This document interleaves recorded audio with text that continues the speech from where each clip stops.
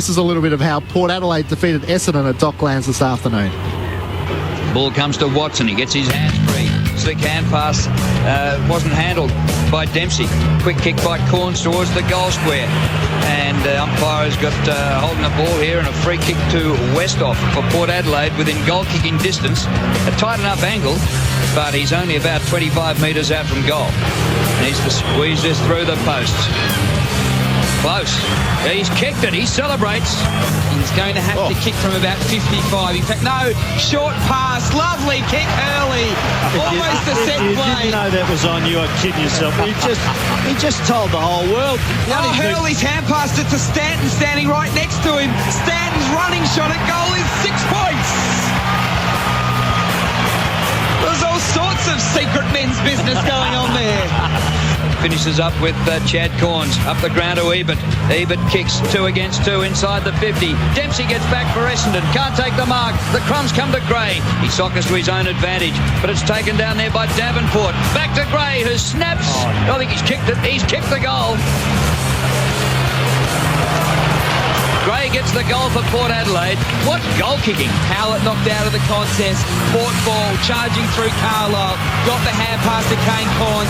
Back to Carlisle. Kick inside 50. Motlop. Yes, he's got it on the lead. On the chest. It was a good mark because he was under pressure. He's played on from the 50. Open goal square. Bacon square. McVeigh dives. Yes. Doesn't get there. Port Adelaide's in front. Daniel Motlop has kicked 3. From this stoppage, it comes to Roden, who bursts away, has a bounce, has a second bounce, over the wing, cruises to half forward, pokes the ball up, and Westhoff takes the mark. Just fantastic disposal by David Roden. Not good enough to get a game for the Tigers. Isn't he lucky? Westhoff, who's kicked 2 goals for the day. 1 in this last quarter. He's wide out. In fact, he's starting his run up outside the boundary line, and he'll kick from about 48 metres. Port lead by a point. The drop punt. Oh, is fantastic. He's kicked the goal from the boundary line, and they lead by 7. Westhoff's third.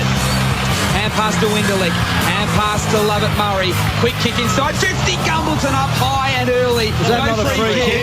Hand pass back to Monfries. Missed it. Howlett picks it up for the Bombers. He's tackled by 3 Port Adelaide players. Monfries grabs it. Quick shot at goal is close. It's a goal. 3 to Monfries. And the Bombers are back within a point. Gray draws the man, gets the hand pass out to Pearce. Pearce goes for goal and misses to the left-hand side from a long way out. And it's a behind. It still gives the Bombers a chance. The centre. 2 points the margin for Port. He does just that. Chad Corns though with a spoil. Port Adelaide ball. Logan hand pass to Corns. Back inside 50. Boom! He's told to play on. He snaps it 30 metres out. Trengove on the chest. Port Adelaide's going to win it. Port Adelaide is going to win it. Trengove's taken the mark, 40 out straight in front. Siren not far away. You would imagine that Essendon is running out of time. They are. Port Adelaide goes 5 and 2. 17-7-109 to Essendon 16-10-106. So many stories to come out of this game.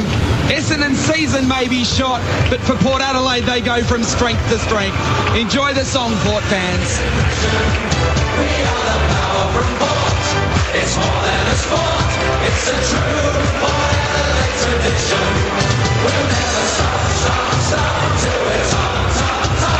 So there you have it, a bit of Port Adelaide love there for our audience in South Australia. But for Essendon, as Whitey rightfully put it, it's a season which is up in the air now. Absolutely, and there was actually a couple of times when Port Adelaide could have finished that game off. Robbie Gray took a mark and for some reason played on when there was about 45 seconds to go. So Essendon had their chance to go coast to coast and they didn't. They really missed Andrew Welsh today, I thought, but he'll be back in about, 4 weeks once he gets Xavier Ellis' testicles surgically removed from his knee.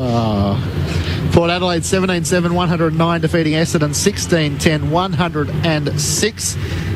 Yes, for the Bombers back to the drawing board of Port Adelaide, as Whitey said, they surge forward. The other match of interest this afternoon, West Coast winning by 8 points over Hawthorn, 15-12-102 to the Hawks, 14-10-94. A little bit of media hype during the week around Hawthorn? No, I didn't read anything. No, Notice they were it? called everything under the sun about being soft, and they said that they were going to have to, stand up, and they just really didn't. They looked tired, Hawthorn. They've still only got the one ruckman, and I think that really killed them toward the end of the first quarter. They just started to take over from Renouf, and after that, they just really were kind of, that 3 goals behind, and that final result of 8 points actually flattered them because It does a bit, doesn't it? They let West Coast let them get the last few goals. I mean, Roughhead kicked 6, Yep. which was a great effort. I think it's 6-3, 6-4, something like that. So 9-10 shots a goal for him is great, but he just had no support up there. Renouf in the ruck has no support, and they just don't look good. And I think Chance Bateman will be missing for at least 3 or 4 weeks after he got reported for a head-high hit. Obviously, no Franklin this afternoon. How long can you use injuries as an excuse? I'd say the way the Hawks are talking, maybe another 4 years. Just the way they're using that as an excuse lately. I mean, they have obviously been devastated with injuries, but, Buddy Franklin didn't fly today, so they needed someone to step up for him. It's just they've been exposed, I think, for just a lack of depth. What's your thoughts on presidents getting involved? Look, you wonder how much the players would take it from that. You just go, okay, this guy hasn't played the game. I know he's the boss and he brings in the money to the club and all that kind of stuff. But, I think I'd prefer Alistair Clarkson yelling at me than Jeff Kennett, for instance. You go, come on, mate, you lost the unlosable election in 99. Don't tell us how to win.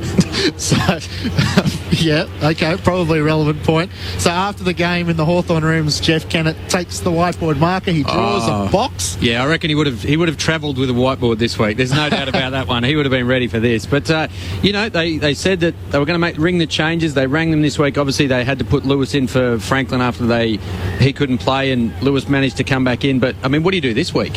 Where do you go to? Yeah, it is a fair question, and probably one that Hawthorn supporters are wondering all afternoon and for the remainder of the week. But back to Kennett. Sure enough, the question was going to be asked by the media when he finally did front. What were you doing on the whiteboard? I was trying to remember your name, and I was putting up there on the screen, here's a box. Who's that fella who keeps asking silly questions? The one that had the whip out yesterday. Oh, I wouldn't describe it a whip. I'd say it was more like a feather duster. It was just reminding people of what our fundamental role is. We're a good club.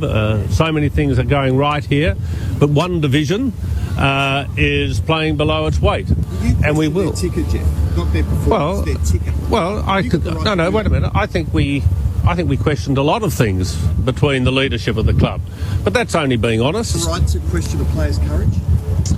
I think as president of the club, I have an obligation to my members, who, for the second year in a row and the first time within the AFL, Hawthorn have secured over 50,000 members. That's an extraordinary effort, which just shows you how well the club is playing.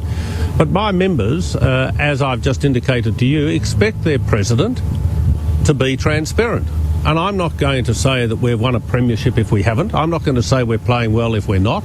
And yes, I think I have every right on behalf of my members to express a view that is based on common sense and is honest. And we at Hawthorn don't resolve from that. We're a big family and we're a happy family. But sometimes elements of the family and your family don't always perform as you wish. You're not so happy at the moment, Jeff. Pardon? You're not so happy at the moment. My friend, you know me long enough to understand that I don't take one day's circumstance into the next. I wake up every morning and I celebrate a new day, and what happened last Saturday night to me is so far in the background it matters not. Am I happy? I tell you what, I couldn't be happier. So we take out of that, Rosie, Wow. Jeff Kennett's happy.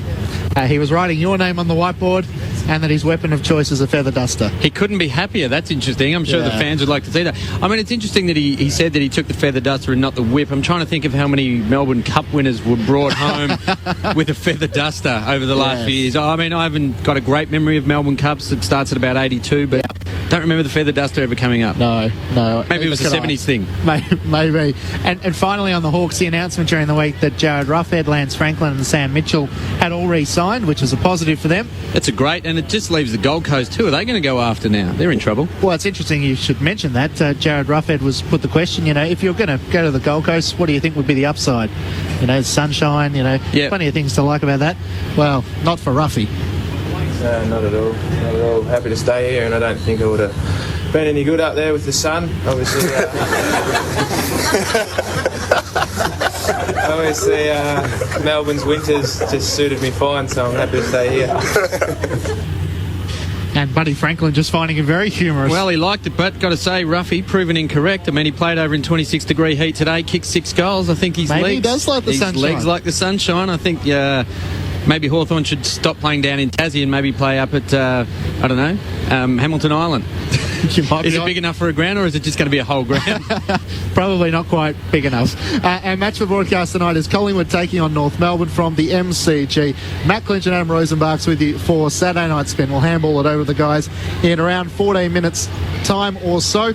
But coming up next, we're going to go inside the Collingwood change rooms and chat with Sharrod Wellingham. Change your life. Change the planet. Grow organic. Organicgardener.com.au. The team at ABC's Organic Gardener are thrilled to announce the launch of the magazine's new website. In addition to the print magazine, the website will keep you up to date with organic gardening, lifestyle and living. On the new website, you'll find blogs, selected articles from previous issues and practical gardening tips from the Gardening Australia TV show. Visit organicgardener.com.au. Saturday Night Spin on Grandstand AFL with Matt Clinch and Adam Rosenbachs. Collingwood and North Melbourne, the game for battle this tonight from the MCG. You'll be able to hear it all live on ABC Local Radio with Dan Lonigan, Rob Waters, Ozzie Jones and Aaron Lord. And we can head straight down to the boundary line and say good evening to Dan Lonigan. His was Sharrod Wellingham. Collingwood having an outstanding season. Their young players playing a big role in that. One of them is Sharrod Wellingham, unfortunately not part of the Magpies side tonight, but he's joined us on Saturday Night Spin. Sharrod, good to have you with us, but I bet you'd love to be out there playing. What's the extent of the injury? It's nothing too serious. It's more of a just slight strain through the calf, so better to be safer than sorry at this stage of the year. Frustrating though, considering how well you're going. You're in career best form. Yeah, it's good. I mean, form can only keep going as long as I keep trying them harder. So keep at it and hopefully it keeps going. And what do you put it down to? What's been the big improvement in regard to how well you're going and your consistency this year, Sharrod? As probably just confidence and a massive pre-season that I put in and worked really hard and just being more comfortable being out there. And does it help that you've got so many young players around you as well who are also being given opportunities like Steele Sidebottom and now Chris Dawes and also going well Brent McCaffer, which has allowed you to feed off their confidence? Yeah, definitely. I mean, we all take a lot from it and we chat about it a fair bit. It's really good that the younger players are definitely up there being in the best every week, which is really good. Matt Clinch and Adam Rosenbach are in charge of Saturday Night Spin. They're in the box. Boys, up to you. Well, Sharrod, I'll fire away first, being a Collingwood supporter, watching all 6 games, and you've been outstanding, averaging about 23 disposals. What's been the key to your improvement this year, and perhaps who's been giving you a little bit of guidance around the club? I think guidance-wise, I work pretty closely with Pendles, and as he's shown over the last 4 or 5 years, that he really knows how to play footy. So getting a good mentor is always helpful. And then I think the main thing for me has been another pre-season under the belt and general fitness, and playing 12 games last year definitely helped. And Sharrod, Adam Rosenbach's here, mate. Well done on the season to this point. Who's taken your spot in the side, mate? This weekend, I think it's Shano who's gone in to play in the midfield role there. So have you had a word to him? Just get, maybe a dozen possessions, play well but don't play too well? Yeah, I just made sure that he knew I was coming back next week, hopefully. And you picked the right week, if there ever is a right week to miss. North Melbourne tonight, but last week you were a big part of Collingwood's win over Carlton. Are there some sides you enjoy beating more than others? Yeah, I think last weekend was a great win for the club. We've gone reasonably well against Carlton over the last couple of years, but I think last weekend was our best win for a few years. I think they've beaten us twice and we've only beaten them once. So definitely one of my favourite wins for the year. And what do you think Brad Scott will bring to this game, having been an ex-coach of yours? I think that he'll definitely use all the knowledge that he has of all of us, and he's a very, very smart footballer and will know what to do with our structures and stuff, having been integral to the way that we're playing our footy at the moment. What he does, I'm not sure. He's definitely going to play similar to the way we are, I think, and hopefully just the fact that we've been playing it for a couple more years will help get us over the line. And how do Collingwood counter that? Do you just do you make up some special plays during the week that he wouldn't know about? Bit of razzle dazzle. Yeah, we've just tweaked a couple of the couple of things just to make sure he doesn't know what's going on. Yeah, a bit more to Davis on the boundary, that kind of thing. Exactly, just gone a bit more razdaz. Yeah, cool. The confidence at Collingwood must be right up there because you're 5-1 and flying at the moment. Your 1 losses to St Kilda, which you really almost could have taken the 4 points. Confidence around the place must be just soaring at the moment. Yeah, we've definitely taken a lot of confidence from each win, but we know that we can't really rest on what we've done so far. I mean, like I said, it's only 5 wins for the season, so we've definitely got to keep going on the same thread that we're going and not get ahead of ourselves in any way. And how has Harry O'Brien been this week? Has he been focused on the game, or has he been a bit, too focused on meeting Barack Obama? Oh, he's been way too focused on Obama. He won't shut up about him. He's got his book in there every day. Yep.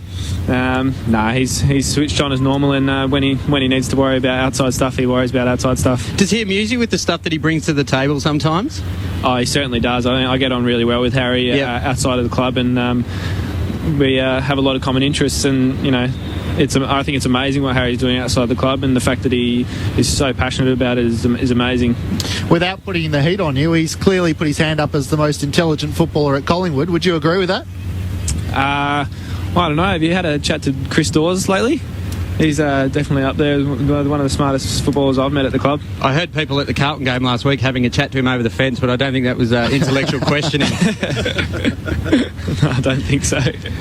Now, we're after a little bit of dirt here on Saturday Night Spin. I've heard a bit of rumours that if there was a player at the club that ate the most, it would be Lee Brown, hands down. Hands down. First in the kitchen. Everyone's got to try and beat him into the kitchen most days after weights, so... Lee Brown definitely helps himself to most of the pasta bakes and whatnot. And so how's he see himself fighting?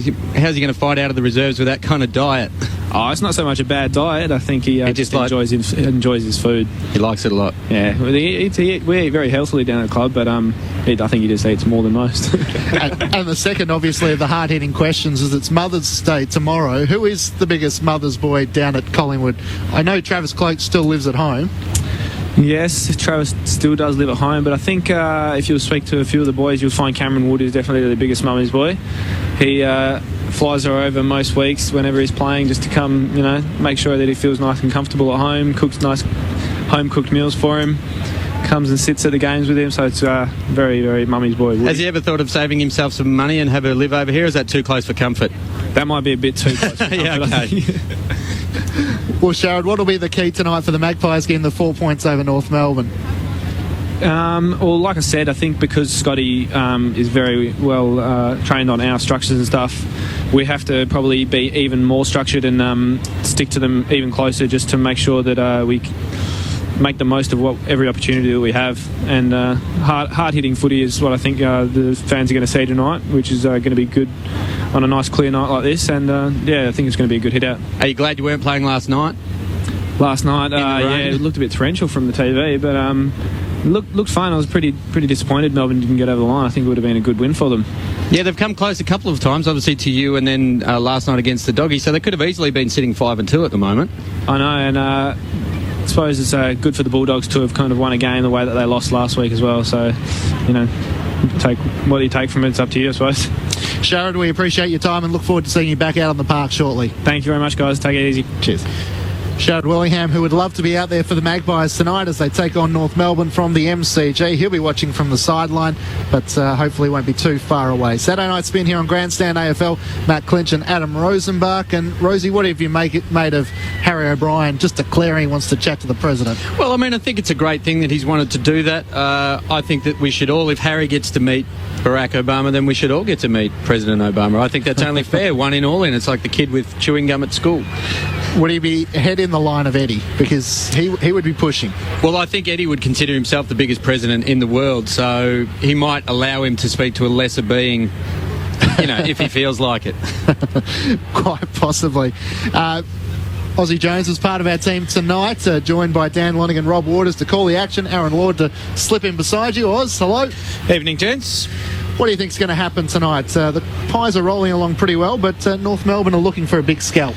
Yeah, certainly are. They've had some pretty good performances, North Melbourne. It was surprising for me that they're 3-3 after I saw them against the Saints early on, and with young sides you can get blown out of the water, especially against a side like St Kilda. I saw them go down by 100 points, and I thought it was going to be a really long season for them, but obviously Brad Scott's doing a good job down there. He's got Daniel Wells playing some good consistent footy, which no other coach has been able to do so far. But I would think over the course of tonight, the Collingwood side would probably start to dominate the further the game goes on. I just think through their midfield, they've got so many numbers they can put through there and a lot of quality. Their quality in terms of depth through the midfield is super, Collingwood, and you always know you're in a good place as a footy club when you're leaving good players out, and that's what Collingwood are doing at the moment. We've seen a little bit with the St Kilda-Sydney rivalry that the matches have been pretty close. Do you expect it might be similar tonight? It's always funny, I suppose, when you talk about Anzac Day clashes and West Coast Sydney as well, and those sort of games that are always close, and it's only going to continue for so long.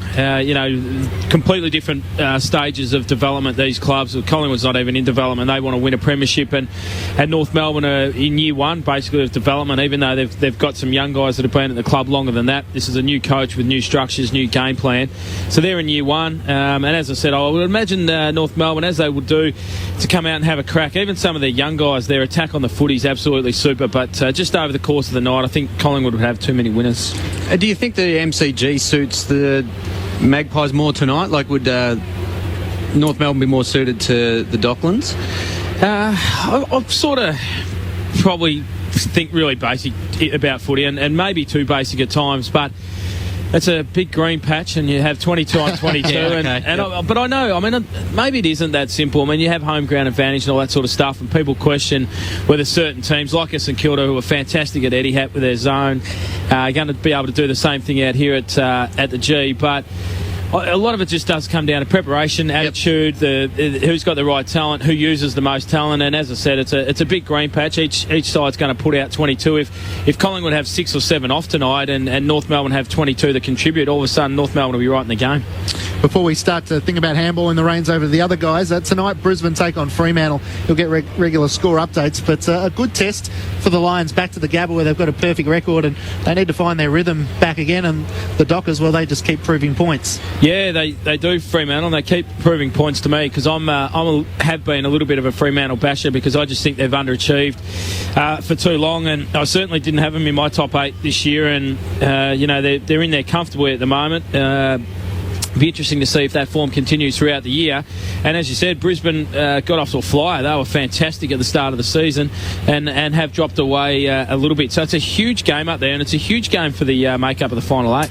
Tips tonight, Rosie, what do you think? I'll go with Collingwood, and I think Brisbane can do it at home. I think they've got to show something. Okay, tonight it's Collingwood and North Melbourne from the MCG. You hear it live on ABC Local Radio. But for the minute, the latest from the ABC Newsroom with Anna Walker. Thanks, Matt, and good evening. West Australian Liberals are calling on their Labor counterparts to condemn Kevin Rudd's super profits tax.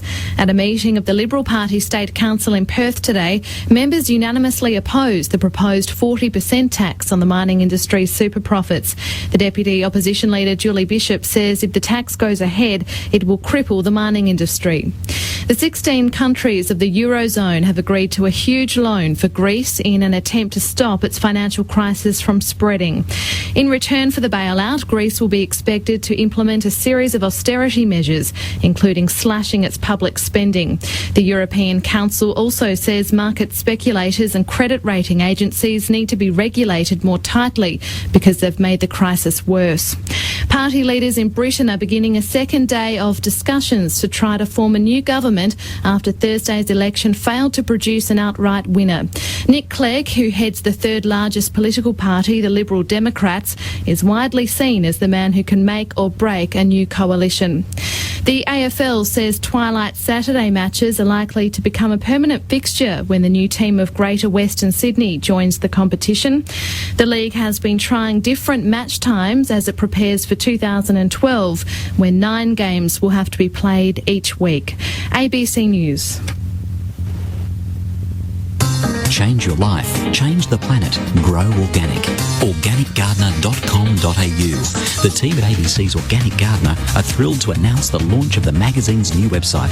In addition to the print magazine, the website will keep you up to date with organic gardening, lifestyle and living. On the new website, you'll find blogs, selected articles from previous issues, and practical gardening tips from the Gardening Australia TV show. Visit organicgardener.com.au. Grandstand AFL. Terrible kick in by the Cats. They can't win from here. There's just no possible way that they can kick a score big enough to win this game. They have got no hope in hell. This would be one of the most heroic wins in the history of the Geelong Footy Club. Bartell to win the game. He has. Anthony for his 50th goal this season. On the right, John Anthony has kicked the goal. Collingwood back in front. He's closed down by Scarlett, who sprinted at him and slam dunked him into the turf. Well, has there ever been a more crucial poke? And the ball was out there. Wasn't that brilliant? Sensational. Grandstand AFL on ABC Local Radio.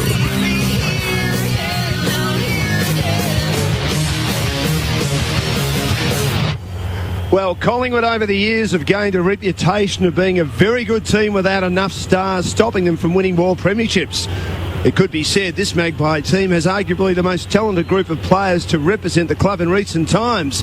It's made a sensational start to 2010 with 5 wins from 6 matches, and generally, except for Melbourne, they've been beltings. The Pies have adopted a generational change with their young players settling in well, and tonight meet an improving North Melbourne who have 3 wins and 3 losses as this young and exciting team learn how to play under their very young first-year coach, Brad Scott, who knows a thing or 4 about the Magpies, having been an assistant there for a few years. For the Magpies, it's another step towards the Holy Grail. For the Roos, it's another move in the direction of credibility and belief on Grandstand AFL at the MCG as round 7 continues. Dan Lonigan, Rob Waters, Ozzie Jones and Aaron Lord with you. Also tonight, the much improved Fremantle Dockers are aiming for their first win at the Gabba ever when they take on the Lions. Regular updates throughout the night. We've got our Dream Team competition in the office on Grandstand at the moment, so I'll sit a fair way away from him because Rob Waters' Party Pies are playing Dan Lonigan's out-of-form Dashing Doggies. Rob, good evening to you. Hi, Dan, and worryingly, we've got pretty similar teams, so I think that probably suggests that we've spent far too much time together watching football. I think so. But it should be a good night tonight, shouldn't it? Collingwood and North, not quite sure what to expect. The Pies are obviously warm favourites, but there's a bit to like about this young North Melbourne side. Very good young midfield, and it'll be just a question of how they score. I reckon they might have to get a few goals out of that midfield to beat the Pies. Yes, 8 players who've played less than 20 games as the Magpies make their way out on the ground. Collingwood reasonably young. As I mentioned before, they've started to introduce some young players into the team, but they're doing the job beautifully at the moment. They've settled in well. Ozzie Jones, his team Beaconsfield in the local footy league today, had another very, very good win. He's wearing his resplendent white shoes with the black shoelaces. Oz, I love him. Congratulations on the win, and good to have you with us too. Yeah, thanks, Dan. Straight from the footy today, so still in uniform, but yeah, good win for Beaconsfield today. 4 and zip the boys. They're pretty happy. I'm sure they would be. Aaron Lord joins us as well. Welcome, Lordy. Thanks, Dan. Yeah, great to be here, mate. What are you expecting? Oh, well, let's just hope for a great match. I mean, Collingwood are probably the form team of the competition at the moment. I just love the balance of their side. They've got a very settled defence, as we know, and a magnificent midfield that's probably the deepest in the competition with great depth. And I really like their dynamic forward line with guys like Leon Davis and Beams. Chris Dawes, who came in last week, was fantastic, and obviously Dynak can play through there, and Daisy Thomas as well. So across every line, they're very balanced. I disagree with the whole philosophy. They don't have any superstars. I think they've got some great players, and it's taken me a while to actually warm to your boys, Rob. You've turned.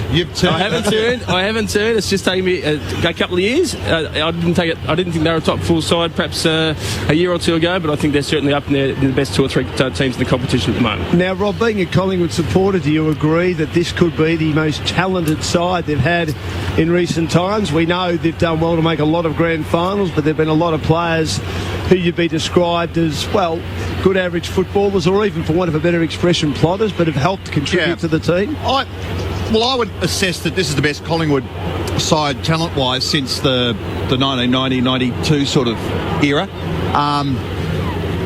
But what this side hasn't got is what their better sides in, when they made those grand finals against Brisbane, is they haven't perhaps got, a Buckley playing as good a football as anyone in the competition, and Burns was flying then, and James Clement was perhaps one of the most damaging defenders in the competition. But I don't know, I suppose if you put a premiership besides the name of Swan, Pendlebury, Maxwell, O'Brien, Heath Shaw are probably their better players. Maybe they grow in stature, but while that I think is true about Collingwood and where they are as a group, it sort of depends sometimes on what opposition you come up against, and there still is the spectre of Geelong, which I think probably the Cats' best is probably still the number one thing that other clubs have to aspire to, and what do we make of the Saints, who are winning ugly, but they're winning. That's the most important thing, Aussie. Do you think this Collingwood side has the talent, has the fortitude to go all the way? They've gone pretty close in recent years. I think, like Lordy said, they're going to give themselves an opportunity, and that's the start. You've got to finish top 4 to get that opportunity, and we've seen recently that perhaps the best side for the home and away season doesn't win. So to sit here and say, have they got the talent to win a premiership, they're going to give themselves the opportunity. They're going to more than likely finish top 4, which will put them in the mix. If they have good players playing at the right time of year, they have good luck with injuries, they'll be thereabout. And one of their real strengths is they've just have super contributors right across the ground. Their midfield is deep, like Lordy said, but it's a good mix as well. They've got experience in youth. They've got some real physical players that are as hard as anyone in the comp, but then they've got the outside runners that like to get on the end and use it as well. Their defence is fantastic in terms of the defence and attack. They'll shut down their opponents, and they've got a good mix of players that will really shut down their opponents, but also the runners as well. Guys like Shaw, O'Brien, Johnson, Maxwell, they'll run out of defence and set the Pies up from there as well. The forward line, maybe a little bit of an issue. You know, they've got a different sort of structure that's worked for them over the time. You've got guys like Davis and Didak that are stars of the game and can have huge influences, but can also be well held, and that's probably a concern for two of their smaller players that are really important to the outcome of Collingwood games. You know, Medhurst, where's he at? Probably not quite as where he was a couple of years ago when he was All-Australian. Cloak can be up and down, and that's probably the only concern that Collingwood would have, was probably the inconsistency in their forward line, and we see that with someone like Jack Anthony not being able to get a game when he's one of the best set shots in the comp, but probably doesn't have the work ethic and intensity of some of the real key playmakers playing forward in the competition today. And Aaron, North Melbourne have done pretty well under Brad Scott. He obviously knows a fair bit about the Magpies, having been an assistant coach there for a few years. Have they sort of developed more than you thought they would with this very, very young list? Yeah, absolutely, Dan. I must admit, for coming into the season, I certainly hadn't picked them. I picked them for bottom 4. I didn't think that they could go on and be a top 8 side this year, and the start of the season, I think, reflected that. But over the last couple of weeks, they've showed some really encouraging signs, and it's been well documented. They're playing a type of style that was emulated by their coach when he played for Brisbane. But just looking through their side, they've got some fantastic young players, Zeeble and Cunningham and Bastanik through the midfield. Obviously, we know up forward Goldstein and Hale and these types of guys. Brent Harvey and Wells, obviously the superstars for their side. But they're certainly, over the last couple of weeks, Dan, have been in much better form, and hopefully it's a great game tonight. Just on the Collingwood issue, one of the issues I always had with Collingwood, I didn't think their midfield was particularly strong, but when you compare it to the Geelongs and the St Kildas, they bat so deep with 7 or 8 that can go through there. But when you go through their side now, with Steele Sidebottom coming on and Luke Ball coming to the club, obviously Swan, Pendlebury, Dale Thomas, Lockyer can't get a game at the moment, O'Brien can go through there, so they've got a number of options, and now their midfield's really starting to impress me as one of the deepest ones in the competition. Well, Wellingham's in super form too. Yep. He's been a real fine the last month or so. Wellingham, of course, not there tonight with a calf, but what I suppose the selection this week shows the depth, in that O'Brien comes in and is a ready-made, foot soldier type of replacement. Prestigiacomo played in the VFL today. He's obviously in their best side, and Mick Moldhouse yesterday was talking about almost a rotation policy, a bit like the one-day cricket team. Of just they're loath to calling it resting, but they just want to spread the load, I think. So Presti, maybe they plan to play him 14, 15, 16 weeks rather than the 22 or 24, maybe 5, depending on how deep they go. Well, he's had a terrific year terrific career, Presty, hasn't he? I mean, you look at Nathan Brown, Rob, finally getting an opportunity. He sort of missed out towards the end of last year, and we've spoken about Reid. He could play down back and Dawes as well. Big night for Reid. He had his issues last week, so it'll be interesting to see how he goes. So who are we going for, boys? Pies for me. Pies comfortably, Dan. Pies for me. Rob Waters with us on Grandstand AFL. Big match, Freo and Brisbane, and we'll update that at the Gabba. It should be a magnificent game here at the G, though, and as usual, a big crowd, because guess who? Collingwood are playing. So away we go. There's the bounce of the ball, and it will be O'Brien that has the first meaningful touch. Hand pass out wide to the spreading Dale Thomas. Didn't do much with that. And Lindsay Thomas for North hacks it off the ground as North go to the punt road into the MCG. Swan fumbles. Good pressure from Thomas. It's a North ball. Switched out here towards Liam Anthony. He's got Warren in support, very close to the boundary line.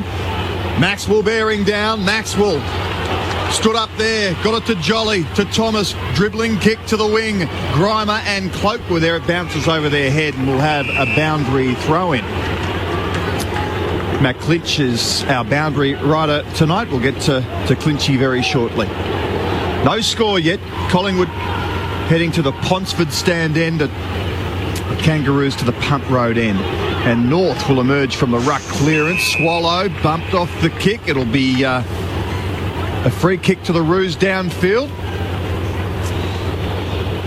And so it will be the Roos with the footy, and it's Sam Wright. One of their good young players in his 10th game. Kicks inside 50. Hale had his back to the play. Makes a contest now at the front. Taken by O'Brien, but he's taken an tackle for the Magpies. Comes out to Hale. Kicks into bodies. Defensive hand pass from Reid.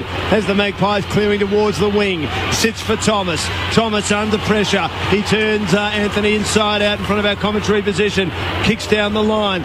Cloak had it slapped away late. Here's Dawes. He arrives. Quick scoop by hand now to O'Brien. To half forward. Didak. What a mark that was. Got out in front, arched the back, put the hands up and really wanted it. And we know that deadly Didak is a deadly kick, basically. A chance to kick the Magpies first. Slight angle, 45 from goal at the city end. Yeah, it's an interesting matchup, Dan. Michael Ferrito's got the job on Didak, playing deep in the forward line. Some of the other matchups, Wells looks like he's going with Swan, but that might be just a rotation through the midfield. Jolly versus McIntosh in the ruck, and Grimer's got the job on Travis Cloak. So Alan Didak, 10 goals this year. He doesn't miss too many. This kick, though, floats away. You give a guy a rap. Look what happens. 2.5 in opening term on Grandstand AFL. Collingwood, the first scorer. Not a good start, Dan. The pin's not working, but got a spare, thankfully. It's preparation, Dan. Kev's got 100, so he'll you could have 1,000 over there, Kev, which is great to see. So McMahon taking a fair while to bring it back in, then goes for a bit of a trot, heads out wide looking for McIntosh, and it's forced out of bounds. Clinchy, you there? Good evening. Good evening, Rob. It's funny what 24 hours can do. Last night we were sitting in the pouring rain. Perfect conditions tonight for Collingwood and North Melbourne. Great occasion last night, the field of women. It was really uplifting to be out there on the ground when they were preparing to form the Pink Lady. Meanwhile, the Pies are inside 50 and threatening again. Thomas on the boundary line. Blazers long. It might have got there. He stopped that from the boundary, 50 out for a behind. So Ben Johnson was the kicker. Who did I say? Okay, I've got that. Speak to me, Dan. Anyway, Ben Thomas. Johnson. Did I say Thomas? Yeah. I meant Ben Johnson. Sorry about that. That's all right. 2 behinds to the Magpies. Rawlings receives, floats a kick towards the outer wing. No one can take the mark at ground level. Collingwood winning a lot of these contests, but North emerged. Goldstein, good hand pass, right. And on the end of it, good play by Adams. Kicks inside 50. Hale picks it up, snaps around his body to an open goal. It goes across the face and rolls out of bounds at the punt road end. Good move by the Roos around that southern side. We've seen the good and the bad of the Collingwood zone. They're putting 18 men into the zone, which makes it very hard for North Melbourne to bring the footy in. But if you do use it efficiently and hit your target and get out the back of the zone, North Melbourne can find free men. So North dangerous here. Boundary throw in. but Luke Ball is there and just hacks it outside 50. It's a good kick in the end, as on the end of it was a leading and diving Travis Cloak, who takes the mark and then heads up towards the wing where Wood almost marks. Spoiled him, ironically, by Didak in the end. Didn't do him any favours there. North ball, McMahon to Ferrito to Rawlings, and now they're right. Hanson in the middle to the danger man now. Wells has, it's Thomas. Lindsay Thomas gets on that left foot, kicks long, wasn't a good kick. Nathan Brown's there across for the Magpies to take the mark and provide the cover. Feeds a hand pass over the top to another young gun in defence, Reid. Kicks down the line, 1-on-2 against the Magpies. Another youngster, Dawes. Traps it now, inside the boundary, is cornered. Scrubby kicks a horror, kicks into the body of McMahon. Retrieves it now for North. Hooks a kick around the body. Close to the boundary, too close for Lindsay Thomas. Out of bounds on the full.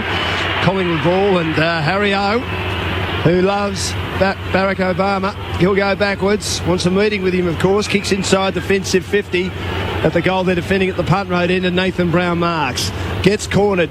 Now he's forced to go on his left foot. In the end, a very, very good kick to another left footer, Ben Johnson. Kicks Collingwood a half forward to Didak, also a left footer. Got bowled over. I reckon he had control of the mark. It's a free kick anyway. Left half forward for Didak. Great southern stand side, 60 from goal as Collingwood attack the city end. He goes backwards, not manning up North, and Johnson's on his own. He gets around an opponent, takes him on, 70 from goal, kicks to the teeth of goal. Waters there, in front doors, they muck each other up. Second time Wood's been mucked up, and I think he's going to be paid, and he is. Yep. Don't know about that, but anyway, Collingwood mark or free kick just outside the goal square at the city end, and I think it's going to be Chris Dawes to receive it. It is. Well, that's a poor call. It was definitely a Collingwood mark, but it wasn't Chris Dawes'. Cameron Wood. Man in front of us. Yeah, no, he didn't even have his hand on it, Dan. He can't play to the man in front if he doesn't touch it. Well, he almost spoiled it. Yeah. That's right. Dawes, 5 goals in the past 2 games, finally getting his chances. He kicks the goal. Bit of a lucky one, but the Magpies have their first. On Grandstand AFL with Dan Lonigan, Aaron Lord, Ozzie Jones, Rob Waters and Matt Clench. 1-2-8. North Melbourne yet to score at the Gabba the first goal to the Lions. 1 straight 6, a much better team at home. Fremantle are behind, make that 2 goals. Brendan Favola kicks the Lions second, they lead by 11 points. Good start for the Pies in terms of on the scoreboard, but not good signs with Alan Didak, who is coming off in the hands of 2 trainers, and he's putting no weight on his left foot at all. Does not look good at all for the Collingwood Star. Back clinch. Well, perfectly, no weight on the left foot. Got him in my dream team, boys. That doesn't look good either. Saw the replay and it just went underneath him under some North Melbourne pressure. Ankle or knee? Ankle. Swan charges forward in that characteristic style of his, but North win the footy. It comes out here towards Ferrito, who kicks it up towards the wing when McIntosh spoils Jolly, but did it illegally, I reckon, and Jolly's going to win a free kick. McIntosh arrived late. And wasn't a bad free kick to give away in the end because Jolly was on. Running past him as Maxwell runs into some trouble and then just hacks it forward, hit and hope stuff there. And it's been thumped by this resolute North Melbourne defence over the line. We'll have a boundary throw in across half forward. Yeah, not a great option for Maxwell to get on the end of that. Perhaps run past with a handball against Jolly, but make sure you've got a target first. Within a step or two, he knew he had nothing, and the right foot banana when Collingwood had a set play is not good enough. As a wise man once said, that's ambitious, isn't it? The right foot banana in the middle of the ground or a pack. Comes here to Thomas, who started well. Not his best effort there. The commentator's curse gets him again. Having a super year, Dale Thomas, no doubt about it. And you can see his intensity's just changed from what I've seen at Dale Thomas. He's up and about again tonight. You can let him down for 1 poor kick, but he's involved in this game. McMahon goes backwards. North have it last line through Hanson, delivers to the corridor, and Anthony, who's knocked up getting it so far this year, spreads it wide to Rawlings, also having a good year, and kicks down the line to the Star. Brent Harvey at halfback on the southern side. North has struggled to go forward. He kicks in the direction of Ferrito, takes the mark on the wing. They're still having trouble penetrating the Collingwood zone. He kicks a bit longer towards half forward. Warren in position, can't take it. Nork and Goldstein for North. Collingwood emerge. Maxwell. This is a hand pass off to Shaw. Shaw will run brazenly across half-back. Feed it over the top now. Pies will clear. Kick is half smothered towards half-back Thomas. Jolly was the player that kicked it into bodies. Still inside defensive 50 for Collingwood. Thomas lays a tackle. Tries to wrench it away from an opponent. North still an opportunity. They can't emerge. Kick goes backwards out of traffic to Thompson. Now it comes to Zeeble. It came from Cunnington originally. And a foot pass into the pocket finds Warren in front of the northern stand. He's mature for his age, Jack Zeeble. There was a contest where he just got hit. His body was so strong, and on that occasion the ball was scooting around, a couple of really quick handballs. Footy gets in his hand. It looks like the whole game slows down, and fantastic target going forward. First shot at goal really for the Kangaroos. They trailed by 8 points, Warren, and that shot was left the whole way. Came back a little bit, but it was going to be out of bounds on the full. He was tucked in the pocket, and he misses badly, but they do have a behind. It's taken 10 minutes, one behind to 1-2-8. Fremantle's first goal at the Gabba. They trail Brisbane by 5 points. Heath Shaw's running it out. A bounce and then a hand pass over the top to Reid. It comes unstuck after a fumble from Tuvey. North have it now. It's kicked in towards full forward. Here's a chance. Garlett snaps a goal. The first for North Melbourne, 1-1-7. Collingwood 1-2-8. And it all came unstuck for poor old Alan Tuvey. Yeah, it certainly did. It was a bad turnover just coming out of defence there by Tuvey, and just allowed Harvey to get his hands on the pill. Now, Harvey doesn't have a direct tag this week, which should be good for the Kangaroos, because we know what a prolific ball winner he is, and great to see a nice finish there on that occasion by Garlett, just running through.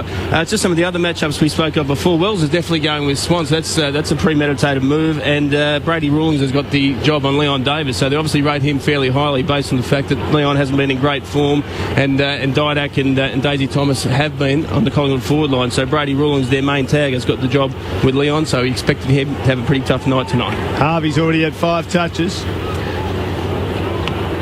Collingwood by a point inside the first 12 minutes. Goldstein gets it down.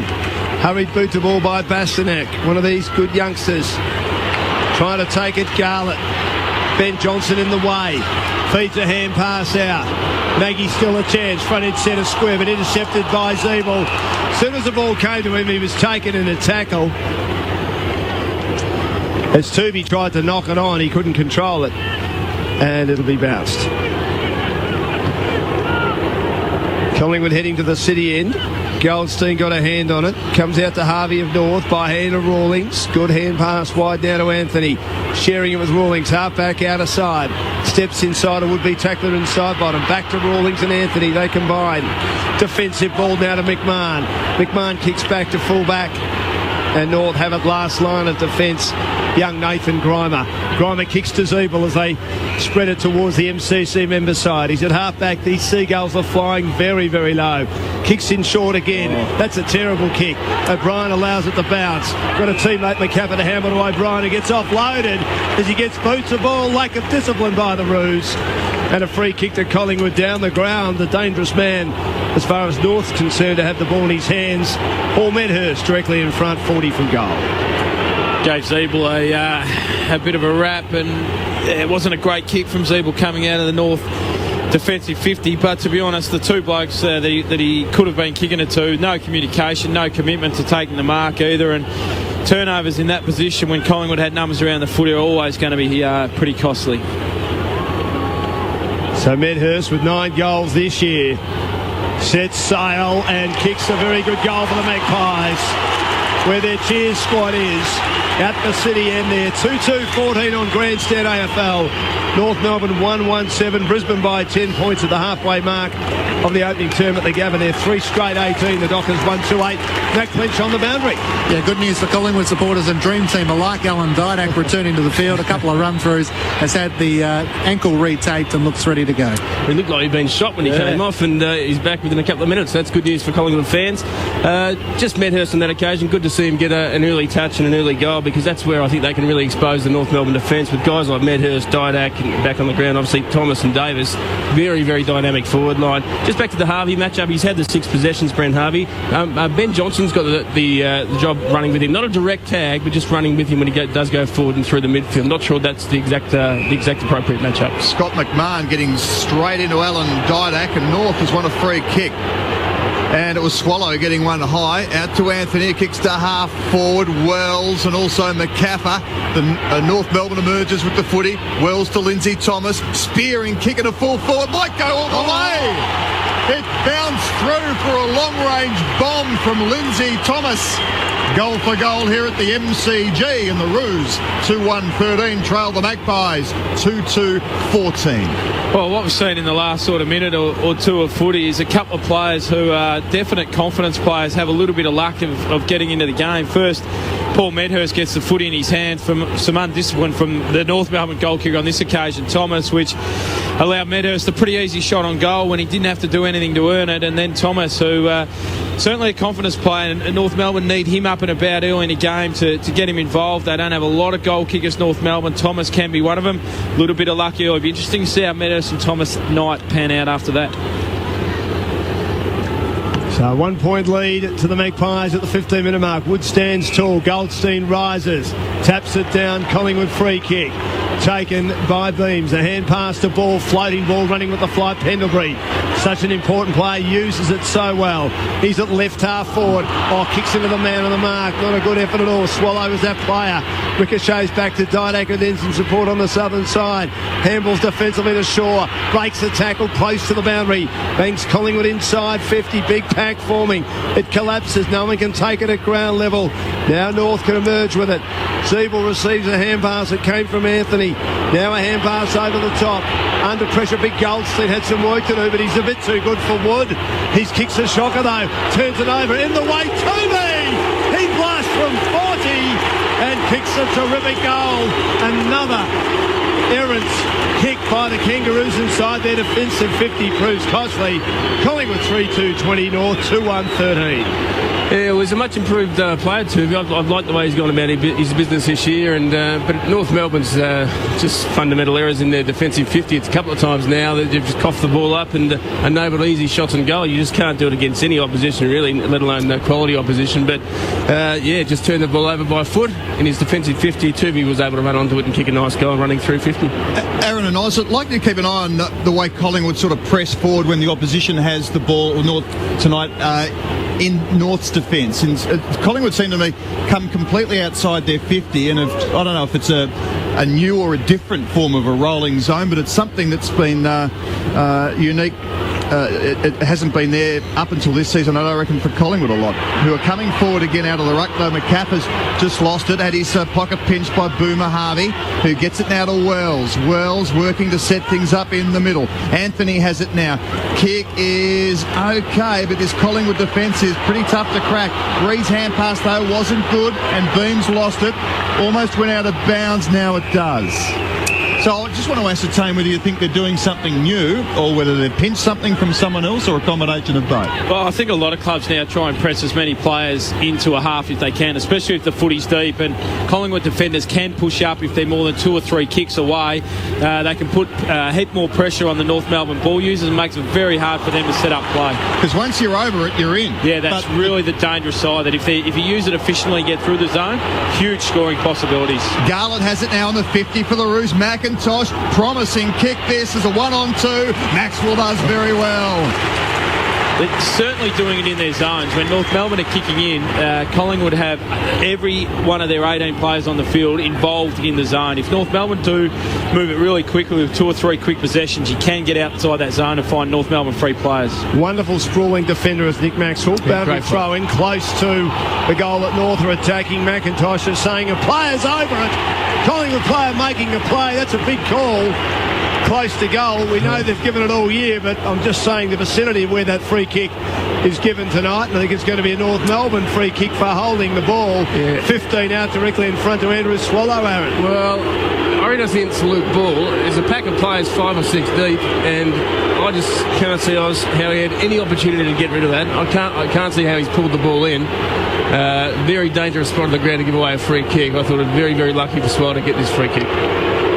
Best and fairest for the Roos last year to cut the margin at 1 point, and Swallow does the job. North Melbourne cheer squad at the punt right end where North are kicking in this opening term on Grandstand AFL 3-1-19.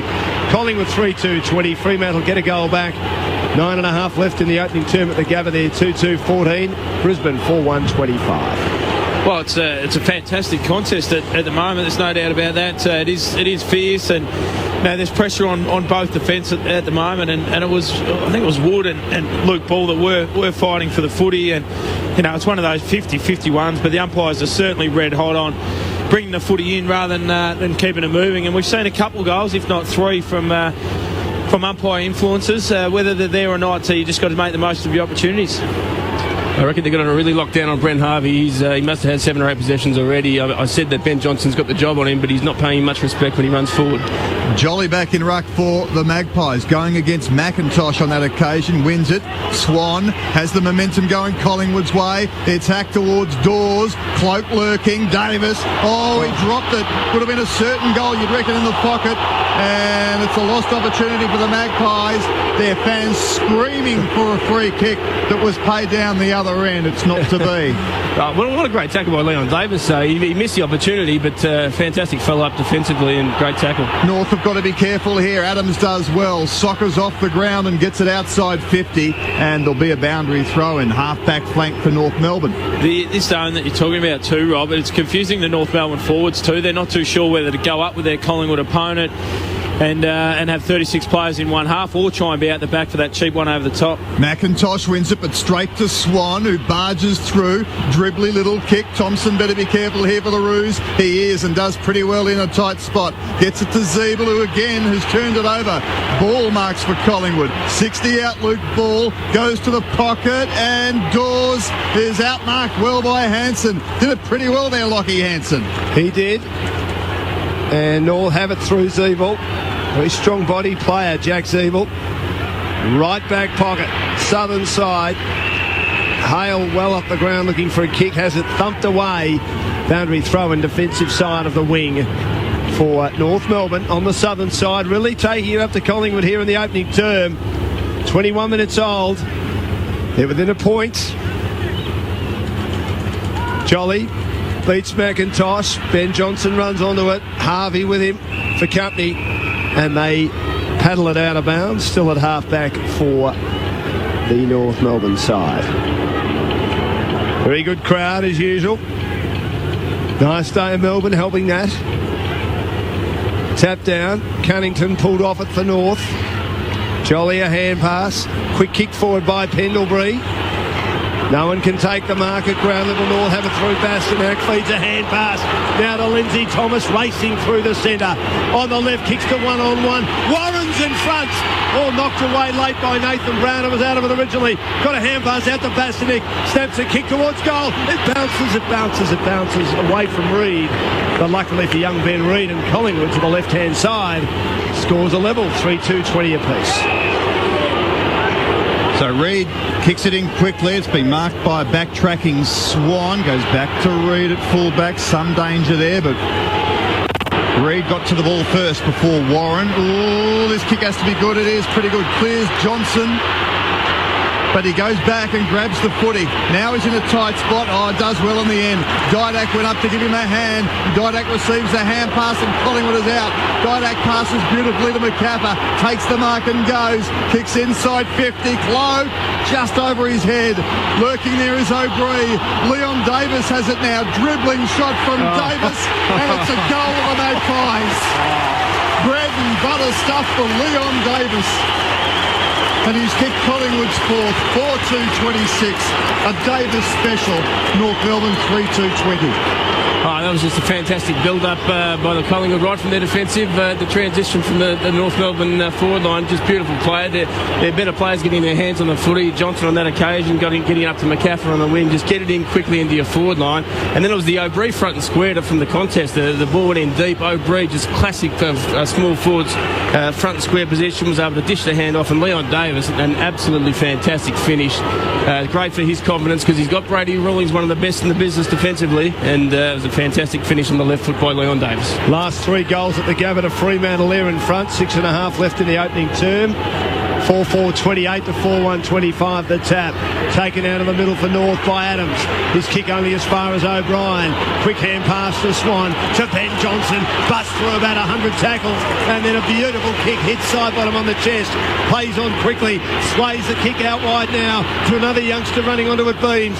Kicks into the pocket. High ball not good. There is Dawes and Davis. Dawes bouncing off tackles. A chance for Collingwood. Hurry kick towards the pocket. Doesn't quite work. North has to go back to full back. It's still outside the goal square dangerously. Collingwood lurking, but the North Melbourne side clear through Rawlings and Garlett. And then Ferrito gets a hand pass. Kicks down the wing, but there's no one home. It's all Magpies. They take an easy mark on the wing. Reid does it well. Good mark. And then he dishes quickly to O'Brien, who kicks to Jolly, who stretches over McIntosh, takes the mark and then goes. Kicks to Cloak. Magpies surging late. And Cloak marks 35 out. Tight shot though. Yeah, a couple of key moments there, Rob. Ferrito, just an old-fashioned defender's kick. Let's just get it out of here, and with absolutely no design at all when he had a couple of North Melbourne players leading. And the other moment, just McIntosh just overcommitted on the Jolly mark. He either should have punched the footy or taken the body. He did neither, and Jolly was able to play on and pretty much kick it to Cloak without too much pressure. Having a spell, Jolly's pretty spent, and then he gives some words of advice to young Wood on the ground. Cloak with his shot at goal. It was never on target. So, Collingwood 4-3-27, 7 in front of North Melbourne, 3-2-20. Good game here at the MCG. Scott McMahon gets the job to kick back into play for North and kicks down the corridor, but it doesn't find the target. Swallow. Collingwood were awake to it. Great play to get in front by Beams. Chipped in nicely. And he has a chance to kick his 6th goal of the season. Yeah, he's been in great form, and the kick wasn't all that bad, but Beams just read it beautifully and just travelled sort of 10 metres laterally to get inside, and actually his opponent was just standing still, stationary. He was able to chip in and take the mark. Slightly left of centre for Dane Beams. Collingwood would have a 13-point break close to quarter time. Kick doesn't have the penetration, and in the end, Goldstein could have marked it, and he's just slammed it into the behind post. That'll be a boundary throw-in deep in Collingwood's attacking zone at the city end. They're 4-3-27. North of 3-2-20 on grandstand AFL. Yeah, that was a bit curious from Goldstein. He should have marked the footy, should have been told to mark the footy. Obviously wasn't, so the Pies still alive here in the forward pocket. North better be careful. They win it though, and they are careful. Hansen out to Bastanak, who looks a likely type, kicks outside 50. Hale couldn't take the grab. O'Brien pressing for the Magpies. Does it go their way? It does. Reid has it now. Kicks in towards full forward.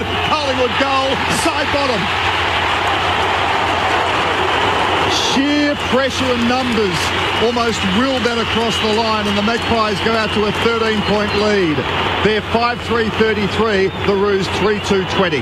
Yeah, it's an area where Collingwood has certainly stepped it up in 2010. Is there enormous pressure on the opposition? The ball carrier for North Melbourne won't have a lot of time tonight. I reckon their pace may be a little bit of an issue for North Melbourne, the Collingwood pace. I just think that over the time they're just going to have too many players that are just going to have a yard or two of pace on their opponents. So the Beams, read the play really well, but he was able to get there with a bit of zip.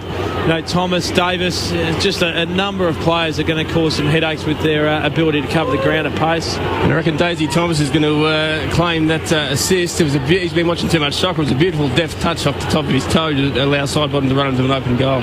Goldstein, the captain, has to do his own work because his on-ballers aren't there to help him out. Then a Collingwood player was cannoned into clumsily, and it'll be taken by Heath Shaw. What a good year he's having, like a number of teammates. Slides it wide to the outer side, and this is Beams again on the outer wing. Collingwood by 13 points, nothing on offer up the ground, so he pokes it back to Shaw.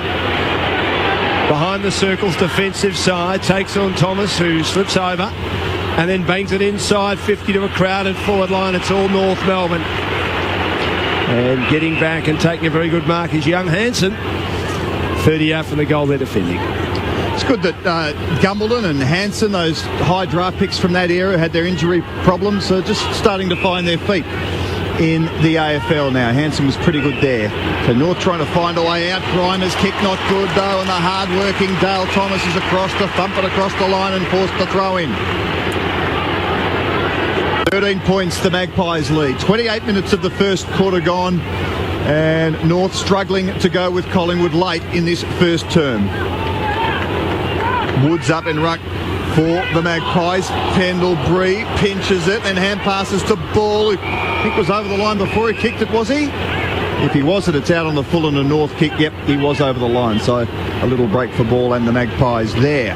Smart give from Pendlebury, though. He was under enormous pressure. Must have had an absolute split second to see Luke Ball put it out in front. He is good in tight like that, Pendlebury. Good decision maker. Wood wins the tap. Ball puts the head down, almost caught high. Anthony wins the kick and then bangs it in towards the middle. Important ball this. If North can grab it, they're a chance here, and they've got it.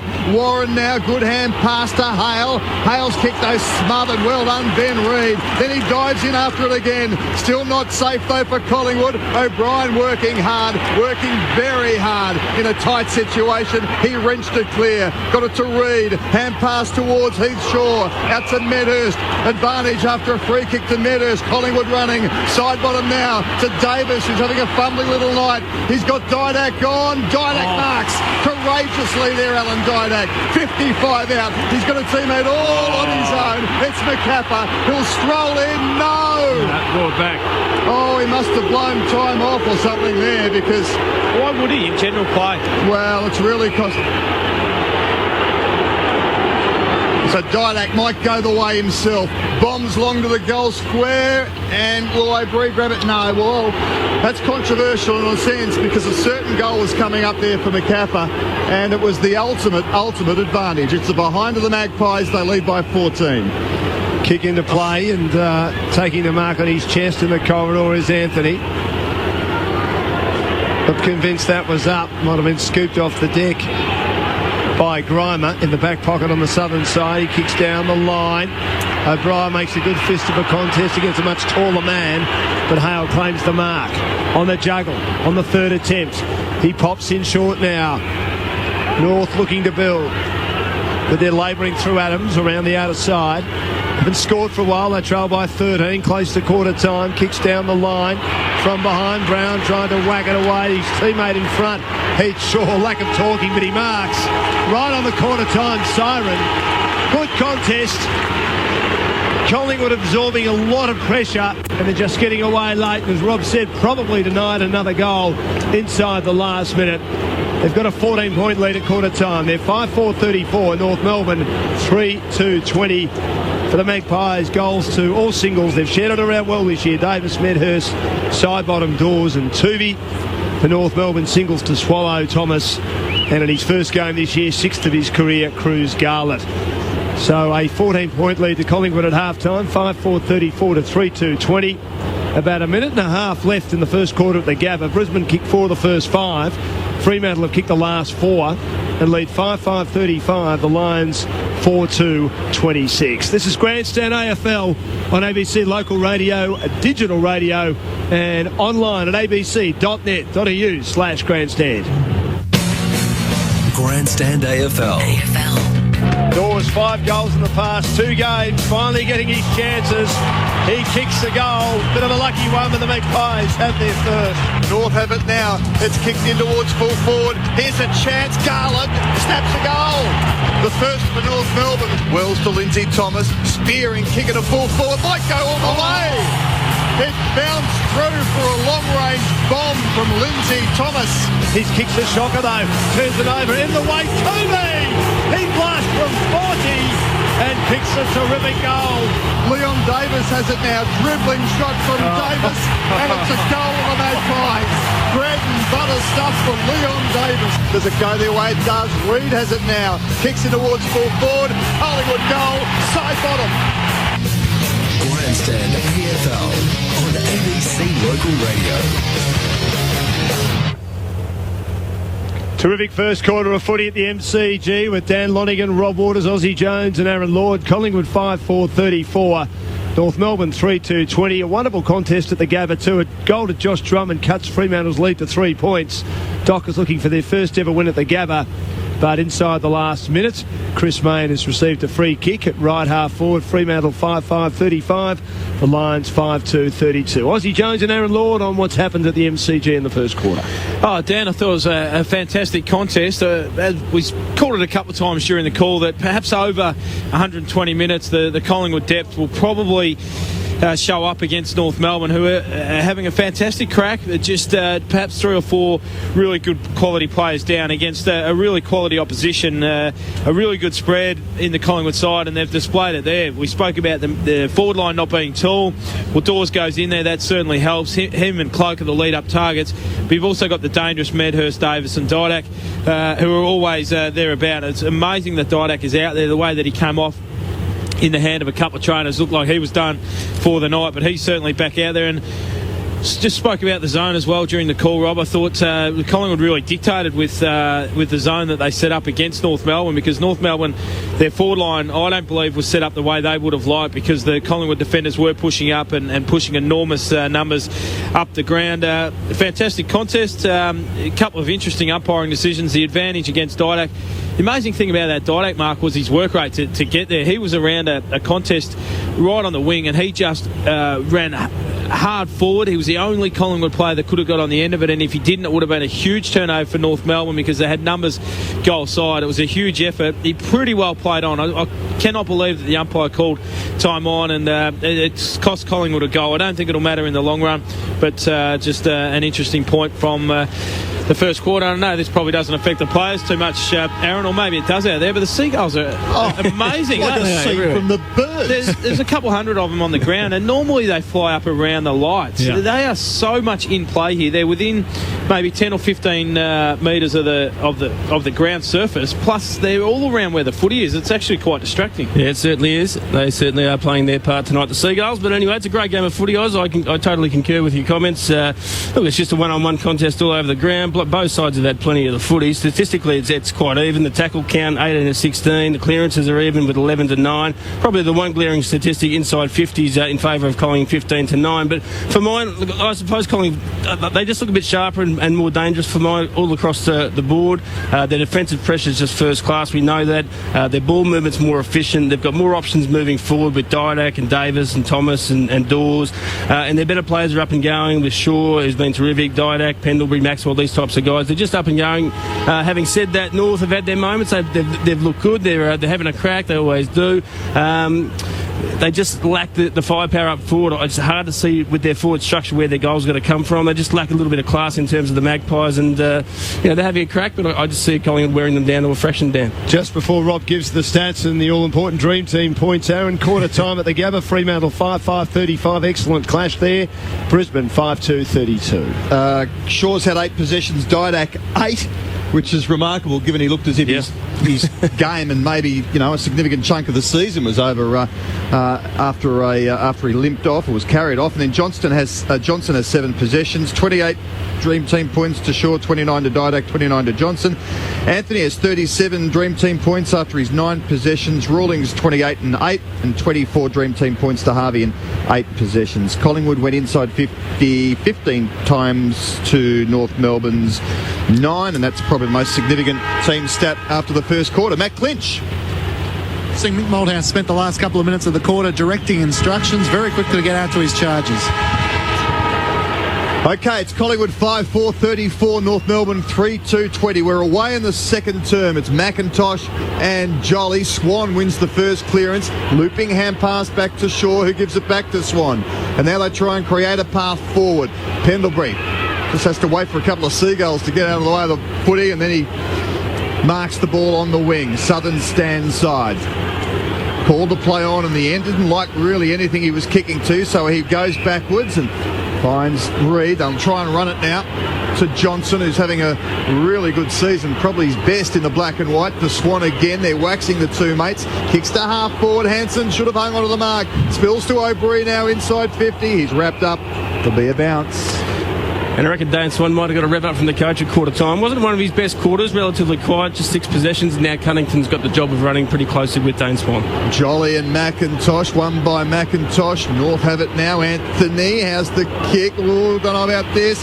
Back to centre half back. It missed everything. Medhurst seizes on the moment, gathers the footy and launches long to half forward. Heath Shaw gives away a free kick to Boomer Harvey. He went way too early, missed the leather and gave away a free kick to the Roos skipper. Horrible kick by Medhurst. But it wasn't a great effort from Heath Shaw either. He wanted a free kick. He wanted the specky. Harvey in short, spearing pass, comes off to Big Hale. Not a factor up forward yet. Kicks to a one-on-one. Still might go North's way. Hand pass comes out in the direction of Bastanak. Pouncing onto it on the left, on the outer side towards the city end. Warren is the target, a couple to beat. That Misley Collingwood defence doing the job again, destroying from in front and from behind. They find the boundary. They're just so good, aren't they, Dan? They're just so good at getting back, and they know their team, their structure and defence, and when the ball comes in high and slow, they've always got a third man to push back and help out their teammates. So forward pocket for North, dangerous here. McIntosh goes off the ground, has an airy, gives Tuvey a chance, picks it up cleanly. Hand pass to McCaffer. Speculative kick out is pretty good. Cloak can't control it, but Davis is there. Lovely looping hand pass to Medhurst, who's got support now in O'Brien. Back to Medhurst. Leon Davis is running for him. Now he's clear Davis and off now. 80 from home. Has a bounce. Beautiful pass to Steele side bottom. He'll go in and goal. Coast to coaster from the Magpies, and they really shredded North Melbourne there. Collingwood 6-4-40. Side bottom has 2. They're doubling North now 3-2-20. Fantastic play from the Collingwood side on the far side, just linking up well and great run and intensity from Leon Davis when he got it. But for me, the biggest effort was side bottom. It may look like he ends up with a really cheap goal getting over the top, but he got there from a half-back flank. He saw that Collingwood players had pushed up the ground and there was no real forward line structure up. A couple of the Collingwood players led from the middle out to the other flank where Davis was. He ran from backwards of centre to be inside 50 on his own. Super work rate. He's got a massive tank steel side bottom. Wins all the runs, doesn't he? He does, yeah, over 2Ks. He just keeps on chugging along. Yeah, and when you've got such a tank like that, you'll always be important at this level. McIntosh the fist, but Shaw wins it down to ball, dragged down from behind.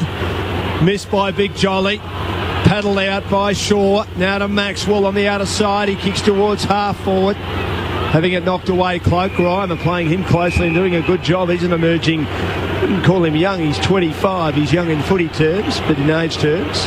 Turns 25 in the middle of the year. Boundary throw it. Fisted down by Jolly. Row by Anthony. Now to Swallow. Anthony at the old 1-2. Gets a lot of it and kicks towards half forward. Getting back to Owen, reading to flight. Reed going okay in the fence. Yep. Might have found his spot down there, Aussie.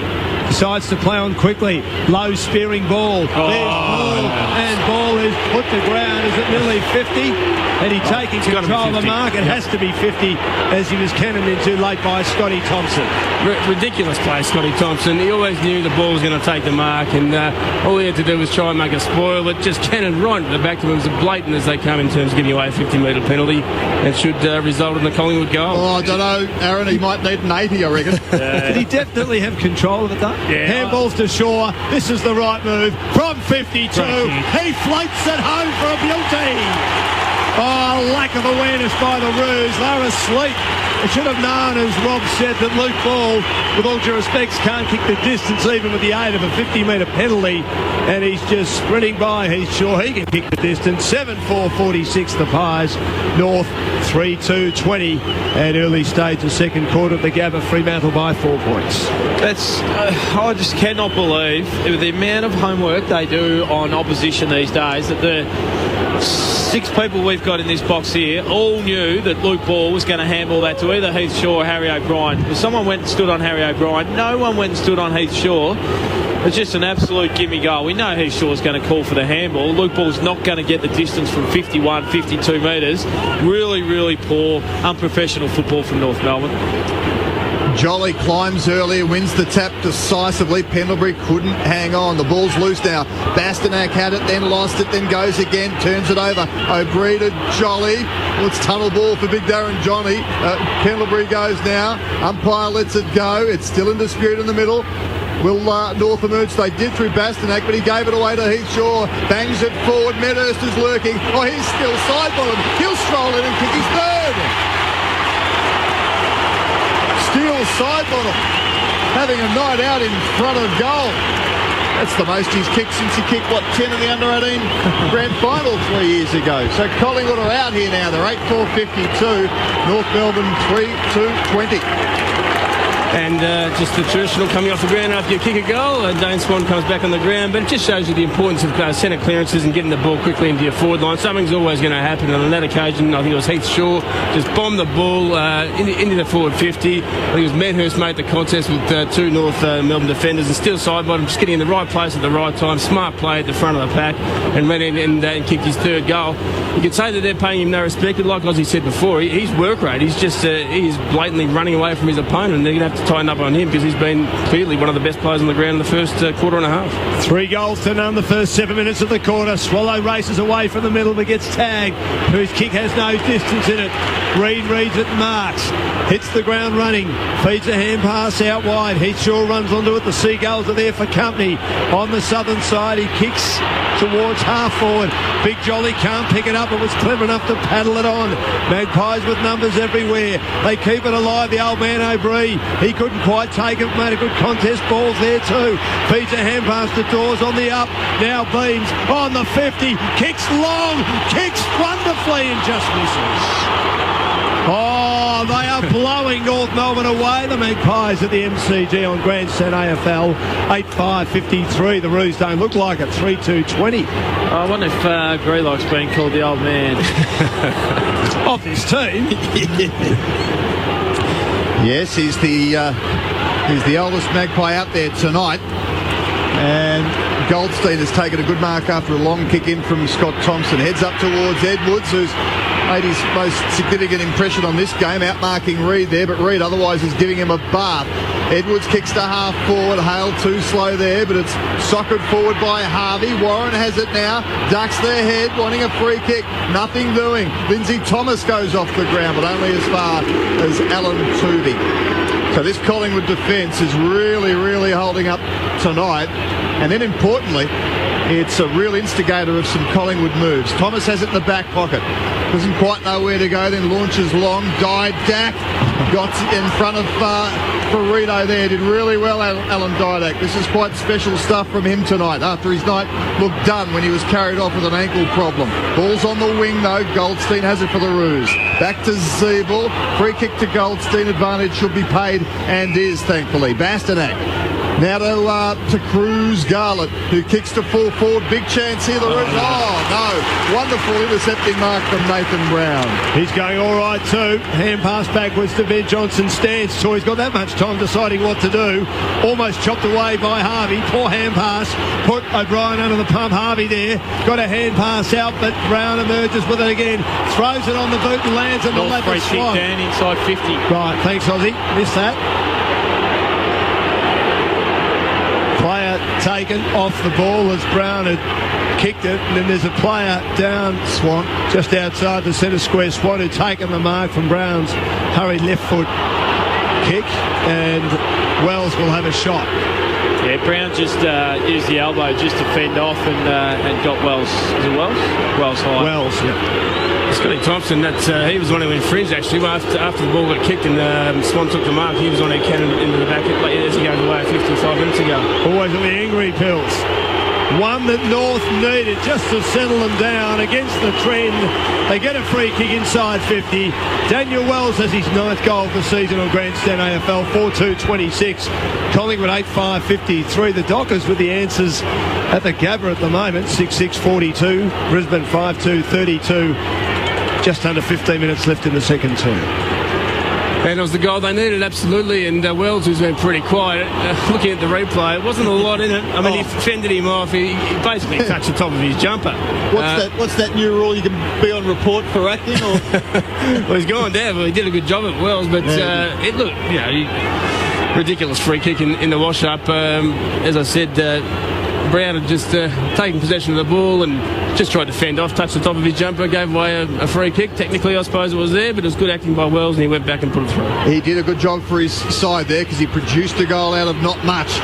Johnson has it for the Magpies. He's well tackled, but there's just a heap of numbers there for the Pies, and the numbers will always win out, or usually. And it comes to Beams now on the wing, driving kick, goes over the head there of Dawes. Didak has it. He's well tackled. Hand pass under pressure, looking for the boundary line. Won't quite make it. Adams for the Roos now. Good linking hand pass there to Anthony. Oh, he got it back from McIntosh to put him under the pump. Collingwood really swarming now. Kick out towards the wing. Harry O'Brien's in the way. Shaw's there as well. They combine in the end. Now Harry's got his problems. Surrounded by the Roos. They win out now. Wells to Harvey on the wing. Kicks to Warren, who marks. 60 out from goal. Can they get back-to-back goals? They might. Adams keeps going and marks in the forward pocket. Not confident about going back and having a shot. He wants to pass it off. Just going to go back, compose himself and kick the goal. But a good build-up by the Kangaroos on that occasion. The Harvey-Johnson matchup's fascinating, actually. They're not playing very tight on each other, and Johnson's picking up a fair bit of possessions and being quite damaging for Collingwood as well. So, but Harvey got his hands on that occasion, was able to give a chance to Warren to kick the goal. Big kick for Adams. No, it's on the narrow side. His body language was, never confident, was it? 4-3-27 the Roos. The Magpies 8-5-53. Another goal to the Dockers. They'll lead by 16. Collingwood out of defence. Combining nicely. Thomas. Swan. Heath Shaw started it. Now to O'Brien, touching the fumbles close to the boundary member side. But the numbers, as Rob said, always there. Thomas receives. Handballs to side bottom. Concedes 40 metres back to centre half, back to Nathan Brown. Shaw's behind him. Now he kicks towards Maxwell. Not a good kick. Knocked away by Harvey. Open goal. Kick slow. Skids it right behind. They just mucked around with it a bit then, Collingwood. North did make them pay. 4-4-28 to 8-5-53. Yeah, Collingwood rarely come unstuck coming out like that, but just a little cute with a kick to Maxwell, and he was a sitting duck. Shaw now to Nathan Brown. His kick smothered. Will it fall for Tuvey? He can't control it, and pretty content in the end to see it over the line. I'll tell you what, Rob, they've got to do something about the Didak-Frito matchup. At the moment, Didak's just running rings around him. He's just far too quick, far too evasive, and far too good for Michael Frito. They've got to make a change. And perhaps Frito could be better used elsewhere as well. He's a pretty important player for North Melbourne, who win this contest. Comes to Adams. High kick smothered. It's a centre half forward for the Roos. Edwards couldn't take the mark. O'Brien with the crumb. Gets it to O'Brien, who's enjoyed his night. Collingwood on the march, but it comes unstuck. In the middle, turnover. This might work for the Roos. Adams has it now. Kicks to full forward.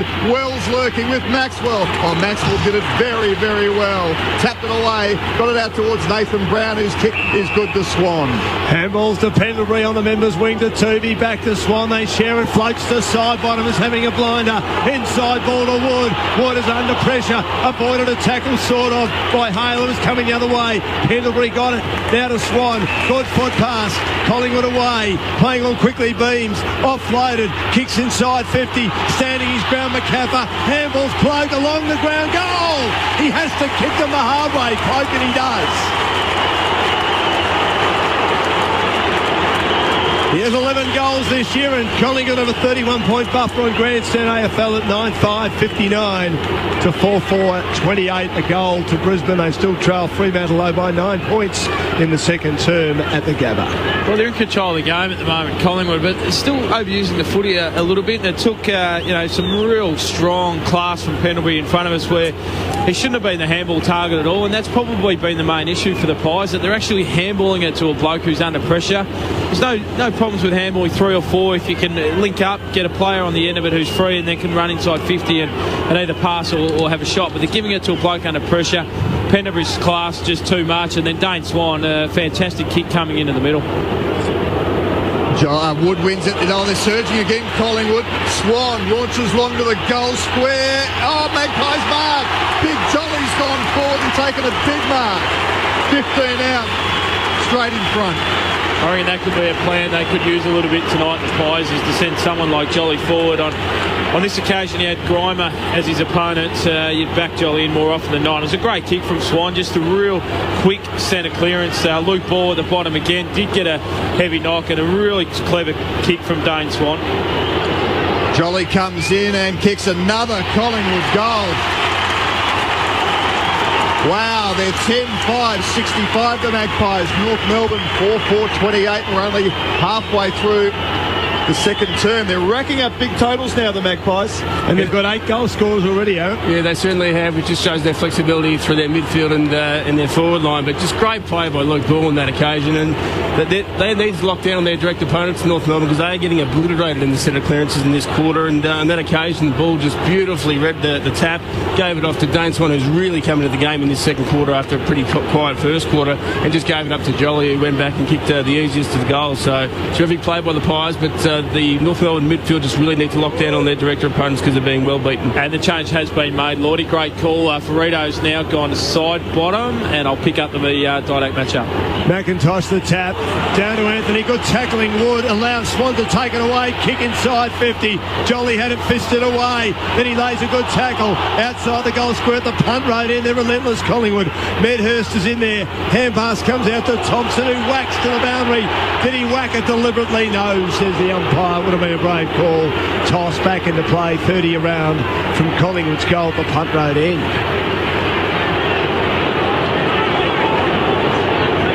.65 plays 28. Tap backwards by McIntosh. Wells, who's done very little.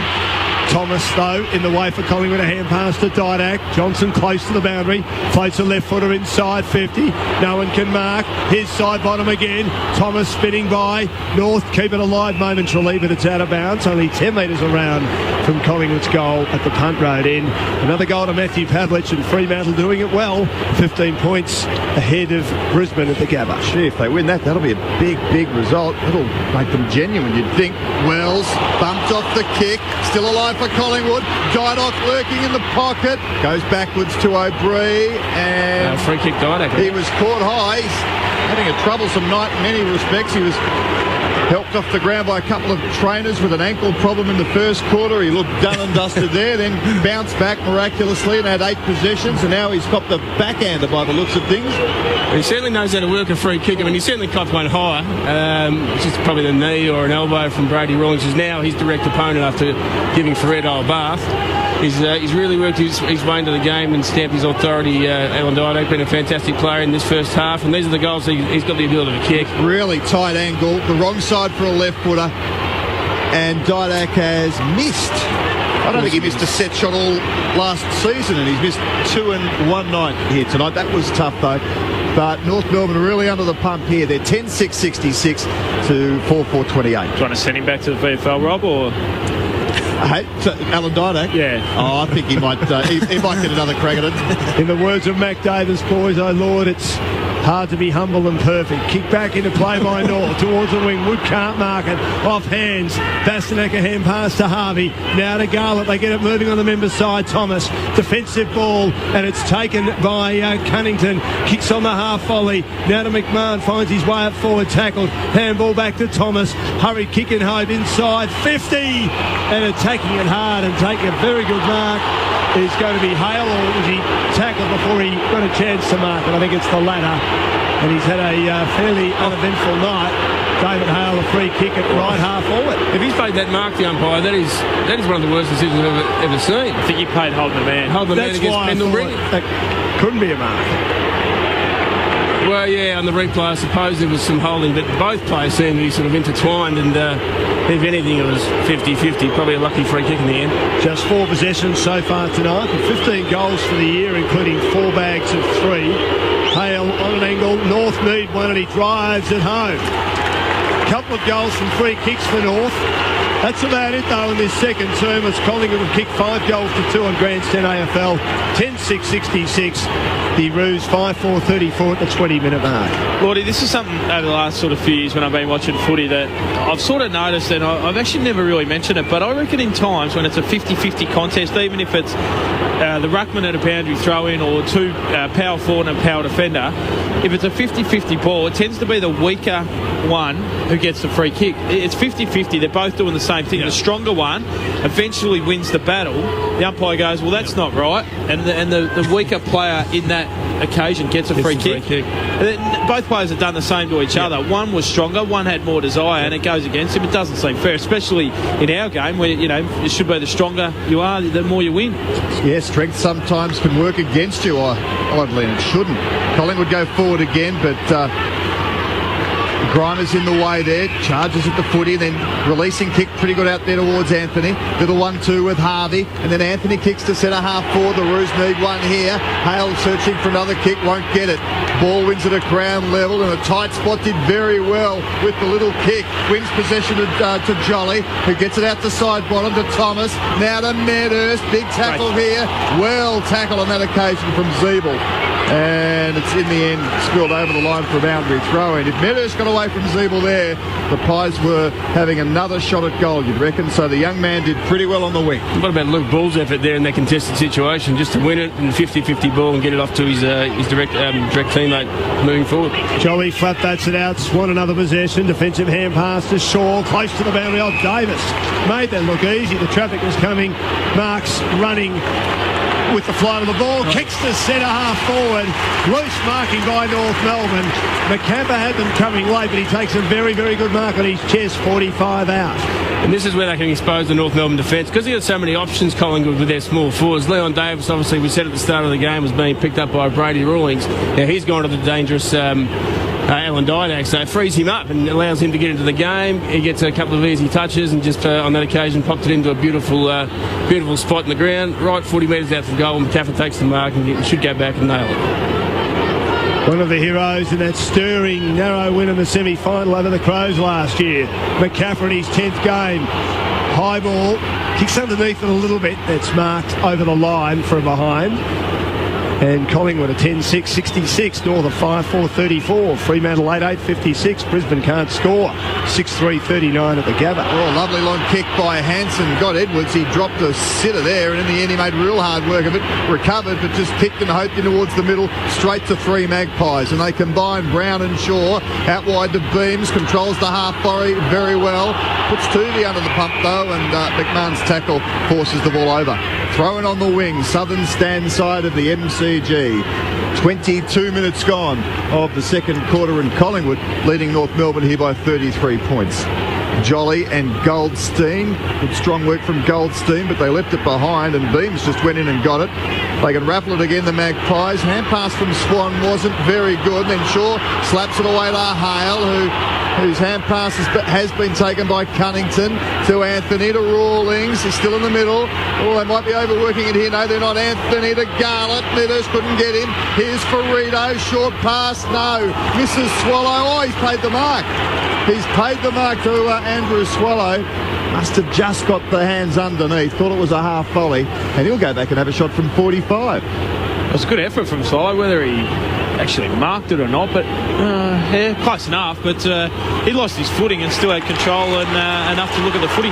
Gives it to Harvey, who goals. So they get one back to Roos. They're 6-4-40, Collingwood 10-7-67. Well, I suppose it just keeps them within striking distance, although they've been completely outplayed for the half of footy, the Kangaroos. And Harvey just good on that occasion just to finish. We know he's a great finisher and he's a champion of the game. And as I said before, that matchup has been fascinating with Ben Johnson. Both have had a lot of the ball. I think earlier in the quarter it was 11 possessions to 10 in terms of that matchup, because they're not playing directly as a tag on each other, they're playing quite loose on one another. And Harvey's probably just shaded in, although Ben Johnson done some good things, but a good mark by Swallow. Certainly on the replay. Looks like it was a certain mark and gave it off to Harvey to kick the goal. Just went on Dane Swan. He's really worked his way into the game. Had the 8 possessions in this quarter already, and that's 14 for the game. They need to man up on him. Pendlebury storms through from the ruck contest inside 50. Cloak card marker North with numbers. Slips to Grimer. He was tackled. Thought he threw that. Ferrito's there. Grimer receives again from Thompson. He backtracks back in the direction of Ferrito. Gee, the Vultures are circling. Back pocket out of side. North get away with it. Grimer hurried boot to ball towards half back. At the front, well rode. They run out of trouble through Swallow. Kicks towards the wing. Thomas tried to soccer off the ground. Straight into the body of Reid. That was very good. Great paddle to O'Brien. Here come the Magpies again. They're exciting. Tooby inside to Swan. Met late. Kicks towards half forward. No one can mark. North with numbers at the back. Hanson held up in a very strong tackle. Close to the boundary. It spills over the line on attacking 50 for the Magpies at the punt road end. Free kick to Davis. No, free kick to Davis. Thanks, Rob. And again, we said then, Leon Davis very quiet in the first quarter and quite erratic with his disposals on Brady Rawlings, but just starting to get a bit of room and coming into the game nicely. All their small forwards, in fact, are working very well. Didak's been terrific. Daisy Thomas in that first quarter set them alight. Probably just need to get Medhurst in the game, and all 4 of them are up and going. North have kicked the last 2. Collingwood yet haven't kicked a goal since the 16-minute mark of the term. Davis is tucked in on the pocket. He's pretty good at these sort of shots. It just sails across the face slightly and through for a behind at the punt road end. On Grandstand AFL, it's Collingwood 10-8-68, North 6-4-40. Another goal to the Dockers through Palmer, and they're going well, 9-8-62. Brisbane still 6-3-39. So it's Rawlings, a little unsure, so he plays on. Picks it to himself and then launches long to Maxwell. Not about that tactic then from Rawlings. Turvey has it, bangs it back inside 50, but straight over the line. Boundary throw and in the pocket. 26 minutes gone of this second quarter. Collingwood by 28 points. And at the moment they have the game well in control, but certainly not done and dusted yet in that sort of margin in modern footy. Well, comes to Jolly. Thomas has it now. Bouncing kick has been forced through for a behind by Ferrito. And they've made Frito. Frito's now gone to Dane Swan, who's had the 10 possessions in this quarter. I'm really worried about that matchup. I think Dane Swan will be too smart for Frito. Kick in. McMahon marks. Some space on the outer side. Bastanek, hand pass nearly too fast for Harvey, but he's got it. Gets away from the lunging Tooby tackle. Inboard with his kick. Doesn't find the target. Anthony had it whacked away. Left foot kick by Wells to no one in particular. Ben Johnson patrolling halfback. Marks for the Magpies. Pendlebury receives a fumble. A time to gather his momentum and composure. Kicks to a contest. No mark taken by Dawes has been quiet. Rawlings receives the ball from Hanson, who got it on the spillage. Then a hand pass inside, no good. Ferrito had it knocked away on the southern side. Collingwood collect through Pendlebury. Hand pass towards Davis. Kick in the direction of Beans. It surprised him, and the youngster dropped it like a pudding off hands out of bounds, attacking side of the wing. Boundary throw in. Collingwood 69, lead North 40. The defensive pressure of the Magpies has just been first class again tonight. They just choke you and suffocate you and make you cough the ball like they've been terrific, Collingwood. Davis off the ground, a half 4. You might be in danger, I reckon.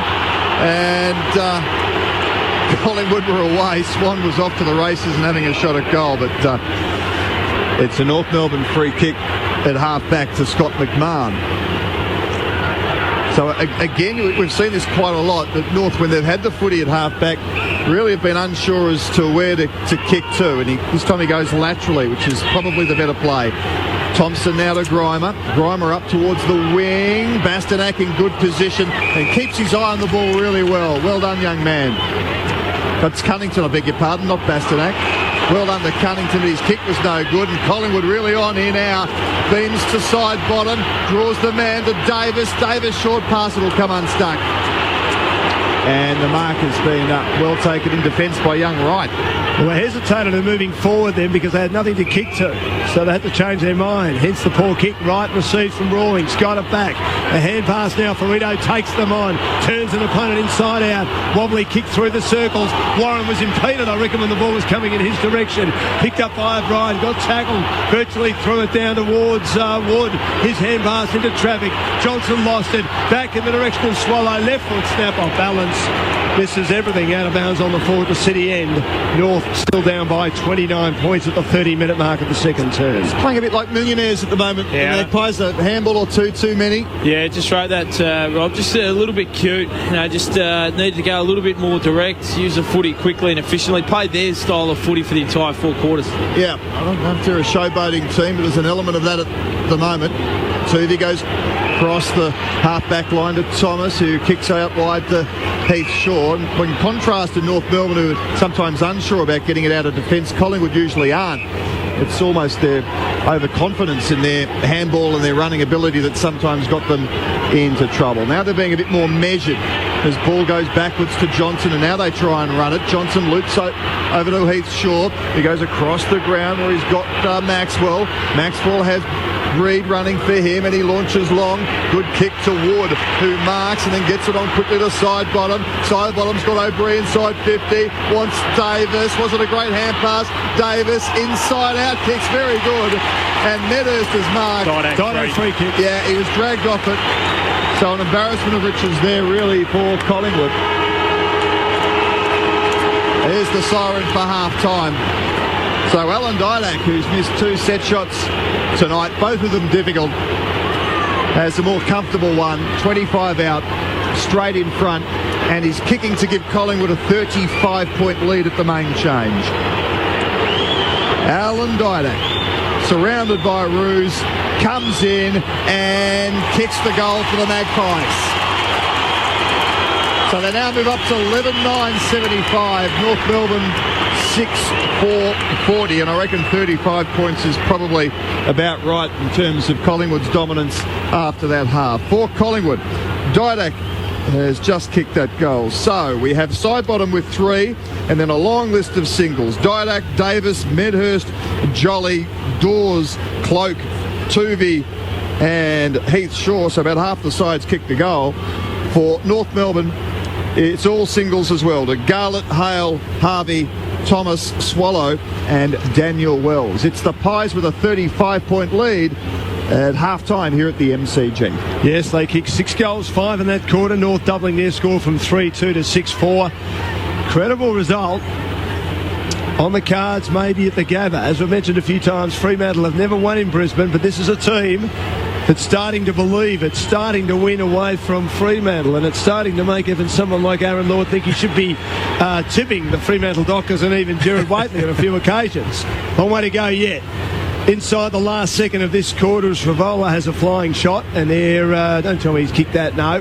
There's the siren, and Brisbane trail badly, 6-4-40. Fremantle should be further in front, really. 9-9-63. They kicked 4-4 to 1-2 in the second quarter. They have a 23-point lead. Should they win tonight, there's 6 wins and 7 losses. Should the Lions lose, it'll be 3 defeats in a row for Michael Voss's team after a promising start. But a great start by Collingwood. They lead by 35 points. Before we go to the news and a sports update, Aussie and Aaron with some comments on why Collingwood are on top here at the MCG. Well, it's been a great game of footy, Dan, but and it's probably just indicative of where the two sides are at, to be honest. Collingwood, for mine, are just a class above North Melbourne in pretty much every facet of the game. We spoke about their defensive pressure. It's just amazing me every time I watch the Pies how good they are in that area. They just choke you and suffocate you, as I said before. And the defensive pressure tonight, again, with the man with the ball, has been quite outstanding. Their skill level and their ability to maintain possession of the footy has been great. The defence is absolutely rock solid. Maxwell, Harry O'Brien, these types of guys. Ben Reid, I think, has been fantastic tonight. And their forward line is just up and going, as it usually is this year. Didak, Davis and Thomas have been sensational. The side bottoms chipped in with the 3 goals. It's a really dynamic forward line, probably arguably the best small forward line in the competition. And their midfield dominance. They really started to gain the ascendancy in the midfield, and their ability to win the contested balls just been quite outstanding, with Luke Ball's been terrific. weeks. Swan really worked his way into the game in that quarter. Side bottom with his 3 goals and his touches, and Johnson going head-to-head with Harvey. They're just up and going and really looking good, Collingwood. North Melbourne, well, what can you do? They're having a crack, and you can't criticise them for the way they're going about it. I just don't think they've got the cattle on the park to be able to compete, and I just don't see where they're going to generate enough forward entries, and then their forward structure, when they do get the ball inside 50, I just don't see them kicking enough goals, Aussie. Yeah, I think that's probably the concern for North Melbourne, just where the goals are going to come through, especially if they're not having a huge supply inside their 50. You look at Collingwood last year, top 4, where's the improvement going to come from? Reed's been absolutely fantastic, and Sidebottom, who we knew was a player last year and had some pretty good games, is becoming a really good contributor consistently. And Dale Thomas is the other one. There's 3 players that are improving the Collingwood side from last year, and there's others that are in super form like Harry O'Brien. North Melbourne, the young fellas are okay.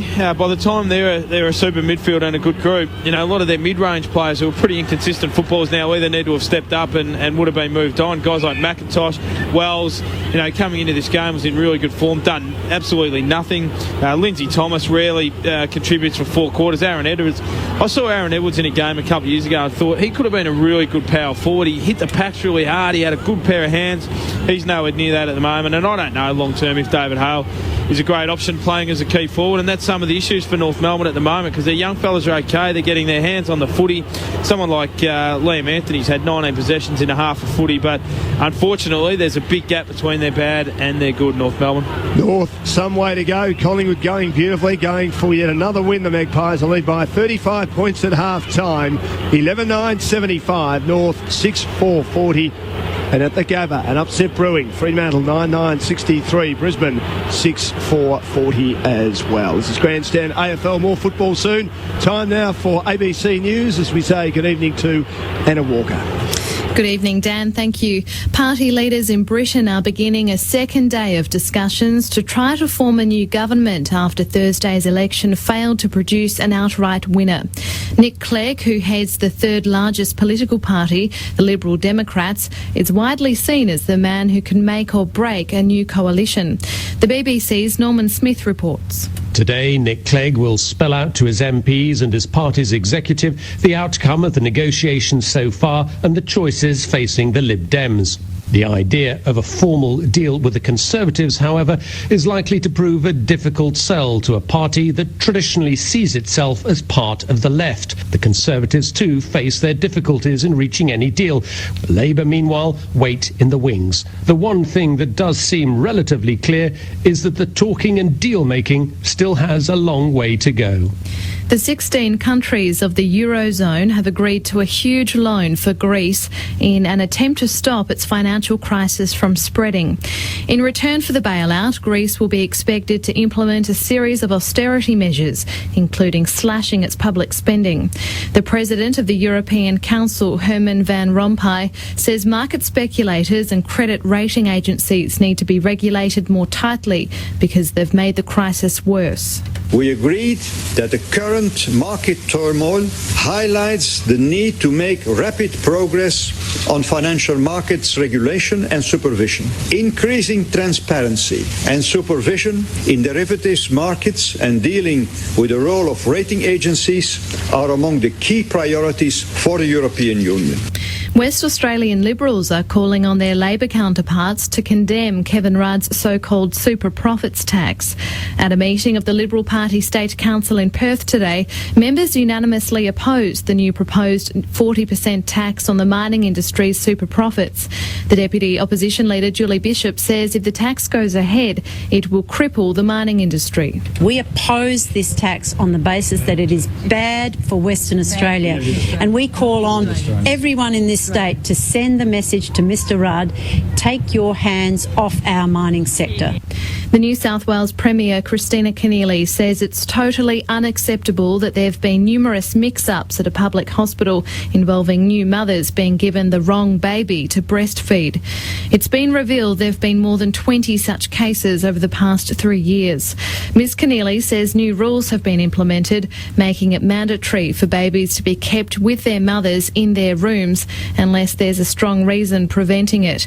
She says she empathises with those who've been victims of mistakes in the past. I can understand how distressing this situation must have been for those mothers who were involved. It is unacceptable. It is absolutely unacceptable. And this is why in March of this year, New South Wales Health put in place new procedures that seek to prevent this from happening.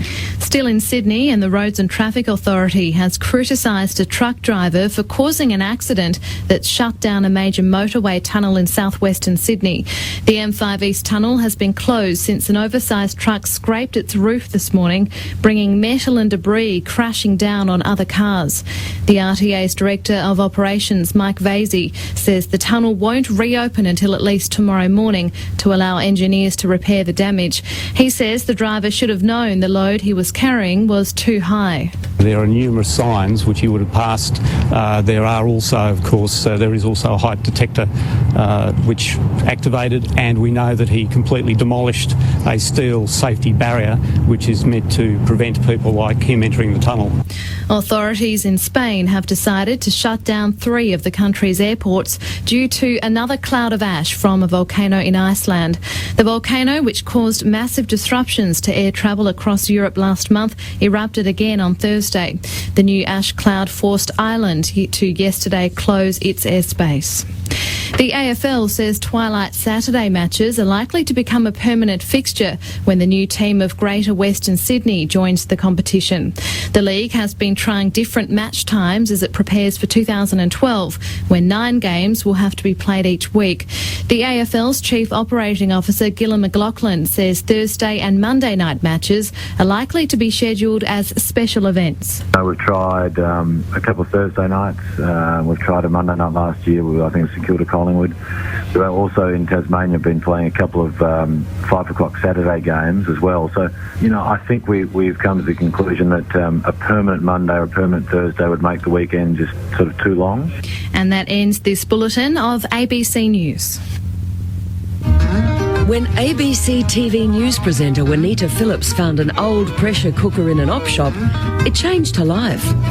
Juanita tells the story in her new ABC book that while trying to juggle kids, career, housework and marriage, she solved one dilemma by creating quick and delicious meals. A Pressure Cooker Saved My Life by Juanita Phillips.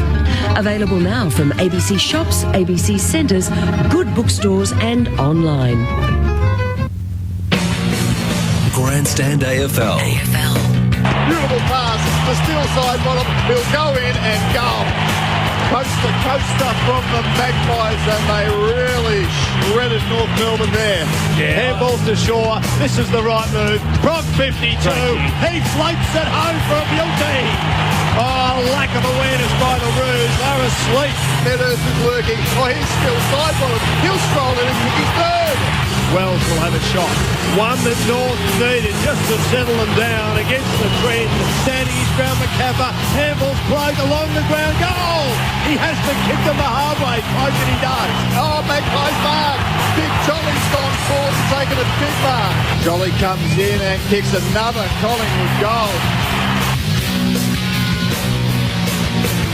Grandstand AFL on ABC Local Radio. And it's great to have your company on Grandstand AFL. Dan Lonigan, Rob Waters, Aussie Jones, Aaron Lord and Matt Clinch with you. Half-time of the MCG. Collingwood a big second quarter, 6 goals to 3. The lead by 35 points. 9 goal scorers already, the Pies, as they share them around. 11-9, 75 North, 6-4, 40, and still side bottoms kick 3 of them. And at the Gabba, we've mentioned it a few times, Fremantle, one of the most improved sides, if not the most improved side of the competition so far this year. 5 wins from 6. Had never won at the Gabba before tonight. Brisbane battling a bit. After leading by just 3 points at quarter time, the Dockers, they kick 4-4 to 1-2 in the second quarter and lead 9-9, 63 to 6-4, 40. Earlier today, 2 very tight matches. Port Adelaide and Essendon, it was a thriller. Good game of footy, very open game of footy. A lot of goals scored at the Docklands. And Port Adelaide prevailing in the end. Their experienced players helped get them home. 17-7, 109. The Bombers 16-10, 106.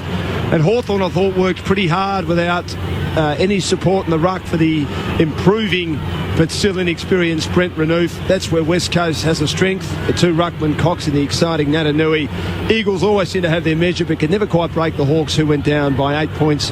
They've now dropped 6 matches in a row. No Buddy Franklin today didn't help their cause. Roughhead booting 4 for the Hawks. Josh Kennedy's best ever performance for the West Coast Eagles.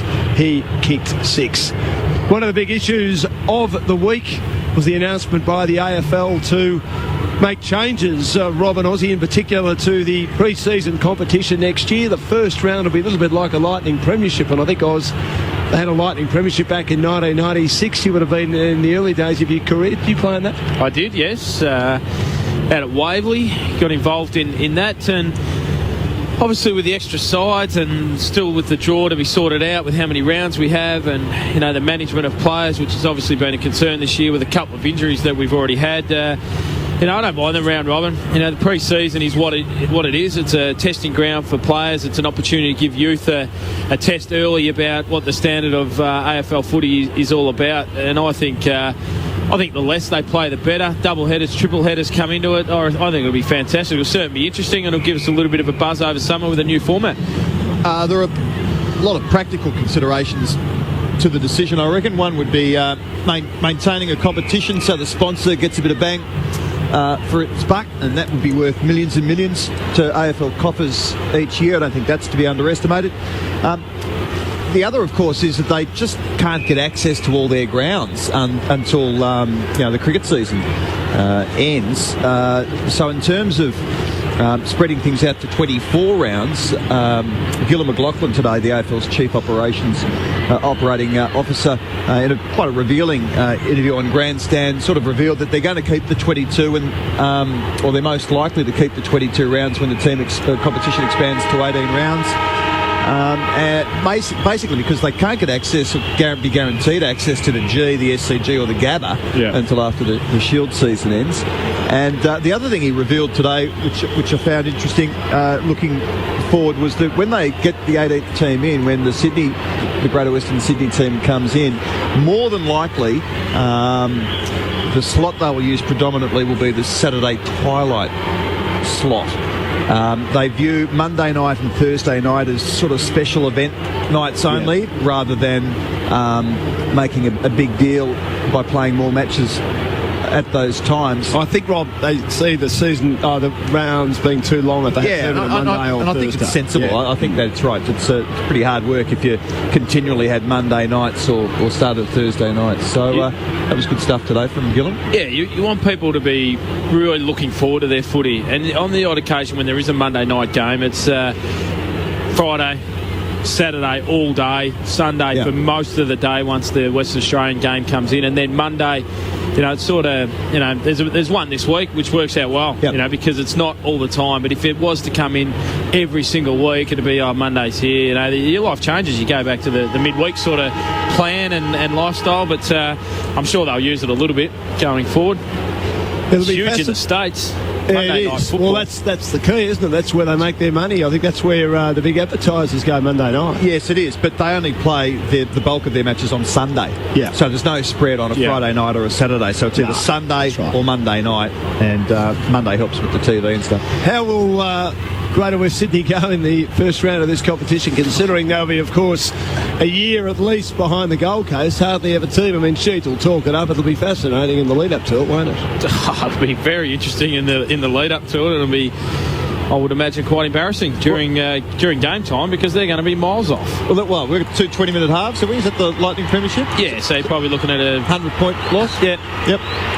Well, the Gold Coast in the VFL is yet to win a game, yet to break its duck. And they've got a heap of good kids. They just haven't got, they're sort of 17, 18, most of them. So they just lack the experienced players around them. And they're not getting belted. But that's a bit of an indication as to how the GWS side will go against AFL.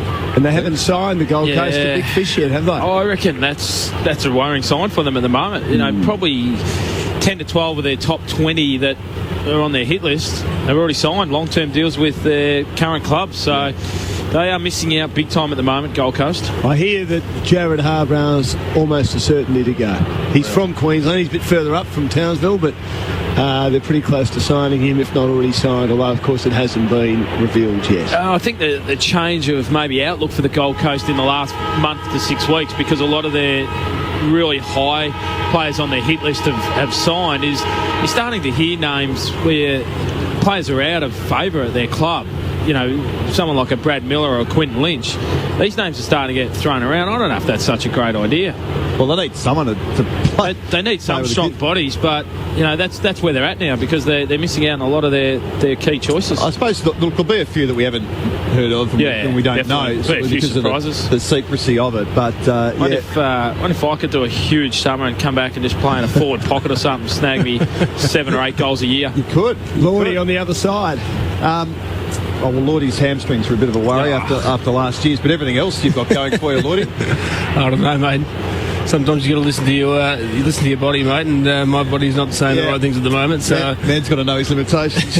Exactly right. Been a problem over the journey in a few instances. Hey, what about what it says for the loyalty and the bonds that AFL players have once drafted by their clubs? I mean, if you're sort of 22 to 25, you're being offered $500,000 or 3 times whatever you're earning now to live on the Gold Coast and play footy.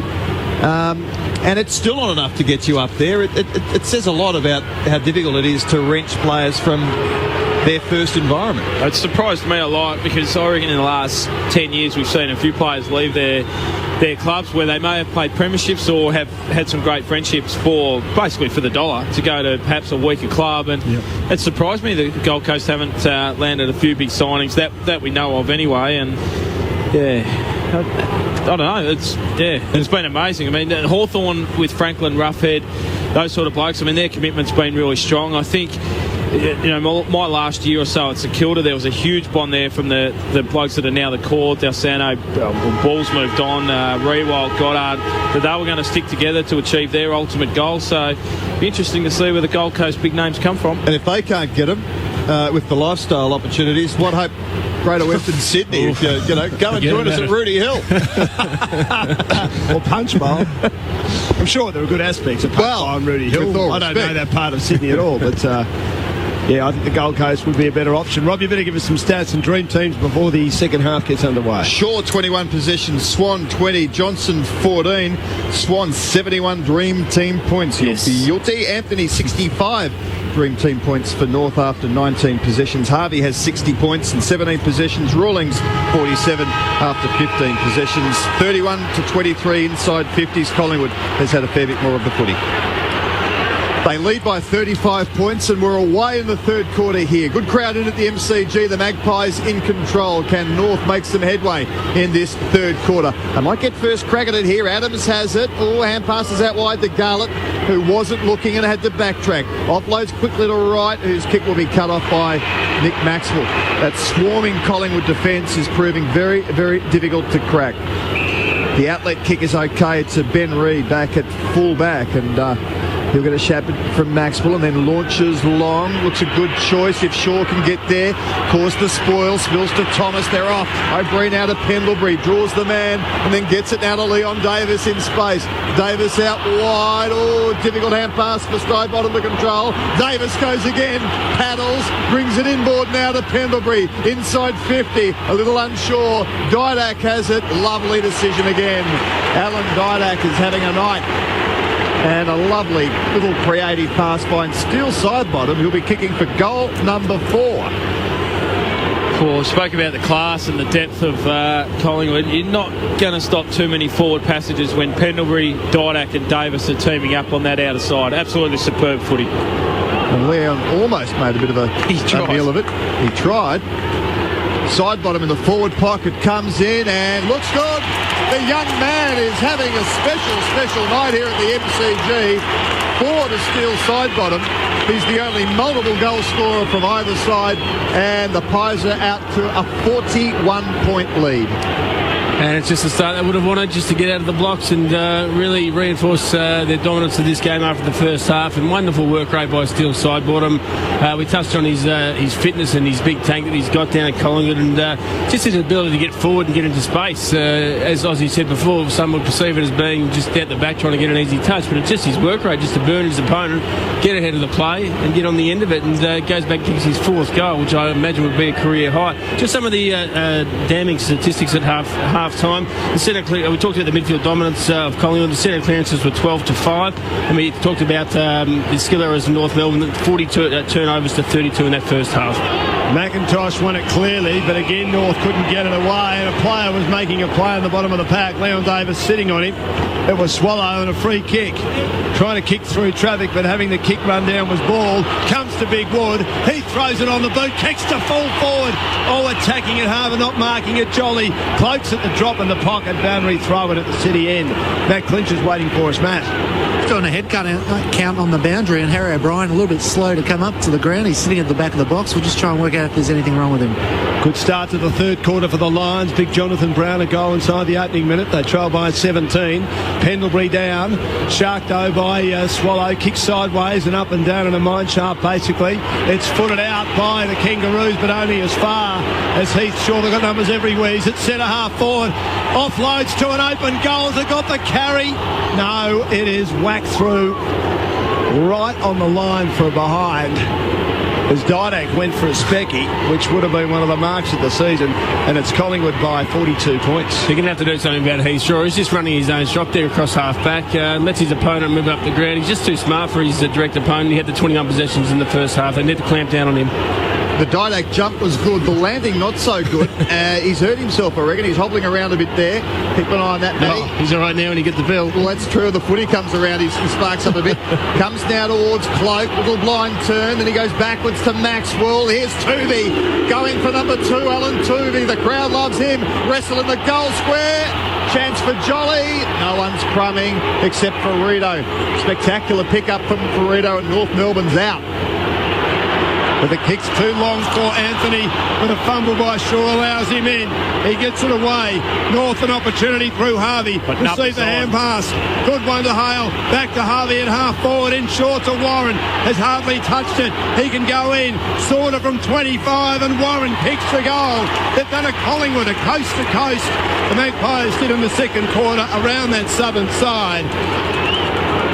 And they get a badly needed one. 7-4-46 to 12-10-82 on Grandstand AFL. Definitely a curse on up here tonight. Pretty much every time we've given a player a pump up like Lordy did there with Shaw, he goes at a footy one-handed. Pretty ordinary, fair to say, and allows North Melbourne to go coast to coast, move the footy. And it did show again that with Collingwood pushing all these numbers up into the zone, that if the footy does move quickly like it did on this occasion, good pick up from Ferrito, goes on the outer side. Shaw, pretty ordinary fumble, moved the footy quickly. North Melbourne had plenty of numbers on the overlap, and Ben Warren on this occasion got the benefits. So Jolly's been resting down at full forward. Woods in the ruck now for Collingwood, wins that tap straight to Beams. Beams to Swan, little kick to Swan to centre half forward. Not much there for Collingwood except Dale Thomas gets a shepherd from O'Brien, has a bounce and then kicks long Thomas to full forward. Medhurst outmarked Darren Jolly, who pulled out late, thankfully, I think, for Paul Medhurst. But Jolly's an interesting proposition for them forward, just as a bit part player to change the match up. And Medhurst is marked 15 out, goes back, stomps the ground, walks in and kicks it deep over the cheer squad's head. 13-10-88 Collingwood. North Melbourne 7-4-46. That's at the 5-minute mark of the third quarter. This could really blow out, you'd reckon. Oh, you reckon it would? That was just far too easy for mine. And they could have raffled in the end, Medhurst and Jolly. The kick came in long and deep from Dale Thomas, and just two options. Medhurst just uncompeted with and took the easy mark. Just on Dane Swan, look, he had a quiet first quarter. Andrew Swallow's got the job on him now. He's had the 14 possessions in the second quarter to go up to 20, and he's just continued on his merry way just to rack up the possessions. Swallow's playing on him and trying to be a hard tag, but just not paying him enough respect. Dane Swan just outsmarts him in the contested ball, and it was his ability to win the contested ball out of that centre clearance that enabled that forward thrust for the Pies. Brisbane, notorious slow starters, have kicked the first 2 goals that they gave her. They've cut the margin to 11 points against the Dockers. Tapped down by Wood. Again, North had a chance to clear it through. Wells is having another shocker. Dido kicks inside 50. Thompson has it, but his hand pass is too slick. Really handballing to no one in particular. Collingwood again bumbling inside 50. O'Brien goes in hard. Side bottom as well. North with numbers out the back. Can they clear it? Not really. Again, Daniel Wells was there on the southern side. He puts pressure on the player on the bottom of the pack, and there's going to be a free kick, and it will go against, in fact, it was Cruz Garland out there. It will go against Medhurst, and Garland will take it. He slides it wide. And Big McIntosh has it. Has to go backwards and concede ground. Nothing on offer up the ground. Rawlings, who's averaging 26 possessions a match before tonight. A bit quieter. Inside defensive 50. Spears it into the pocket. To Adams. And North now. Through right. Switching play. Still in the back pocket. At the city end. Davis meets Ferrito. Kicks to the wing. Going with the flight. Grimer couldn't mark it. Wood the row. Well done, big fellow. Now to Cloak. Handball through traffic. Threading it to Beams. Kicks his team high. Collingwood inside 50. Arriving late. Mark not taken. Off hands. Rowed by O'Brien. He doesn't kick too many. And he just misses to the right-hand side. He could have handballed sideways as Hanson made a hash of the attempted mark as he collapsed the pack and set a half back for the Roos. Magpies by 43 points on Grandstand AFL. 8 minutes in the third term. They're not known for his forward, front and square crumbing, but on 2 occasions tonight, O'Brien's got to the front of the pack and enabled forward thrust for the Collingwood side. So great play, O'Brien. Yeah, he's got competition for a spot now, Shane O'Brien, so he'll have to be up and about for a long time. It's that sort of competition which is really helping the Magpies this year. You suspect North go up towards the wing, but Brown pretty strong there for the Magpies. They're off and running again. Dane Swan has got McCaffrey all on his own at half forward. McCaffrey wants to hand pass it off quickly, which he does to Ben Johnson. 55 out, Johnson launches long, it's a goal. Cloak shepherded it through magnificently. And Ben Johnson probably having the best year of his career since perhaps his second or third year, but he's a rejuvenated player now. And Collingwood 14-11-95, North 7-4-46. This is what can make Collingwood really dangerous too, is just their forward options. That's Ben Johnson becomes their 10th goal scorer. They don't rely on any one player. This week it's still side bottom. He's got 4 halfway through the third quarter, or 9 minutes into the third quarter. It can be Davis, Didak, of course, Cloak comes in there, Dawes, Anthony if he gets back into the side. They've got so many options going forward. It makes it very hard to match up on. If you do shut down one or two, another one will pop up. You need a really good, consistent back six, but also pressure on the midfield to shut down the Collingwood forward line. And Tarkamaki at 2 kicked a lot of goals last year, can't get in the team, so there's another option if he can get in. Ball is shoved forward by the Roos from the ruck confrontation. Comes out to O'Brien again. Can't get boot to ball, but somehow bumbles it out. Wells bumps into a teammate in right and does well to kick beautifully with vision to Harvey, who turns Toomey inside out, has a bounce, takes him on, approaches the 50, and a solo effort by the skipper, misses to the right-hand side at the punt road end, but that was Brent Harvey at his best. 7-5-47, Collingwood 14-11-95. Toomey kept going and lunged late, and it spoilt the kick a bit. I wonder if Harvey's just lost a yard or two, because in previous seasons he wouldn't have been caught there, surely. Collingwood from half-back, ball to Thomas. Thomas kicks to the wing, Cloak too strong for Grimer.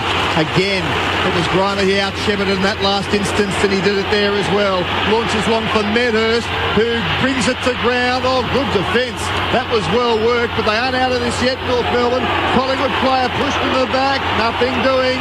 Will be a bounce. Thompson pretty lucky there over the top of Chris Dawes. We're at full forward. Collingwood threatening to kick another one. Wood to Beams, lost control of it, hacked out of there, but only as far as O'Brien. Wanted to dish off and then kicks it long on the left, wanting a mark to Dawes, crashes the pack. Here's another Collingwood goal, side bottom, no. Had a go at his 5th, just left it out to the right. Matt Clinch on the boundary. Gosh, he might have just popped out the right shoulder here, just getting close attention from the doctor. We do have two other ruckmen, David Hale and Todd Goldstein. Wouldn't Hawthorn love one of them? They went down to West Coast today. They'd have two of the better ruckmen in the comp in Cox and Natanui. Only by 8 points, though. They were gallant, the Hawks. Harry O'Brien looks like he's right too, Clinchy. Well, run through. He's spent a good 5 or 6 minutes with the doctor, but he's right to go. Miracle man, that Collingwood doctor. North sharing it with Rawlings and Bastanak in the back half, and now Wells. He's got to lift Wells. Back pocket, southern side. Yes, in regard to my dream team, he certainly does too, Lordy. At ground level, an opportunity to try and shark it is Anthony. He got worked off it, and it's pushed over the boundary, attacking side of the wing for Collingwood, who are heading towards the city end. They lead 14-12-96, North are 7-5-47. Fremantle 20 points ahead of Brisbane. They keep answering all the challenges at the Gabba. Oh, Wood well tapped and ball does well, kicks towards Dawes, knocked away from him. Chance for Grimer. To Rawlings to try to work their way out of defence. It's a bit problematic at the moment. Now they're right. Wright has got it. Kicks to Wells in the middle. You called for it. He's got it. He goes for the barrel. He gets onto it. Great kick. Should be a North Melbourne free kicking it well. Backtracking was Aaron Edwards. He had Nathan Brown done cold there because Brown was trying to regather his space, was running the same way as the footy. The eyes are only for the man, and I think that kick was there. Well, what about Daniel Wells? Look, they've only had 26 inside 50s in 2.5 quarters, so I reckon he's got it in the middle of the ground. He's launched a 70-metre torp into Andrew Edwards, who's gone back and kicked the goal. So Edwards goals, and the barrel's back. First Bradshaw, now Daniel Wells, and that is something to see. Collingwood 14-12-96, North Melbourne 8-5-53. How's the confidence of Daniel Wells, though, who's had a pretty ordinary night? Instead of doing the basics, he probably could have gone short to Warren or just kicked a nice little drop punt to Edwards' advantage. Just goes, nah, I'm having an ordinary night. I'm going to change it with one kick a 70-metre barrel. And when it did become a dangerous kick, the long kick to a one-on-one is always a dangerous kick for a defence because the defender panics. The forward comes out more often than not because the defender is trying to shut down a goal. All the forward has to do is get his hands on the footy. And Nathan Brown's been super tonight, I feel, and Edwards has been terrible. But on one occasion, Edwards gets the better of him. 7th goal for the season for the former Eagle, Aaron Edwards. Goldstein, a big tap. But Collingwood, as has been their want, have won most of the clearances, but can't get a clean possession here. Swallow on hands and knees. But again, the strength of the Pies. It's forced out to Beams. Handball to Thomas on the MCC members' wing. Kicks Collingwood inside 50. Dale Thomas on mark was dropped. Should have been taken by Frito. Tries to butter up. The dangerous Didak lurking by. Tried to scoop it up in one hand. Frito's making the play. They've nearly got to give that against him. They don't. He's a bit lucky, Michael Frito. 45 out from the goal. He's defending stoutly at the city end. The bounce. Jolly up the tap. Kangaroos, a quick clearing kick from the boot of Bastanak towards the back edge centre square. Cunnington, I thought, got an opponent high for the Roos. Collingwood push it back inside 50. Intercepted momentarily by Goldstein. Still pushed forward by the Magpies. Tunnel out backwards. Rawlings there on hands and knees. Hand pass no good. Intercepted by O'Brien. Might be his turn this time. Bouncing. Great shepherding in the square. Collingwood are fantastic the way they've shepherded. And was it that man, Travis Cloak? Yeah, it was. Well done. He and Grimer have had a good battle, but his body strength on Grimer has been a bit too strong on a couple of occasions. Good team play, and Cheesy O'Brien, hoping to stay on this side, kicks a goal. That'll help his cause. 15-12-102, North 8-5-53, and it's still Fremantle by 20 points. 10.5 left in the third quarter at the Gabba. Well, they just might have found a new niche in this side. Shane O'Brien just playing across half forward, and we know what a great midfielder he's been, but just getting to the right spots up forward, front and square on a couple of occasions, and on that occasion just with his left foot around the corner, a beautiful goal. Just the defensive pressure from the forward line from the Pies has been first class. The Didak, Leon Davis, the guys that aren't renowned for their defensive pressure have been terrific in that area tonight. 16 possessions for O'Brien, 12 of them hand passes. North go forward, kick to Warren. He's got Thomas running for him. This is promising. Lindsay Thomas has it now. 52 out, goes long with the left. It's way offline and bounces just beside the right hand behind post there as North kicking to the punt road end. Geez, he had Goldstein all alone too, about 30 metres out, directly in front. Poor vision. A lot of perceived pressure for Northwind. They do have the footy. It's a soccer at goal, and Thomas has made amends. Lindsay Thomas just so casually on the right boot has soccered through his second goal. So North get one back. It's a long haul though. They're 9-5-59. Collingwood 15-12, 102. Aussie first multiple for North. They've now got 8 goal scores. Yeah, I mean, it's strange, isn't it? We sort of said when Collingwood had 9 goal scorers that it's it's one of their strengths, and all of a sudden North Melbourne have got 8. You still wonder where the goals are going to come from. Thomas kicks his second. That's roughly about, pretty much his peak for a game. He might get 3 here and there. Warren's not kicking enough goals. Hale rarely gets near the footy. The forward line just needs one real big key power forward and a creative mid-size like a Stevie Johnson, but unfortunately they just don't grow on trees. Bounce in the middle, big whack by Goldstein, but again Collingwood will clear through. Ben Johnson hurries a left footer towards half forward, overrunning it. Grimer bumped away by Medhurst. Scott Thompson takes them on, breaks a couple of tackles. Good hand pass to Big Grimer at half back defensively to Rawlings. Davis corners him momentarily. Now Brady Rawlings bangs the ruse towards half forward, crashing to pack. Hale couldn't mark it at the slip. O'Brien's a bit too strong for Thomas, who wanted to rove it by hand to Swan. Outside hand pass taken by Brown. Now to Thomas. That's Dale Thomas in the direction of Beams. Didak cuts in cleverly to O'Brien. O'Brien kicks quickly inside 50. Can't take the mark. Cloak pushed at the back. Comes out now to Dawes, who from the edge of the goal square kicks his first goal tonight. In fact, his second goal tonight. Thanks, Rob. In the black glove, he did well, he contested and then was there at the end as the Pies shoved it forward again. 16-12, 108 North, 9-5-59 on Grandstand AFL. 19 minutes in the third quarter, Matt Clinch. McIntosh went down to the rooms, had the right shoulder re-strapped. He pointed directly to the AC joint when he came off, so it'll be interesting to see how he goes. Has there been a better 3-metre pass than Alan Didak? I was just saying, he knew exactly what he wanted to do. He didn't want to handball it, but it was never going to go the 15 metres, but just a deft kick from Didak because he knew that Harry O'Brien was away. He bombs it in long, but then there was the front and square effort from Medhurst. It won't go down on the stat sheet, but he just got front and square and got a foot to the ball, which enabled Dawes to run into a very, very easy goal. But they are just totally dominating in every facet of the game. The Pies have been terrific all night. 108-59. Jolly and ruck now. Collingwood win another clearance, although North pressing hard. It comes back to Leon Davis, defensive side of the centre. Lovely little clever releasing kick finds Jolly. Doesn't break stride. Kicks long to Dawes. Really good stretch and mark. He's got McCaffrey all on his own, or he makes it more difficult. Goes to Didak, who marks in the half-forward line right on the boundary. He'll kick this. 25 out, front of the members. It's a good spot for Alan Didak. McCaffrey was the one.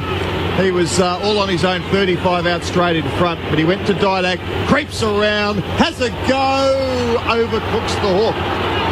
Behind Alan Didak, 16-13, 109 Collingwood, 50 points in front of North, 9-5-59. Because the Dockers are kicking inaccurately, Brisbane hanging around, a freak snap by Rockcliffe, the margin back to 15 points.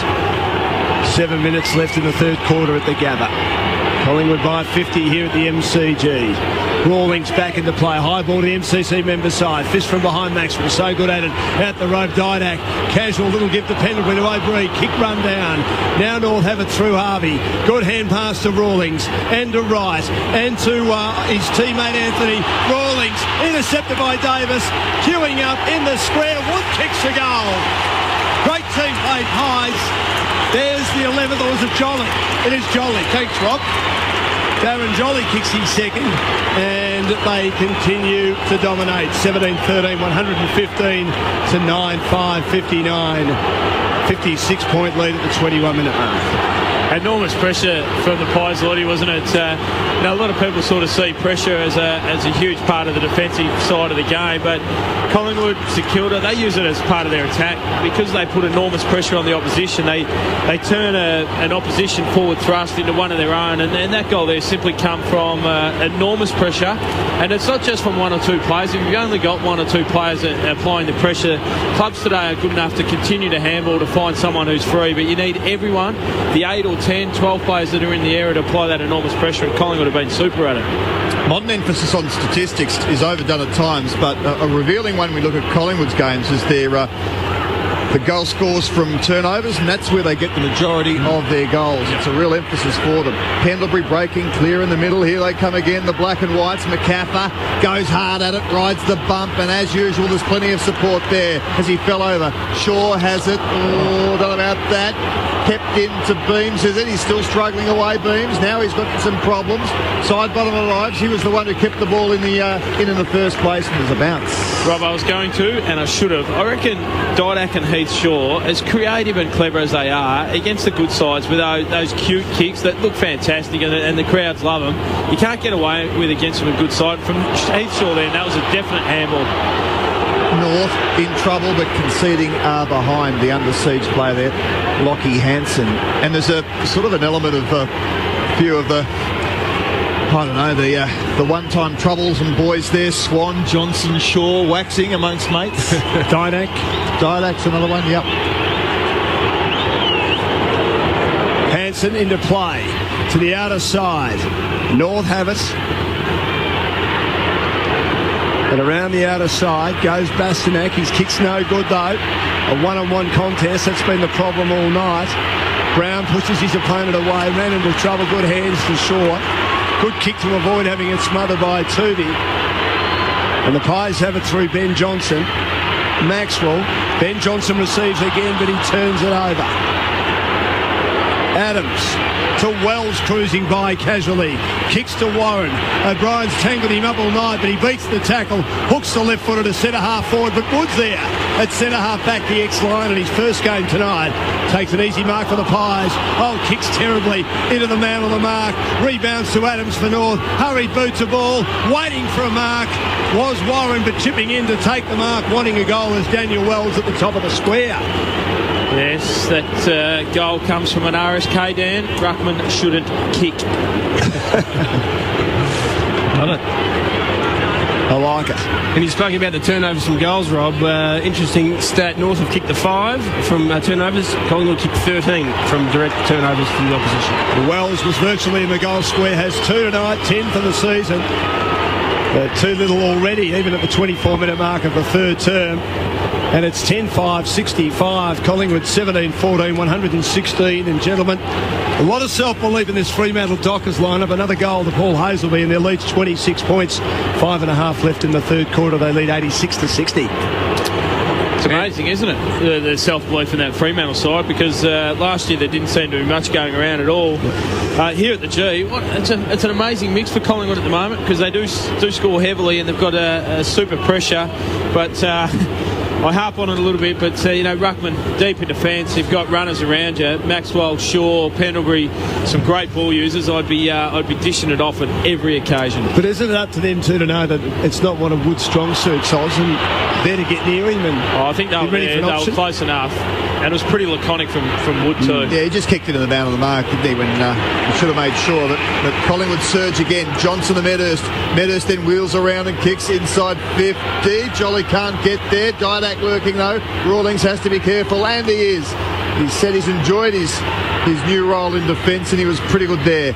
Kicks it out wide to Bastanak, to Warren. Oh, fumbles the sitter, and it trickles over the line. There'll be a boundary throw in. The Collingwood fans enjoyed that.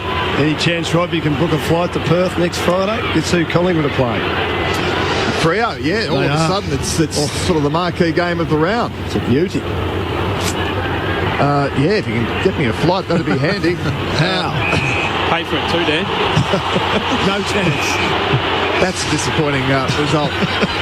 So, what, the free kick, or that I won't pay for the flight? You're going to shout your old mate a flight to Perth. Oh, I'd love to, mate. Love to. Wells goes short to right. Collingwood are back in numbers now, but he's in between the centre and half forward. Launches long. Oh, what a good kick. And Heath Shaw just backs back and takes the easiest of marks. Queuing up he was intended for Thomas, didn't take it, but O'Brien made it look like it was intended for him, and he just paddled it wonderfully over the top to Thomas. Didak slipped and still was good enough to get it to Medhurst.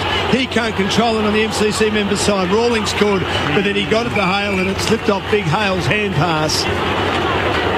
If you're a perfectionist, that's a worrying sign for the Pies. A couple of taps, rather than grabbing the footy and making sure you take control and then giving the handball. I mean, they're not getting a lot of opposition tonight, but the better sides will hurt you. Wood the tap. He's been good with the taps. Thomas close to the boundary. Ball working in a tight situation. Got it to Swan. A spiral punch over the boundary. Out of bounds on the ball. What's he done, Kev? I don't think he's had a huge night, has he? Going backwards is Thompson for North. Now to Grimer, who are working well together. Yeah, it's statistically not a massive night, but he's in under work and his clearance work's been outstanding. Yeah, we never notice it, do we? Anthony. North backwards. Back towards Anthony. He got it originally. And there's a free kick off the play. Yeah, gets Jolly. To Goldstein. It looks very awkward. Kick in the direction of Warren. He can't take the mark. O'Brien receives. Now the Magpies are way through beams. And here they go as they work their way through Toomey. But his kick's a shocker out of bounds on the former southern side. Tell you what, he's overclubbed that Toomey by a fair way. He's had 3 clubs. Jolly was all on his own. He hit a 3-iron when he needed the wedge. Just on Luke Bull, Rob, he's had the 17 possessions, 7 contested, and he's had the 6 centre clearances. So pretty serviceable night so far from Luke Bull. Yeah, he's sort of does the grunt work, doesn't he? Coming off his best game for Collingwood last week, and he's followed it up with a pretty satisfactory performance again. I mean, we're bearing it on 3/4 time. He'll add to that. So Thompson has the footy at halfback for North. Right, kicks it long to Anthony. Cloak coming. Did he get a piece of Anthony's head? No, he didn't. No, he's a bit stiff there, the North player. Pendlebury surges through, 35 out, and shanks the shot at goal he'd normally swallow. And Anthony, after that Cloak hit, is hurt. On his shoulder, Rob. He landed really, really awkwardly there. I reckon it popped out. I reckon it popped out for sure. I think you're right. A great effort by Cloak. Nothing malice in it, just a really aggressive spoil. And he's gone down. Look at second spuds. You can see the shoulder there. That does not look good. Right, and short to Adams in the back pocket on the southern side. Former captain of the Vic Metro under-18 team, taking a long time to find his spot.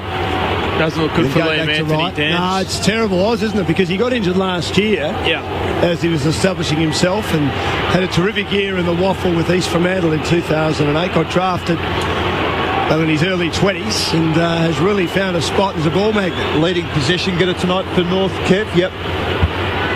Wobbly ball by Wright, doesn't find a target originally, but Wells at the spill. Handballs to Harvey. Kicks towards centre half forward. And the mark will be paid to Warren at right half forward. 65 from goal. Very open forward line down there. And is there 50? Didn't see what that was for. Pete Shaw's not happy, but you can point the blame at him. I reckon he's tripped over the mark, Dan. By how much? Well, he's not arguing, so he probably recognises he's done something wrong, although he's having some words with the umpire now. Never has he ever thought he's given away a free kick. That's a good point. Ben Warren from the goal square. Another goal for North Melbourne. They've kicked 5 this quarter. Warren's kicked a couple of them. The margin 45 points, 11-5-71. That'd be a bit of a concern for the Maggies. 17-14, 116. Mind you, they've kicked 6. They lead 45 points on grandstand AFL and Brendan Favola. Has he kicked one? He has. 21 points. They hang around inside the last minute at the Gabba in the third term. Well, just looking on the replay here, ridiculous, absolutely ridiculous. He's given the ball back, and just as he's walking towards his opponent, and it's cost him 50 metres and a goal. So it'll cost one of those decisions. Well, it will cost the club a really, really big game, and there'll be a massive outcry. Just over officiating. Common sense should prevail. We'll make them 15-metre penalties, not 50. Absolutely. Yeah, if that. Jolly wins it to Pendlebury, McCaffer. Beams to Thomas. Poor hand pass that deservedly turned that over there. Harvey wins it for North, and they're off now. Adams, McIntosh back to Harvey, and they work it round to the southern stand side now, the Kangaroos. Zeeble has it now. Still the defensive side of the centre. Another ordinary kick from Jack Zeeble. He's turned it over horribly there. Steel side bottom, just marches through, gets it to Cloak. Cloak will link the hand pass off. Here's Didak in the goal square. And there's another one to Collingwood. Couple for Alan Didak, and again the turnover. And that's the 14th time that Collingwood has kicked a goal from a turnover. 14 of 18, but really there wasn't much pressure then on the Zeeble kick. It was just a pretty rank kick. Yeah, I've given Jack Zeeble a real pump-up tonight too, but there's been at least 3 occasions where his decision-making and then skill execution has been really, really poor. Too many turnovers for North Melbourne, some forced by Collingwood and the enormous pressure they're putting on every North Melbourne ball user, but some unforced, like this one here from Jack Zeeble. And Alan Didak, he's been super tonight, but he could have had one of those nights where he's clearly best on ground. He's been super. He's had 5 scoring shots. Rarely would he kick 2 goals 3, but he has tonight. Bounce in the middle. It wanders towards North's half-back line. Leon Davis is there getting kicks, and he kicks badly. But the mark was dropped when it should have been taken by Vic Goldstein, the biggest man out there. He didn't lays a tackle, which wasn't a bad effort. Ball's jarred free on the MCC member side. He ball, as he always does, puts the head down, and he knew that he might have been in trouble. The kick is marked by Thompson of North, who floats an awkward hand pass, which comes off. Taken now by Adams, who received from McIntosh, who then floats a long one around the outer side. Zeeble, and now North through Bastanak. Curl it inside to Swallow. Back to Adams, charging through the middle. Inside 50, Warren arrives. He collapses the pack from behind. It's knocked out by Reid, but standing his ground, Lindsay Thomas. Handballs out to Warren. Shakes a couple of tackles at half forward. Lindsay Thomas puts the body on the line. Harvey's in there for North. Tipped out by Ferrito. In the way, though, Swan off the edge of the foot. A hurried boot to ball. Scrambling effort. Mark taken by McIntosh at half forward. Chance here for the Kangaroos. Gets it across the ground where Zeeble has the footy. 60 out from home, straight in front. It's a crowded forward line now. Gets a Shepherd, then he launches long. Or Jack hasn't got the kicking boots on tonight at all. Off the side, Swan couldn't take the mark, but there's a wall of black and white defenders back there. Heath Shaw helps out his mate there, and then short passes to Shane O'Brien. O'Brien works the switch, doing all his kicking on his left-hand side tonight. Good one there from Nick Maxwell. Short to Pendlebury, working his way into the game. Back to Maxwell at fullback. Again, now it's North Melbourne's defensive pressure that's pretty good. Collingwood cannot find a way out. Luke Ball has it. Decides to launch long on the bad kick. Cloak drops the mark. Doesn't matter. It's 3/4 time. And it's all Collingwood here at the MCG. They're 18-14, 122. Leading North Melbourne 11-5-71. The margin 51 points. And there's a bit of a fracas going on in front of the southern stand side on the wing. It's being all sorted out now. Wood's involved, and they're just pushing it out of the way, and he's happy with that. So on we march towards our respective huddles. The Pies by 51, and they've had a huge spread of goal kickers. Sidebottom has 4, 2 each to Didak, Medhurst, Darren Jolly and Chris Dawes, and then singles to Heath Shaw, Tuvey, Cloak, Johnson, Shane O'Brien, Leon Davis. For North Melbourne, 2 each to Warren, Wells and Thomas, and then 1 to Swallow, Edwards, Harvey, Hale and Cruz Garland. It's the Magpies by 51 at 3/4 time. Shootout in that third term here at the MCG. Collingwood kicked 7-5, North kicked 5-1, but it's 32 scoring shots to 16. They've doubled North in that regard, the Pies. That's why they lead by 51 points. 3/4 time at the Gabba. Could be done and dusted, should be done and dusted. It's not. Fremantle have allowed Brisbane to still be alive. They kicked 3-6 in the third term. The Lions 4-3. And they did lead by 23 at 3/4 time, at half time, I should say. Brisbane have managed to reduce that by 3 at 3/4 time. The Dockers 12-15-87. They've been in front all night. And Brisbane 10-7-67, a lead of 20 points. This is Grandstand AFL on ABC Local Radio, Digital Radio, and online at abc.net.au/grandstand. On the move? Then you're good to go with the ABC iPhone app. You can watch video news, listen to live ABC radio on a live stream, get movie news, catch up with selected ABC TV shows, share the news with your friends via Twitter and Facebook without even leaving the app.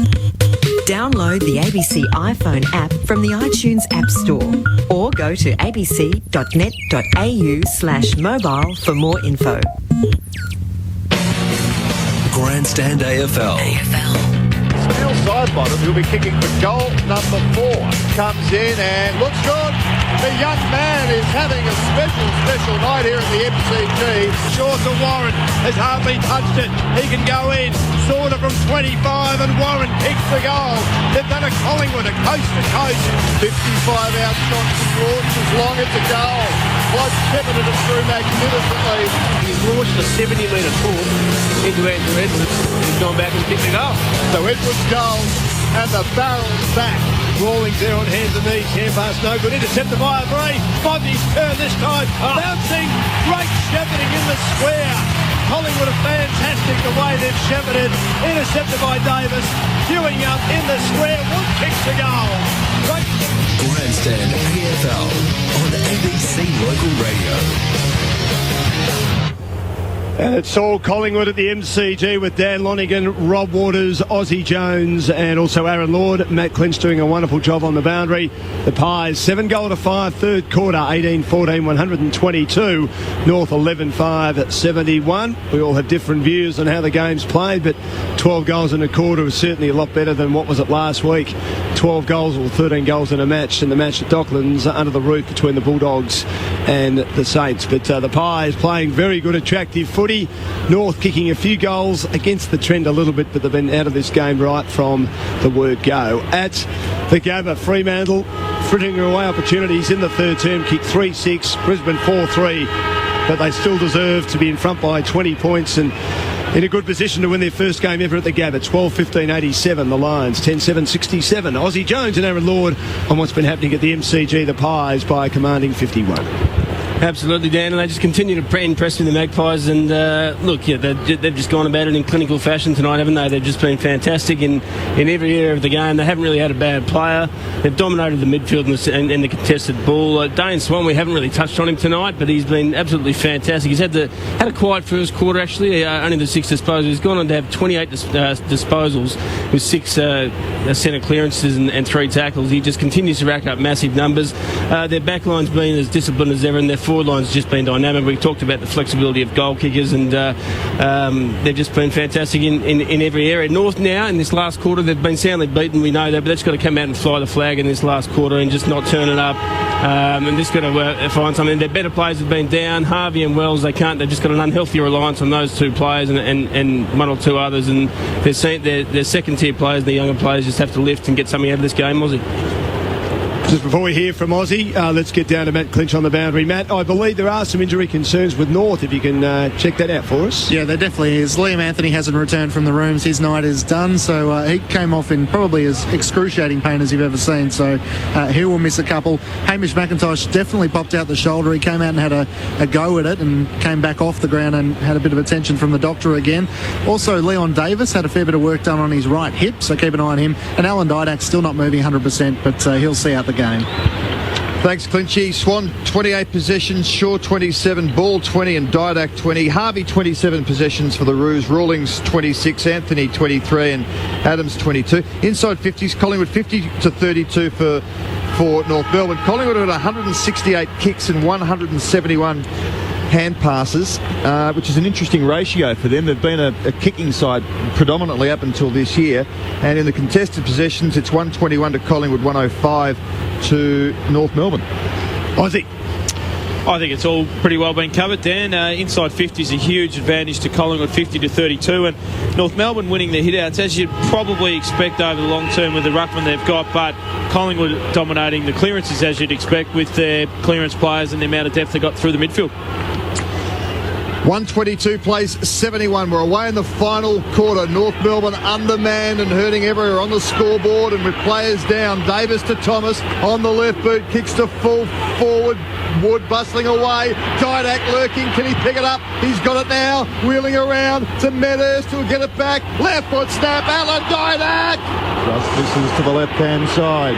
2 goals for tonight for Didak. And the beauty about that is that they're so good at getting to the contest, Collingwood players. They had Medhurst front and square and Didak running a million miles an hour at the bottom, at the back of the pack, so that they're covered every contest going inside their forward 50. They cover every angle. I'm going to have to get a piece of rope in a minute, boys, and strap in my co-commentator. In short to right. If that went 15, I'll go he's in the back pocket.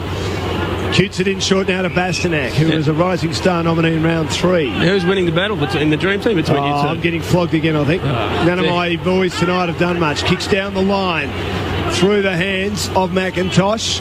And Tootie does well to keep it in, or did he? No, he was out with the ball, but it was a bit of a party trick by a man who's not renowned for his efforts to produce party tricks, Alan Tootie. Genuine give then, wasn't it? It was he just handed it to him. All my superstars, Aaron, I think are playing tomorrow. They play for Geelong against Sydney, live on ABC Local Radio. Looking forward to it. Should be a beauty. Boundary throw it.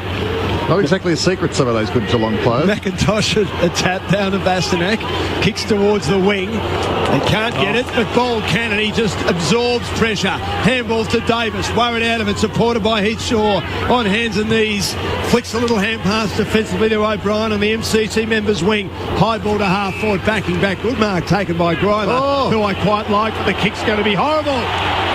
But the mark wasn't taken at centre-half forward by big Cameron Wood. He couldn't quite hang onto it, and that's been a bit of a problem with his game so far. Still alive for side bottom outside the attacking 50. Spills to Swallow, and he kicks sideways for North, who for the time being are out of trouble, but gee, they had to work hard. I'm still not sure how North got out of that. And did Wood deserve a free kick here? As we see it on replay. For being tunnelled, probably. Probably did, but... I don't know. Anyway, it's a boundary throw and cross half full. Collingwood into attack. Threatening here again, but not getting it going yet on the scoreboard in this final term at the very least. Ball's been really good. Attack that hard. Gets it to Davis. He's well wrapped up. Finally, though, the supporters there when McAfee kicks to full forward. Dawes couldn't take the mark. Medhurst gets the spill. Brilliant snap from Paul Medhurst. Off balance, a right foot hooking goal for number 3. And I reckon they've got the appetite for a big, big win here tonight in this final quarter of the Magpies. North are just right there with players down and confidence really under the pump. 19-15, 129, the Roos 11-5, 71. The quarter's only 3 minutes old. We've had a couple of fantastic contests in the air, just committed players everywhere, which is a great sign for North Melbourne with a game that is out of their reach, but also for the Pies for the long term, for the finals prospect. And again, just the coverage and the even spread that Collingwood have got out of all their forwards. Paul Medhurst has probably been the quietest, but he's done his role. He's kicked 3 goals. He kicks 3 goals every week. He stays in the side and becomes an important member. We talked about Luke Ball, 23 touches now, 8 tackles and 6 clearances, so he's really had a good game, Luke Ball, tonight. Another clearance for Collingwood, but Swan stopped in his tracks, intercepted by Bastanak. A handball to McIntosh for North, kicks inside 50. No one can mark, no one knows where it is. It's socket free by the Roos, and Edwards on the end of it hacks it off mid-air, and he manages to kick a bit of an opportunistic goal, Aaron Edwards, but hasn't done enough tonight. And there's a couple. So North 12-5, 77. And Collingwood 19-15, 129. The lead 52 on Grandstand AFL. But still Fremantle by 19 points. They haven't scored anything in the last quarter yet, but Brisbane have only kicked it behind. And we've still 15 minutes left in that final quarter. Matt Clinch on the boundary. To the bench with his arm in a sling just to cheer on his Chargers in the final quarter. The other one is Nick Maxwell, who copped a pretty heavy knock in the last quarter against the Blues. He's starting on the bench and wouldn't be surprised if Nick Moldhouse has said, let's just see how the final quarter goes. And just one of the few occasions North have had an easy centre clearance getting into their forward line quickly, which they did on that occasion. Aaron Edwards, badly beaten by Ben Reid tonight, but went through and kicked the goal. Jolly wins the tap, but Adams got there first. His hand pass again wasn't good. So comes now to Grimer, the fend off. I think he'll be pinged for that. Too high on steel side bottom. And I'm not sure there was much malice in it, but match review panel might have a look at that. Ball's out wide all on his own. Receives from side bottom. He's kicked 4 goals tonight. The second-year player. Ball will creep around and is called to play on. So he just puts it into the hot spot, hoping for the get-out mark. Dawes is up high, forces a crumb. Medhurst lurking again, tackles Cruz Garlett. He'll have to get rid of it soon, not doing it. Will be a bounce inside 50 for Collingwood. Another goal to Matthew Pavlich, Rob, and they done well. The lead 25 points. He's kicked 3 goals, but 4 behinds as well. So there's the bounce, won by Jolly, and nothing doing there. 129 to 77. 5 minutes gone of the final quarter. Collingwood with a boundary throw in, deep into attack. That's where it's been most of the night, and Collingwood's attacking zone at both ends. To the front, the tap by McIntosh. Offload, getting a hand pass out was Cunnington to Rawlings, and also in the direction of Wright, who in the end has to concede it behind. He went backwards very dangerously. McMahon straight down the corridor, nice kick.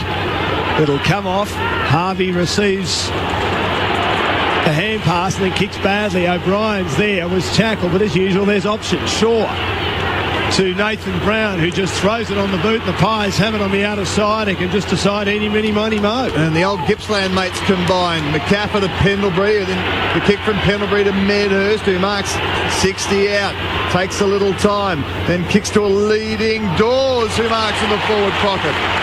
Working his way into the game, Dawes. He hasn't been as prominent as we saw last week against Carlton. See what he does do, though. He's rarely outmarked. So at least with that small, dangerous brigade, and he's tough to shift Dawes. He can bring it to ground for his smaller players if he doesn't mark it himself. Tough kick this. Kicked a couple. It's a tight angle, though, on the wrong side for the right footer. 30 out. He'll have to thread the needle. Let's see how he goes. Dawes, no, it's narrow. And it missed a lot, I think. Look at it sneak through for a behind. No, out on the full by the looks of things. So his kicking remains problematic at this stage of his young career. He's getting some chances. He's been waiting a long time. He could be the Anthony Rocker replacement. Rawlings back into play. A high ball to the great southern stand side. It's all Collingwood. Mark taken by Cloak. Daisy cuts inside 50. No one can take the mark. Off hands, a shot at goal by the Magpies, but in the way. Goldstein's there for the Roos. Floats a hand pass off to Ferrito. It's close to the boundary. David Hale's had a quiet night. Generally plays forward. He's at half back on the southern side at the moment as he marks this. It's down the line. Attacking the pack, McIntosh. Off hands, O'Brien tackling like it's the first minute of the match or the last minute with his team down by a point. Yeah, gone. And wonderful tackling. Saw a North Melbourne player in possession on the bottom of the pack.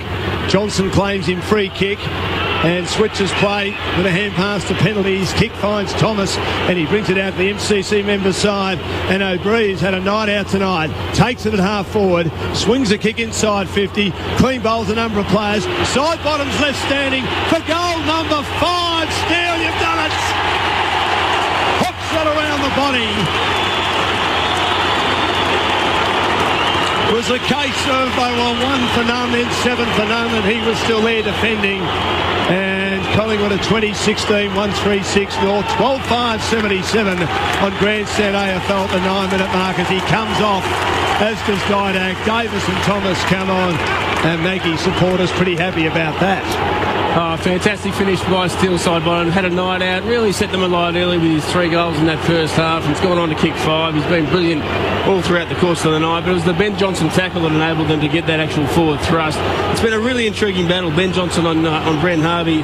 Johnson's had the 20 touches and done some really important things for Collingwood. Harvey's had the 27 possessions and kicked the 1 goal. So I reckon Johnson's actually had the honours on him for the night, even though Harvey's had a lot of the ball and kicked the goal. But great play, great tackle. Oh, Woods. Volleyball spikes at about 30 metres to the half-forward line in the 50 towards Collingwood's attacking area. North, though, stand up pretty well there. Comes to Wells. Wells has kicked no good. Straight to Tuvey. Tuvey plays on after taking the mark. Thomas marks just inside the boundary line. Launches long again. Dawes the target, won't get there. And up taking a good mark is Goldstein. Kicks to the wing. Maxwell the destroy. Thomas the road. Plenty of Collingwood Guernseys there. Ball wanting a free kick. It's not there. Hand pass under duress to Pendlebury, working really hard. Creates a little path, and then out it comes, and North have the numbers. They're off now. Wells. Oh, it's a Ferrito. He's got his problems here. Ferrito. Swan. Inventive little toe poke that goes straight to Adams. Picks it up at half-back. Great smother cloak. Still working hard like they want it badly, Collingwood. It's a pretty good sign. At the 10-minute mark, they lead 136-77, and yet they're still working as hard as ever. 21-point lead to the Dockers, a goal apiece in the last quarter at the Gabba. Boundary throw and McIntosh to the front. Pushed out by Cunnington. Davis in the way. Had it smothered. Swan's there for Collingwood. Good hands towards Beams. Was tagged. Hurried boot to ball. Medhurst may have been claimed. A chance there for Sidebottom. Got it to Ben Johnson on the end of it. He doesn't finish well though. And beautiful hands by Sidebottom through traffic. Johnson blazing out of bounds on the full at the punt road end. The lead, 59 points, 11 gone, final quarter.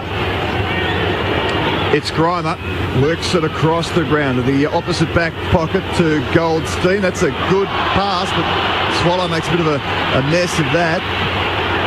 He'll get it back after dropping an easy chest mark. Kicks to half forward. Adams running, tackled by Ball. Won't let him go, Ball. Brilliant tackle from Luke Ball. And his last 2 weeks have been most encouraging, I would have thought, for Nick Moldhouse and his match committee. So Wood in ruck against McIntosh. Wood wins that one. Comes to Swallow, out wide now to Wells. McCaffrey's got Wells. That'll be gone, I think. Holding the ball, no, let it go. Must have got the little hand pass in. High kick to half forward for North Melbourne. Reed's up high, couldn't bring the ball down. O'Brien's there to a blind turning Wood. Where does that go in your ruckman don't kick theory, Oz? Be right up there, I would have thought. I was just trying to come up with the acronym and failed dismally. Collingwood have it now. Heath Shaw out wide. Kick is good to Brown, who's got ball running and spreading. Oh, it's O'Brien running and spreading for him. Gets it and then kicks on the left again. Where's his right foot gone? To half forward, lurking there is Reed and Cloak. Medhurst has it, kicks to Davis, over his head. Collingwood goal coming up to McCaffrey, who misses from 15 metres. They're being a bit extravagant here, Collingwood.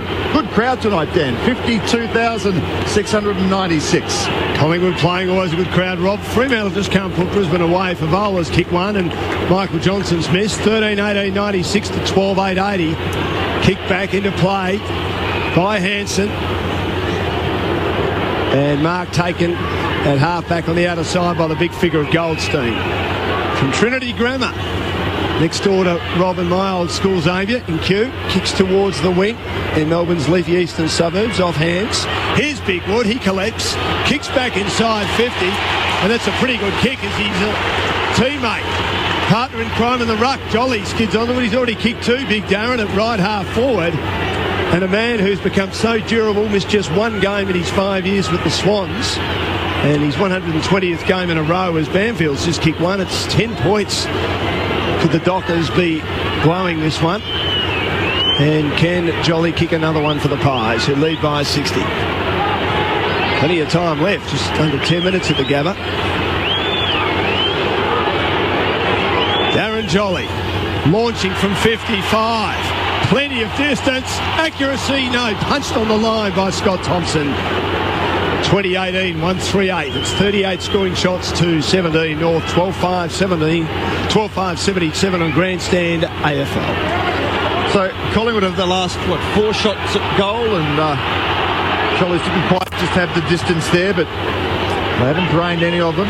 Long kick in, outside 50.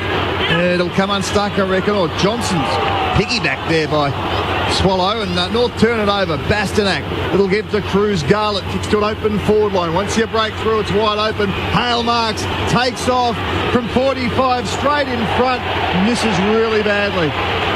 Just David Hale, he's a bit in between, isn't he? He's not quite a ruckman, he doesn't seem to be quite a forward at the moment. Yeah, well, if they're banking on him to that main focal target. Oh, no. Terrible turnover. Heath Shaw's had a shocker there, and he's kicked it straight to a North Melbourne opponent, and David Hale gets another crack at it. Well, he's got to go back and nail this one because he should have nailed the previous one, 40 out, running into an open goal. But Heath Shaw on that occasion, just a bit sloppy, knew his target and just couldn't quite hit him up, and an easy interception to David Hale. But as I was saying, if they're relying on David Hale to be that focal target, you just got to get more out of him than his 1 or 2 goals a game at the moment.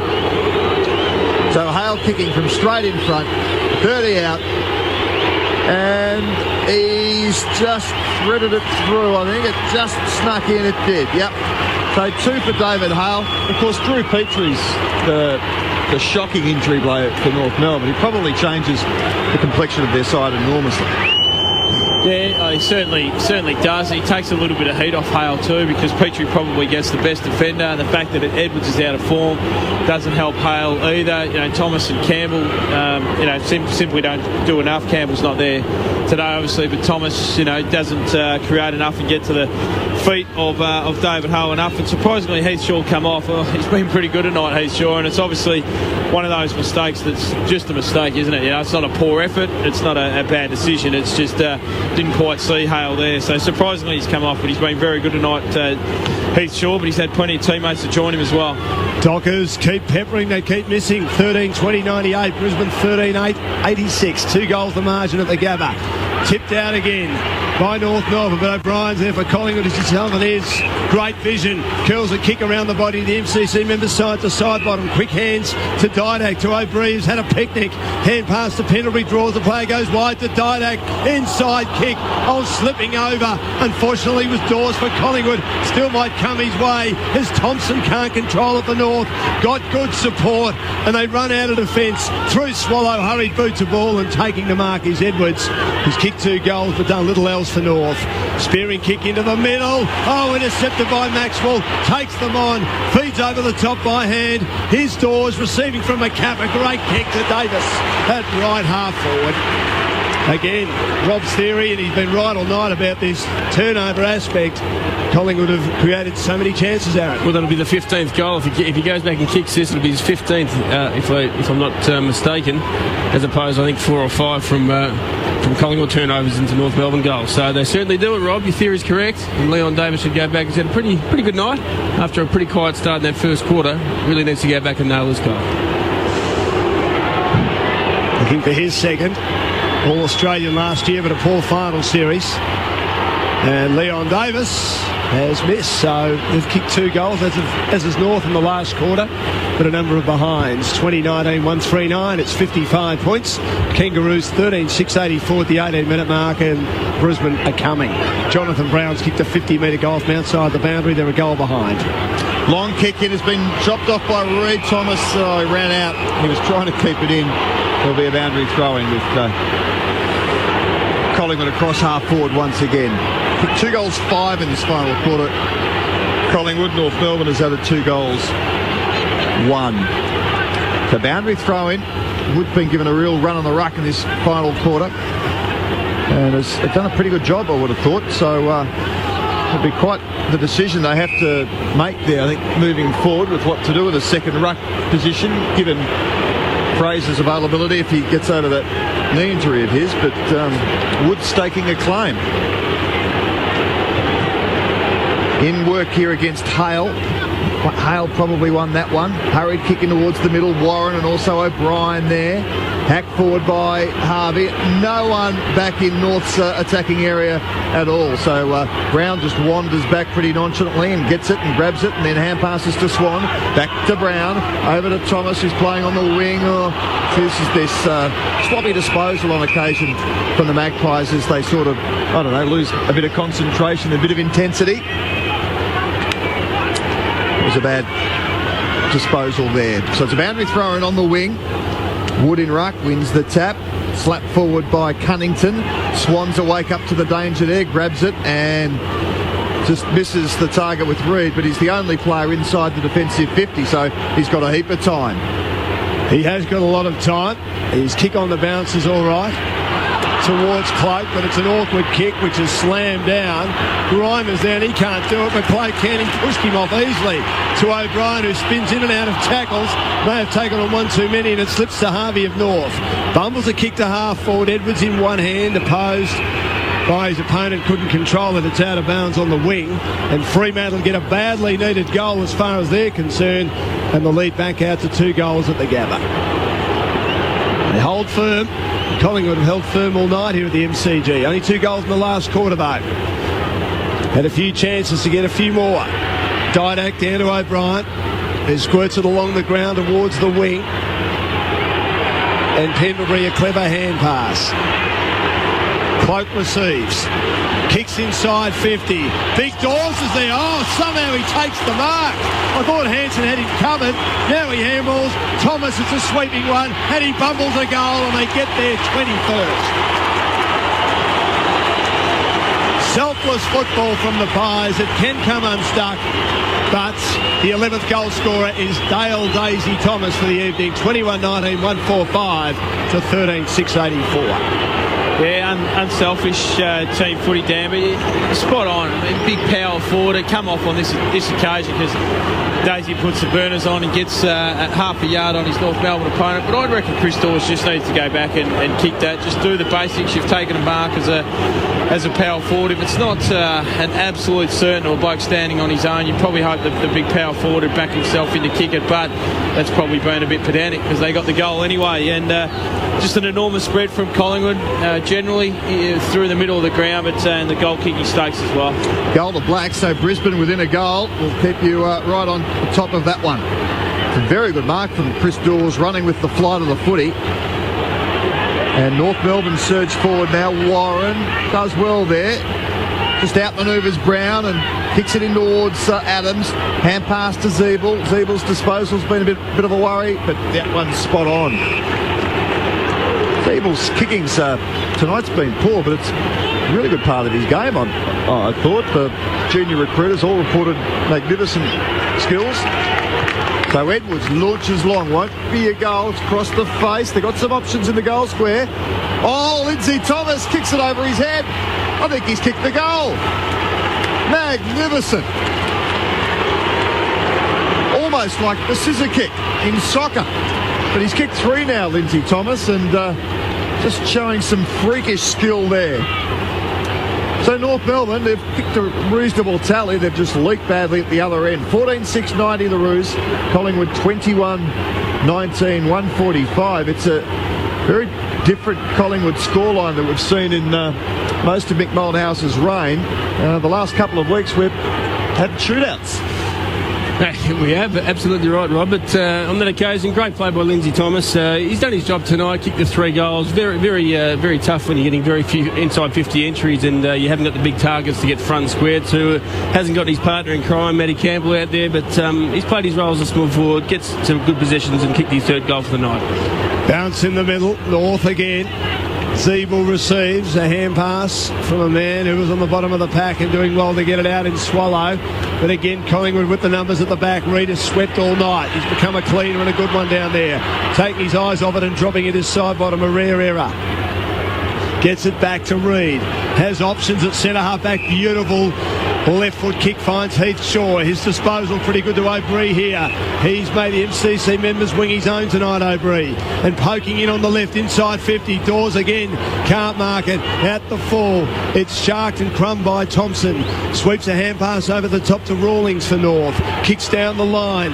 Here's Warren. He can't mark it. Has 2 to beat. Swan keeps it in with a clever hand pass to Shaw. Now to Pendlebury. They share it nicely. Swan gets it again from Ball. And O'Brien and Davis, who takes the mark on the second grab.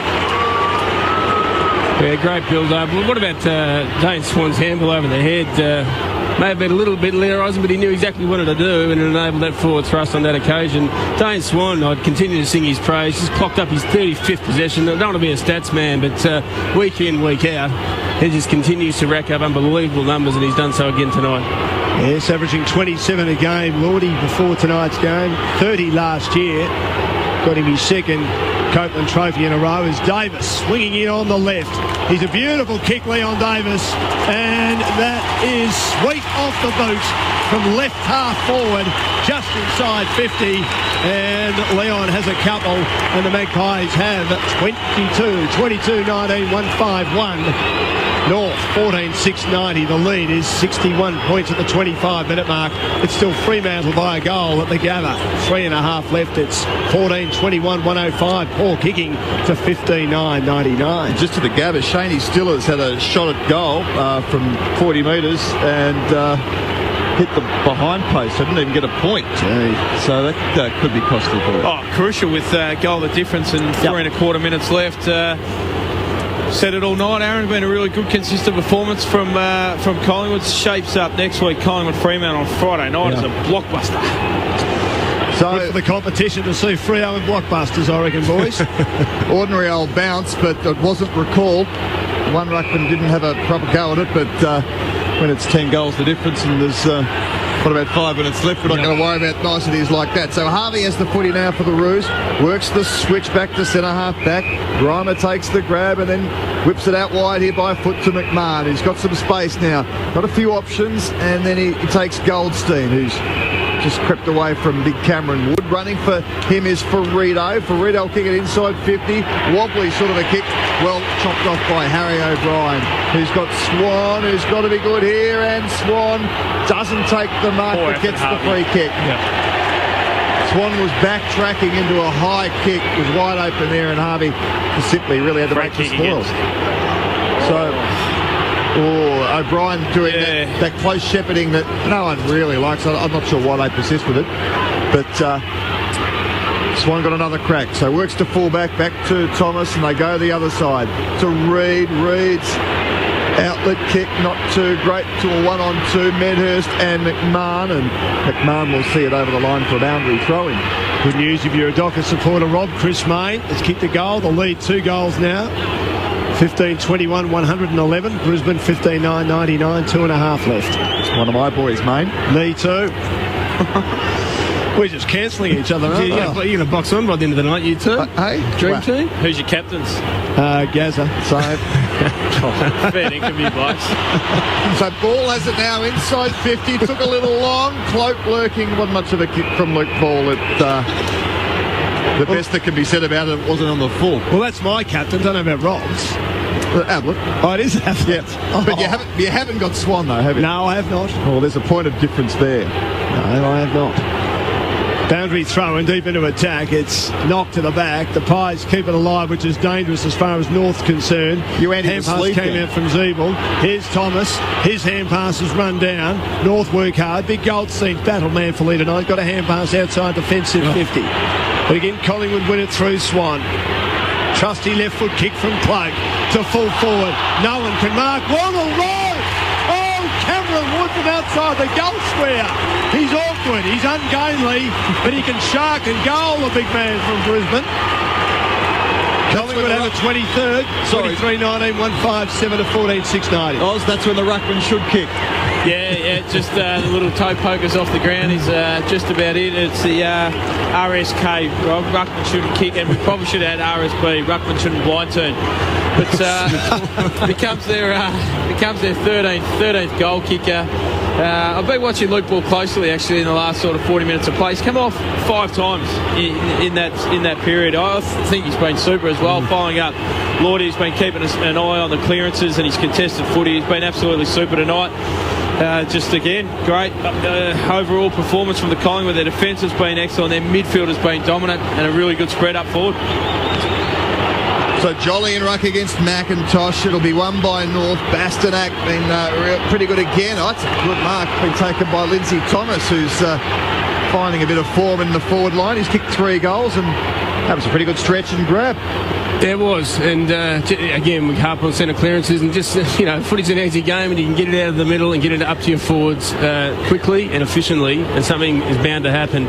Lindsay Thomas, be nice to see him finish off with his 4th goal because he's had limited opportunities, but to come up with 4 goals and a bad loss is a good effort. 48 out straight in front. I think he's just missed to the right-hand side, much to the delight of the Collingwood cheer squad back there who weren't urging him on. 23-19 plays 14-7. We're in the death throes of this one.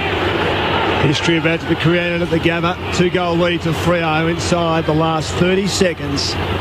Should have won by more, 15-22, 112 to 15-10, 100, but they're going to win. That's all that counts in the end. Swan receives and goes back to his close mate Heath Shaw. And Heath Shaw kicks into the back pocket. So what a match it's going to be. Two teams on 6-1 next week, Collingwood and Fremantle at Subiaco. Thomas has it. Handball's back. Into the back pocket to Ben Johnson. Kicks to the half-back flank. Turvey will use the body. Can't take it in one hand. Opposed to Vic McIntosh. Makes a great contest for Medhurst. It's a floater hand pass to Didak, who slaps it cleverly to O'Brien. Didak's in the middle. Kicks it towards Cloak. Off the side of the boot a bit, but it was still a pretty clever kick. Grinders there attacks it hard and escorts it to the boundary at half-forward. There's the siren at the Gabba, and Freo have had their first ever win in Brisbane, 15-23, 113 to 15-10, 100. It's a massive effort. Massive great effort. They're going places, the Dockers. Really good balanced side now. And what a story they are. And it's a story that not many saw coming, I don't think. We all expected perhaps a bit of improvement, but they've found those rookie players, and kids are good, and they're 8 or 9 senior players are having stellar years. It's a great story, I reckon. Didak out of mid-air just keeps it alive for Collingwood. And there it is, Maggies have had a big win over North Melbourne. They've belted them by 11 goals. 23-19, 157 to the Roos, 14-7, 91.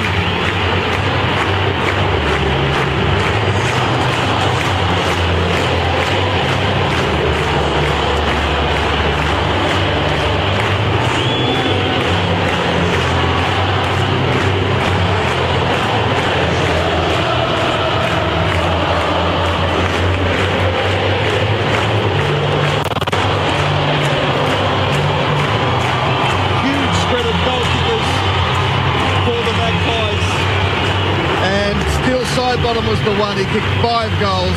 Meadows kicked 3. 2 each to Didak, Jolly and Dawes, and then 1 each to Shaw, Tuvey, Cloak, Johnson, Wood, Thomas and O'Brien. And for North Melbourne, well, Warren kicked 2, Wells kicked 2, Edwards 2 to Hale, 1 each to Harvey and Swallow. The Magpies by 66 points.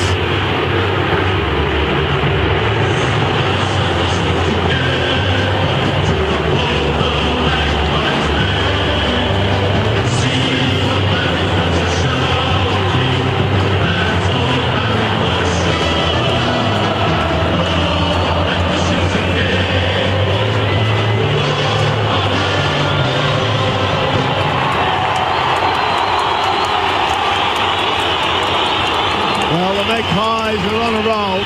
23-19, 157. North 14-7, 91. They've won 6 from 7. They're only lost to St Kilda a game they could have won, but they kicked badly, especially in the third quarter. Back in round 3, they just beat Melbourne in round 2, and since then they've had 4 massive thrashings, dishing out comprehensive beltings of Hawthorn, Essendon, Carlton, and now North Melbourne. It sets up a clash between two teams with 6 wins and 1 loss, and Kilda could be with them if they beat Carlton on Monday night. You'll hear live on ABC Local Radio. But Collingwood and Fremantle at Subiaco next Friday should be fantastic. After the Dockers were too good for Brisbane, led all night. Brisbane got within a goal a couple of times in the last quarter because of Fremantle's inaccuracy. They just couldn't put them away, and they became a bit jittery, but they won 15-23, 113, 13 more scoring shots. Brisbane 15-10, 100. It was 5 goals to 3 in the last quarter.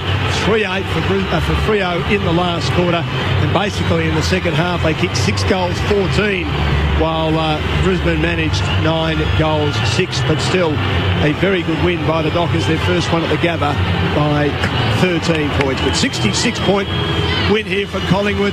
13 goal scorers. They do it well. Ozzie Jones and Aaron Lord tell us why the Pies were so good and why North still have a fair bit of work to do. Well, they certainly do, Dan. In fact, we'll get down to the Collingwood rooms. No, we won't get down there just yet. Sorry, Lordy. The players are still there. Got a bit ahead of himself. No, you did, Dan, but never mind. Look, yeah, just past that. And look, it was a big test for North Melbourne today. They've been good over the last couple of weeks, but they came up against one of the premier teams in the competition in Collingwood today, and they fell well short. And don't take anything away from Collingwood. They are just an absolutely fantastic team, so balanced across every line, and they continue to impress me each and every week. They're the real deal, the Magpies. We've said over the last couple of years, can they be that top 4 or top 2 or even premiers, and they haven't quite got there, but this year they will be up there in September, challenging, have no doubt about that. They didn't have a bad play tonight, Collingwood. They were fantastic. Probably sound like a broken record, but they dominated the midfield and the centre clearances. They're inside 50s or something like 72 to 30, I think. I think we can nearly get down to the Collingwood Roos. We'll get back to you in a second, Matt. They're making their way now, or Aaron, sorry, and Matt Clinch is down in the Collingwood Roos. He'd be like a rabbit in a lettuce patch being a Collingwood supporter. Matt, they seem pretty excited down there.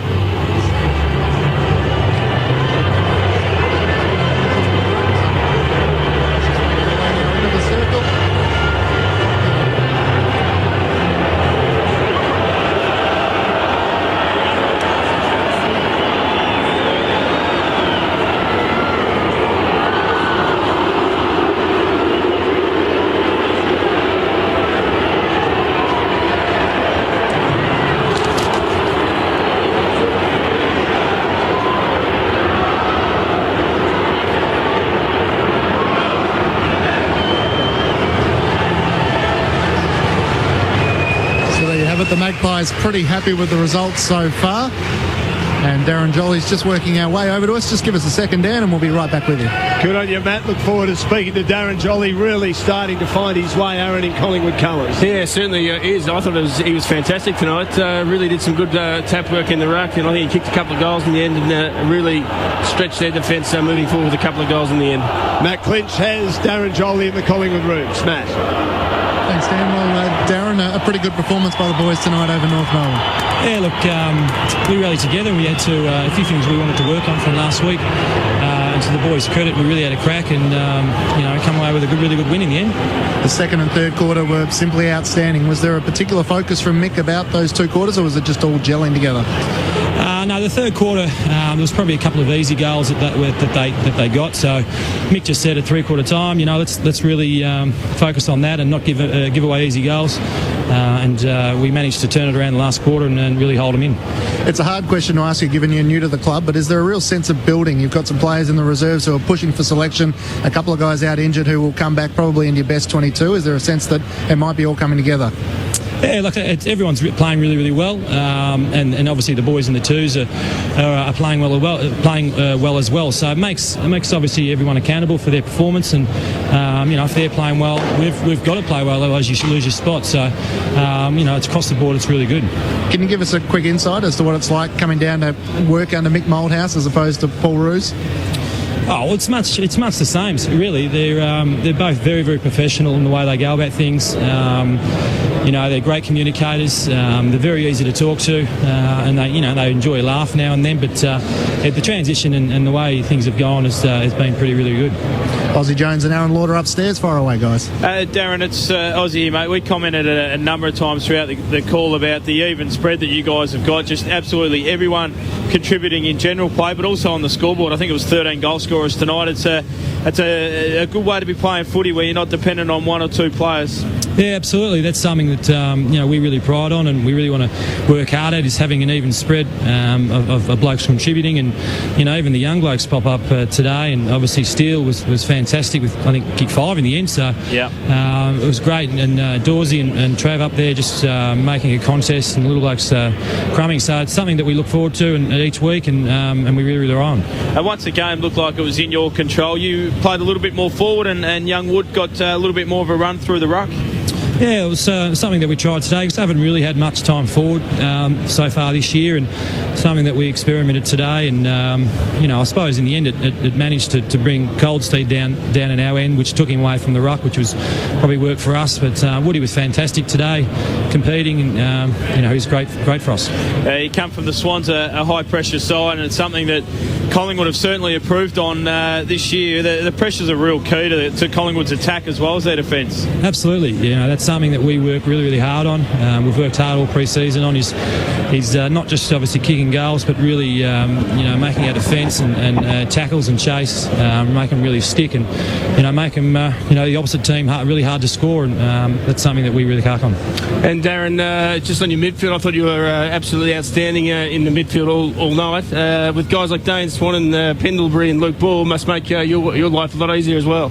Yeah, there's a fair bit of class in there, and it makes it really good, because if obviously I lose the tap, I've got really good confidence that those blokes will be there in the right spots, and everyone works hard at structures and setups, and we've got a number of blokes that go through the middle, and obviously they blokes are stars.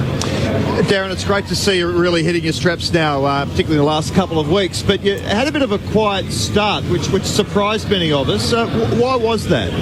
Oh, I suppose I had to adjust to the way Collingwood played, and they had to, obviously the players had to adjust to, of my style of play, and I think in the first couple of rounds I was just running around like my bloody head cut off, and I had to, obviously, because I've never played in a zoning team, and I had to get my head around that and where to go and where to stand, and Mick was really fantastic over that. He had great confidence in me and just sort of helped me work through it, and I think I'm slowly getting it, and blokes are slowly figuring out where I'm going, and it's working. Yeah, no doubt about that now, but it's genuinely a difficult adjustment to make, that, is it? Yeah, look, as I said, I've never played in a zoning team. It's completely different. Sydney we're quite one-on-one, the way they went about things, and Collingwood obviously with the zone, and it's something that I had to pick up, and as I said, first couple of weeks I was just sort of charging around trying to eat a kick, and probably trying too hard in the end, but I've got places to stand and where I have to be in the structure, and it sort of helps the team and helps me, and as I said, I've taken my time to get over it and to learn it, and the players have obviously learned where I run and where I hit the ball, and as I said, it's slowly coming together. And Darren, what do you put your durability down to? I mean, you missed one game, I think, in 5 years at the Swans. You've now played 120 in a row. I suppose just looking after myself. I don't really have a drink much through the year. I'm getting on now. I'm 28, so I've got to really look after my body, and obviously just recovery, just flat out recovery through the week, and really look after myself. And that's something that I hang my hat on, is the durability, and hopefully I'll keep going. And I know that obviously you came back here for family reasons, for you and your wife and your children, but no doubt chalk and cheese, the footy culture here compared to Sydney. Yeah, it's a great transition to come back to Melbourne. It's like we never left in the end, but it just feels fantastic to be back in the heart of footy and back to where we love being. We'll have to let Darren go. He's going to be last in the team meeting. Thanks for having a chat. No worries. Thanks, boys. Thanks to Matt Clinch and Darren Jolly, one of the stars for the Pies, and a very good pick-up by Collingwood. Hawthorn were one team, Aussie and Aaron, that probably needed a ruckman, but the Magpies managed to nab him, and I wonder if there's still a spot for Josh Fraser. I know Cameron Wood's a bit ungainly, but Jolly could go forward and kick a lot of goals, couldn't he? And Wood's a very good tap ruckman, isn't he? Oh, in terms of ruck work, Wood would be in front of Fraser at the moment, and you just have to wonder with the way the Collingwood forward line sets up if Fraser can play that floating role. But a winning side that's going very well, you'd be unlikely to change it, you'd think, but probably Jolly and Ball, 2 or 3 weeks ago, some Collingwood people probably would have been doubted, were they both the best moves for this club? I mean, long term, they were always going to play really good footy because of the way they go about it. Jolly plays physical footy, gets his hands on ruck clearances, and Luke Ball plays the sort of footy that he was always going to play important roles for Collingwood. He was super tonight. The contested footy and the ruck work at Jolly, a couple of super add-ins for Collingwood. I was speaking, Aaron, just to a few people. The footy Collingwood supporters seem to be more passionate than most, and they actually were, particularly after the St Kilda match, they were a bit concerned about Ball and Jolly, especially Jolly. They felt he just wasn't settling in, and he wasn't sort of the right pick-up for the Pies, but a week's a long time in footy, a month is an eternity. Absolutely, and having moved clubs myself, it can take a while. You need to settle in with the new teammates, a new environment, a new game plan. They're not young players. They've been in the system a while, so it would have taken them, the pre-season and a few good matches to get that understanding in the structures and the understanding of it all for them. But the last 2 weeks in particular, they've both been absolutely fantastic. Luke Ball, the last 2 weeks has been sensational. Of the two, you're always pretty confident that Jolly was going to find his form, but there were, a lot of weight on Luke Ball. Perhaps it had gone past him. And, I reckon the last 2 weeks, he's played some of the best footy he's played for a few years. I mean, Luke better than anyone in here. He seems, he just seems to be, I don't know, a bit freed up. He's kicking it a bit better. He's just getting some sort of reward for his efforts. Yeah, I heard him talk after the game last week, and he said, he's finally been able to train during the week the way he wants to. His body's starting to allow him, and he is feeling freed up. But what I like about Ball, I'll just sort of go through his personal stats, is his contribution to the game. It is so both sides. 28 possessions, 11 contested possessions, 7 clearances, 6 inside 50s and 9 tackles.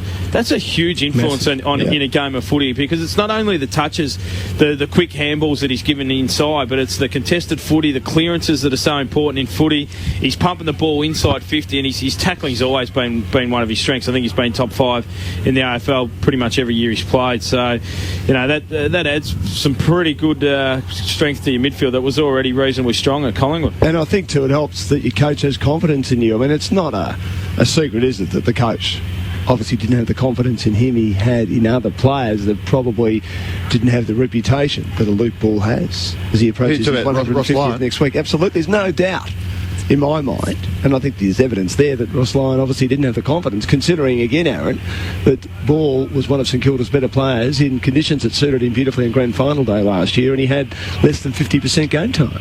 Oh, no, Ozzy is probably in a better position to talk about that than I am, but certainly towards the latter half of last year, you could sense that was the case with Ross. He wasn't playing him consistently. I think he got dropped on a couple of occasions, and when he was playing, he wasn't getting great game time in itself, and as you said, he was one of their better players on grand final day, but I guess that's internally within the St Kilda walls. We'll probably never know.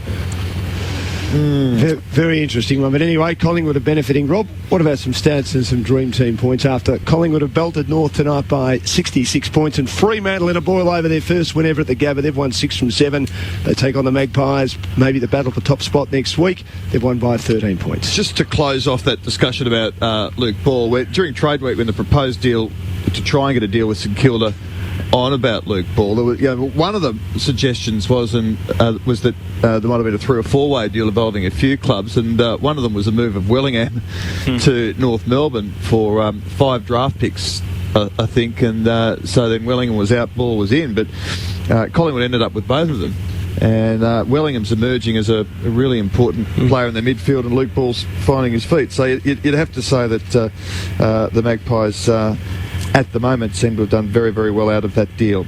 All right, here's the numbers. Swan, 38 possessions, 123 Dream Team points. Shaw, 33 and 113. Thomas, continuing his good form, 29 and 106. Luke Ball, the man we've spoken about, 113 Dream Team points and 28 possessions. Didak, 109 and 29. And Pendlebury, 26 possessions for 84 Dream Team points. For the Roos, Rawlings, 33 possessions tonight and 100 points. 112 for Harvey, 31 possessions. Adams had 25 touches, Swallow 23, and Anthony 23. Remarkable stat. Inside 50, Collingwood went in 70 times to North Melbourne's 37. I don't think I've ever read out that number before. Yeah, enormous. Absolutely, yeah. Bulldogs Brisbane a fortnight ago, and actually in the second half it was 51 to 11. Yeah, amazing. You're never going to win a game of footy with 36, 37 inside 50s, and that's why small forwards are often maligned for their contributions, or big forwards for that matter as well. But what chance have you got? I mean, Lindsay Thomas has gone back and kicked his 3 goals. What else can you do as a small forward when the ball's coming in 9 times a quarter? You can't do much. So what did they have? They had 42 shots at goal from their 70 entries. So it's a great conversion rate. Yeah. Kicks 226 to Collingwood, 221 hand passes, so that ratio is about right. North Melbourne 195 kicks and 192 hand passes. Clear contested possession 156 to Collingwood, 135 to North Melbourne. Collingwood took 96 marks to the Kangaroos, 80. 70 inside 50s. Amazing. 42 scoring shots to 21. You look at it too, Rob, the Collingwood probably should have won by more. 5-4 the first quarter, 6-5 in the second, 7-5 in the third, and 5-5 in the last. North accuracy allowed them to score reasonably healthy-looking 14.791. You look at what Fremantle did at the Gabba, 5-5 to 5-2 in the first, 4-4 to 1-2 in the second, 3-6 where it nearly fell apart for them to 4-3 in the third, and 3-8 to 5-3 in the last. And Brisbane got within a goal on a few occasions, but a bit more steel in the Fremantle make-up, and they managed to find that last goal through Chris May to stay ahead of the Lions and thoroughly deserve their 13-point win. And 3 losses in a row now for Brisbane. Bit of a concern for them, Aaron, after such a promising start with their 2 gun forwards. Well, perhaps we're just understating how good Fremantle have become, and I can't believe I'm actually saying those words because I still refuse to tip them. I'm just waiting for them to turn, but they just continue to deliver the goods every week. So, they're a class act, and they've proven that this year. And after so many frustrating years, perhaps they're finally putting some reasonable, consistent footy together. So it's good to see.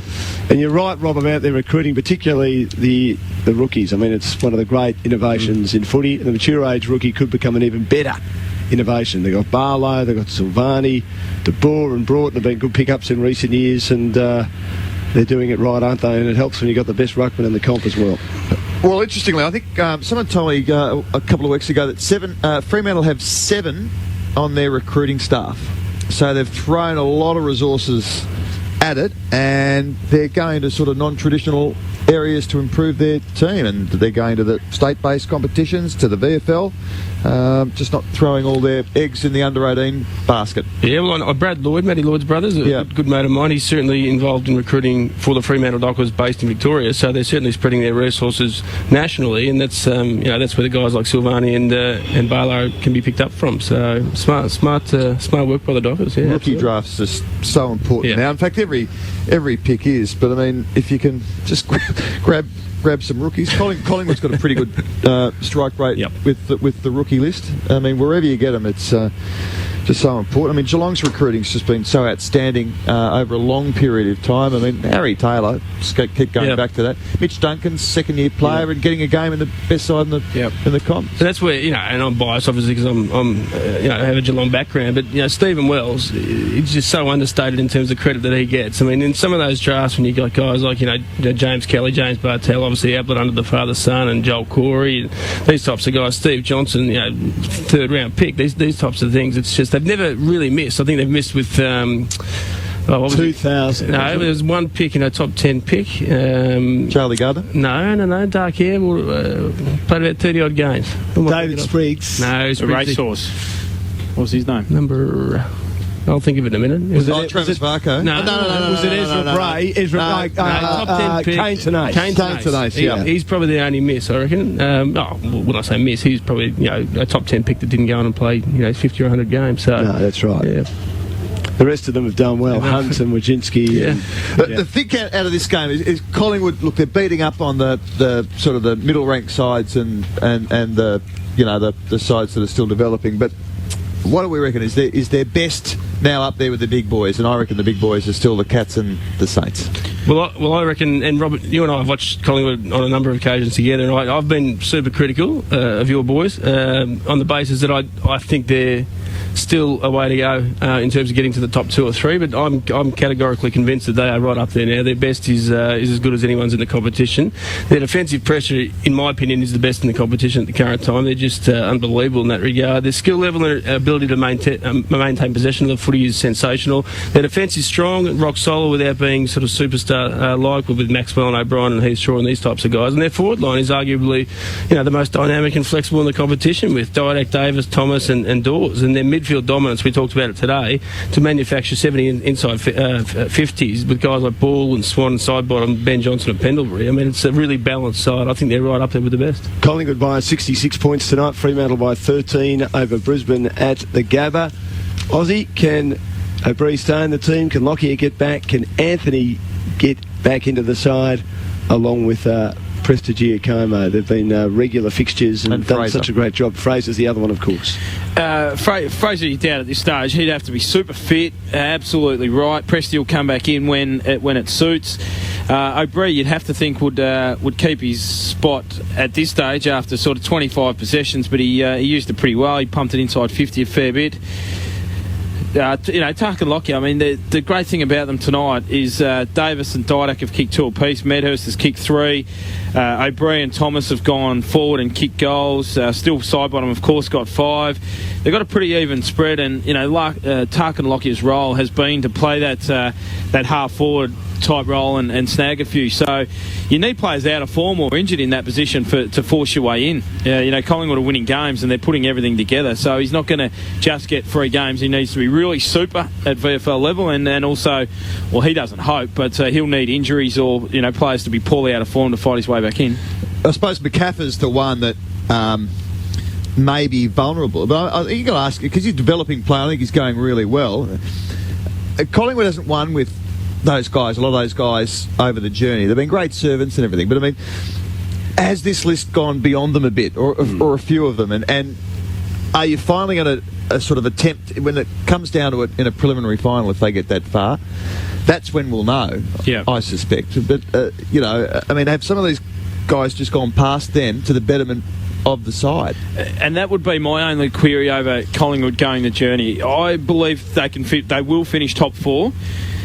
They've had 70 inside 50s tonight. They're not going to have 70 inside 50s. They'll probably have low to mid 50s against sides like St Kilda and Geelong, and those sides would hope to keep them under 50. Are guys like Davis, Didak, Medhurst going to have an influence and kick 7 between them against those rock-solid defences, but also midfields that apply enormous pressure so the ball's not coming in as well? Sidebottom's a good young kid. He's kicked 5 tonight, and all fantastic, all positives tonight for Collingwood. But if you're talking, are they going to challenge for a flag? That's what you have to compare them to. And I'm not too sure if you can bank on consistent efforts from all those guys. I mean, at times they'll play good finals footy or good finals quarters. I don't know if you can bank on all of them being super dependable come big prelims and perhaps a grand final if they get there against the best defences in Australia. That's the question, and we'll find out at the end of this year, because they have a good enough side and a good enough balance to get there to at least test themselves. They've got a pretty tough month, haven't they, Rob? Now that they've got Freo next week, which we know is big. Geelong after that, Friday night's massive. Brisbane at the Gabba, always a tough match for them, although Brisbane losing a bit of form at the moment, but you never write them off at the Gabba. They always finish full of running when they play at home. Then the Bulldogs, twilight match on a Sunday will be interesting, although if they play like they did in round 1 against the Bulldogs, who've just been a bit suspect against the good side so far, but that's a month down the track. And then who knows, we might finally get a decent Melbourne-Collingwood Queen's Birthday holiday match. We haven't had one of those for a while, with Melbourne improving all the time. And then it's Sydney, Dan. That's a big 6 weeks. Yeah, it's huge, isn't it? You're right, Sydney, yeah. What about North? We spent a lot of time on Collingwood. So for Kangaroo fans, what can they take out of it tonight? If I was a Kangaroos fan, I would be reasonably excited about some of the young fellas that are out there and producing. I'd be really disappointed, and it's the same guys that have been midstream, your 22 to 26 year olds that just are too inconsistent in their footy. I'm not even going to talk about Daniel Wells, but he's on the list. David Hale, we spoke about it. He's not a ruckman. He can't be a key forward. He had a breakout year as a key forward where he kicked a few goals, but he was playing ruck and still going forward as well when he was doing that. Lindsay Thomas, Lord, said he's come good tonight. 3 goals for a small forward without too many forward 50s is good, but I think at times he's down too often. Hamish McIntosh is nowhere near what he should be. Edwards is another one of their key targets up forward, and you can't be building a forward line around guys like Hale and Edwards long term. That's my opinion. I reckon they're starting to build a young midfield with Zeeble, Anthony, Cunnington, Adams that could probably take them to a certain level, but they're going to have to be able to kick it to blokes. Thomas may become a really good genuine small forward if there's some targets there. They need Petrie back quickly, but I mean that would be my concern. I think they're going to be okay in defence. They're going to have plotters, Thompson, McMahon, Ferrito, Rawlings. They've all got their limitations, but they'll have a crack for you, and they'll rarely be really towed up individually. As a defence, they got towed up tonight, but the forward line, there just doesn't seem to be too many on the list where you'd be thinking, geez, he's going to be a really good power forward in this comp the next 5 years. They've gone for midfielders, strong-bodied midfielders and solid defensive types. You're right, outside Petrie, not a lot of stars on that North Melbourne forward line. Corey Jones, well, he's obviously finished. And Black's the hope, young Aaron Black. Yeah, there's big talk about him, you're right.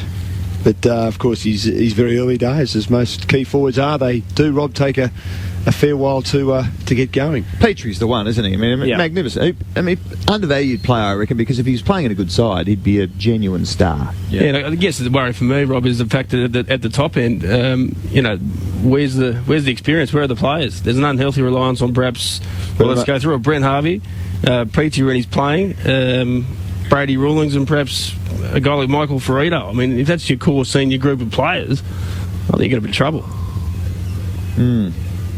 But they will be as competitive as they can be, because that's the way they are, and I think that's the way Brad Scott coaches, and he'll instill that will into them, won't he, boys? Because that's how he played when he was at Brisbane and early days Hawthorn, and obviously Mick Malthouse has also managed to put that into him in his time as an assistant coach at the Magpies. He will eventually, absolutely, Dan, but even at times tonight, I didn't think that they were competitive in the sense that they were being badly beaten, particularly in their midfield, and still roll the dice a bit when the ball's in contested situations. So, one of the first things that Brad Scott would have instilled into his group is accountability, particularly when you're getting beaten badly, and I didn't think they were competitive in that area at all tonight. They're going to have to bite the bullet on one of their tools. I mean, Hale's in terms of trading your way into they've got, Hale, McIntosh, Goldstein, Petrie. It's pretty good in the ruck. I don't know. Do you get a bit creative there and try and turn that strength into overcoming a deficiency in another area on the ground by training one of them? I mean, Hale's the one for me. I mean, because we've seen what he can do. I've seen him towel up Matty Scarlett about a couple of years ago down in Geelong, kicked 8 on him, I think. Yeah. Unbelievable. Had a period of about 3 weeks where he was toweling up the best defenders in the competition. So you think, well, was that just an anomaly? Was that just a 3-week period where he's eating his Nutri-Grain in the morning, or is he capable of playing that footy every week? Well, the answer at the moment is no. Can Majak Daw anywhere down the track, or does he do a Nick Natanui? I mean, he is a rookie-listed player. He's starting a fair way back, the Sudanese-born youngster. Fair bit of excitement about him. They say he's an athletic type, like Big Nick. You probably just wouldn't want to be pinning your 2015 premiership hopes on him. No, probably not. But you'd hope you would. Good luck to the kid. It's a great story. It's a great story.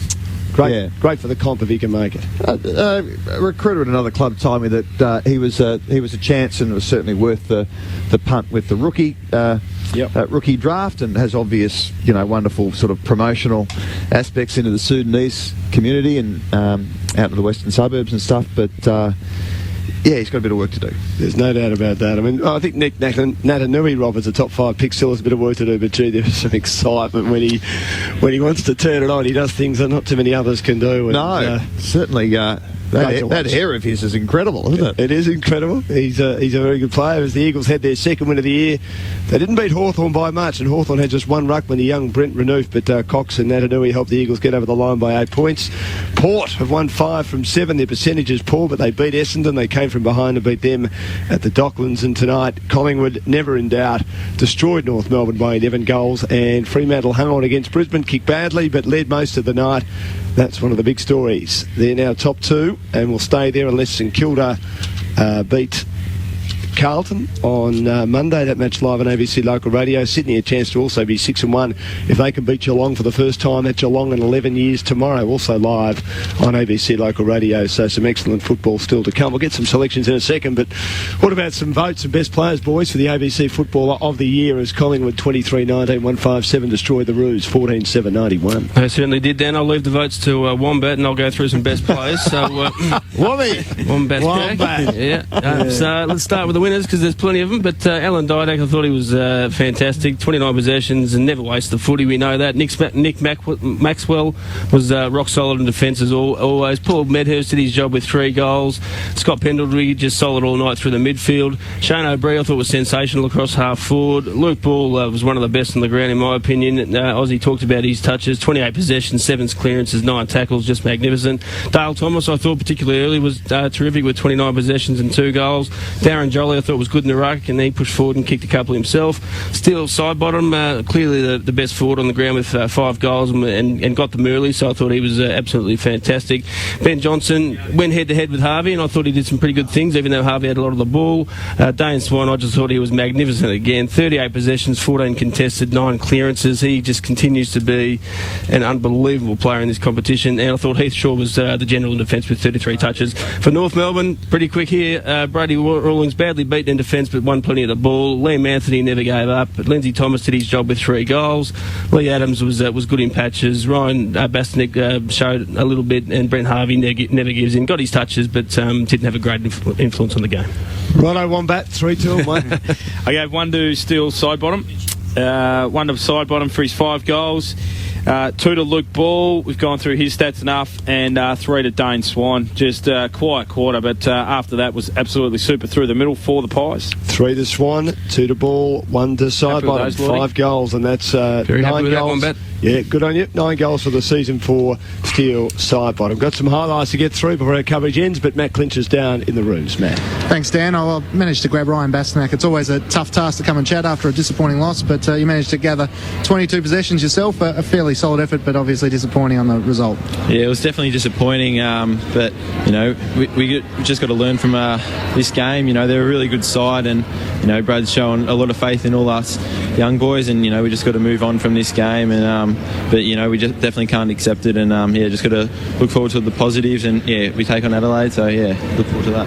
What was Brad's message after the game? Obviously, the start was positive, but it was the second and third quarter where you were really blown away by a more experienced side. Yeah, he just said we can't accept a loss like that, but we can't drop our heads, and we play Adelaide, and they're not going that well, but they're going to bring their best game to on Saturday, I think, and we just can't. We've got to look forward to the positives and work hard for it. Your own personal performance, who's been giving you a bit of feedback and mentoring around the club? Well, the midfield coach Darren Crocker, doing my review with him every Monday or Tuesday, and the development coaches in Hainsey and stuff like that. Aaron Lord and Aussie Jones are upstairs if you want to fire a couple of quick questions. You've made a great start, Ryan, to your career. You've played the first, 7 matches of the season. Was it an aim to try and play the first game? It was definitely an aim to play the first game, but I just want to get to the club and have a good pre-season and work as hard as I can to achieve that goal of playing round 1. But it was just a lot of hard work that I had to put in to get there. Ryan, obviously you spoke about playing a good side tonight. You need to focus on the positives. On the other side, what was the main point that Brad Scott said perhaps next week we need to improve on if we're going to be a little bit more competitive? We just got to just like spreading from the stoppages and stuff like that. Just getting more numbers out of the stoppage and spreading harder and working harder. Just our work rate was a bit down tonight, and we just got to lift that work rate. It's a really young midfield when you look at yourself and Cunnington, Zeeble, and plenty of other young guys that go through the middle. Are you starting to form a bit of a bond that you might feel might create a pretty strong midfield going forward? Yeah, I think so. It's definitely something Brad's shown a lot of faith in us, and he's kept playing us and giving us quality game time, which is pretty encouraging and stuff like that. But we just got to keep working hard and hopefully build on a good year. And Ryan, one more question. I mean, how have you found the pace? You've played every game so far. No doubt it would have been something you'd never experienced in your life. Was it even more quick than you thought it would be when you got your first game and you played in your first pre-season match? Yeah, definitely. It was definitely quick. Just the intensity around the ball and the bigger bodies and stuff like that. But the pace is definitely a big step up from what I come from last year. Congratulations on what you've done so far. Good luck for the rest of the season. Thanks for joining us. Cheers. Thanks, guys. Young Ryan Bastanek, an impressive youngster, Rising Star nominee for round 3, North's second round draft pick. They went down tonight by 66 points. Let's get some tips to complete this round. Of course, it'll continue through till Monday. 2 matches tomorrow, Geelong and Sydney. Aussie, we're down there for ABC Local Radio. Looking forward to it. Sydney, as I mentioned, haven't won down there for 11 years. Geelong haven't lost down there since round 21, 2007. This will be the Swans' biggest test so far, but gee, they're going well. I can't wait for that game, Dan. It's going to be an absolute cracker. The Cats just for me. What do you reckon, Lordy? I know you still think the Cats can win the flag, and it's fair enough. They're doing most things right, but Sydney have really improved, haven't they? Yeah, they have, and it surprised me they haven't won for so long, because they actually do play pretty well down there. They've got very close on a number of occasions. I think Geelong blew them out of the water in the last quarter a couple of times over the last couple of years. But I think Geelong, I think it's a big test for both clubs. There's a bit of uncertainty about how good are Geelong against the better teams, and Sydney obviously coming up against the reigning premier, so it's going to be a fascinating battle. I think Geelong just. Mumford versus Blake. Yeah, that's big, isn't it? They'll have 7 possessions between them for the game. The other one, 7 handballs. Who gets Bradshaw? Not Scarlett? Taylor. Oh, Taylor will go to Bradshaw, yeah. That'll be a good battle, because Harry's going well in his 50th game. It'll be terrific. And this is the match with Macar of interest. You think Adelaide will win? They're a better side than Richmond, aren't they, even though they haven't won yet?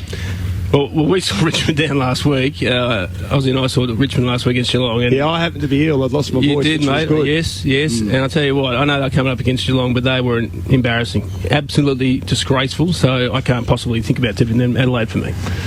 Ozzy? Oh, I can't tip Adelaide either, and I saw Richmond, so...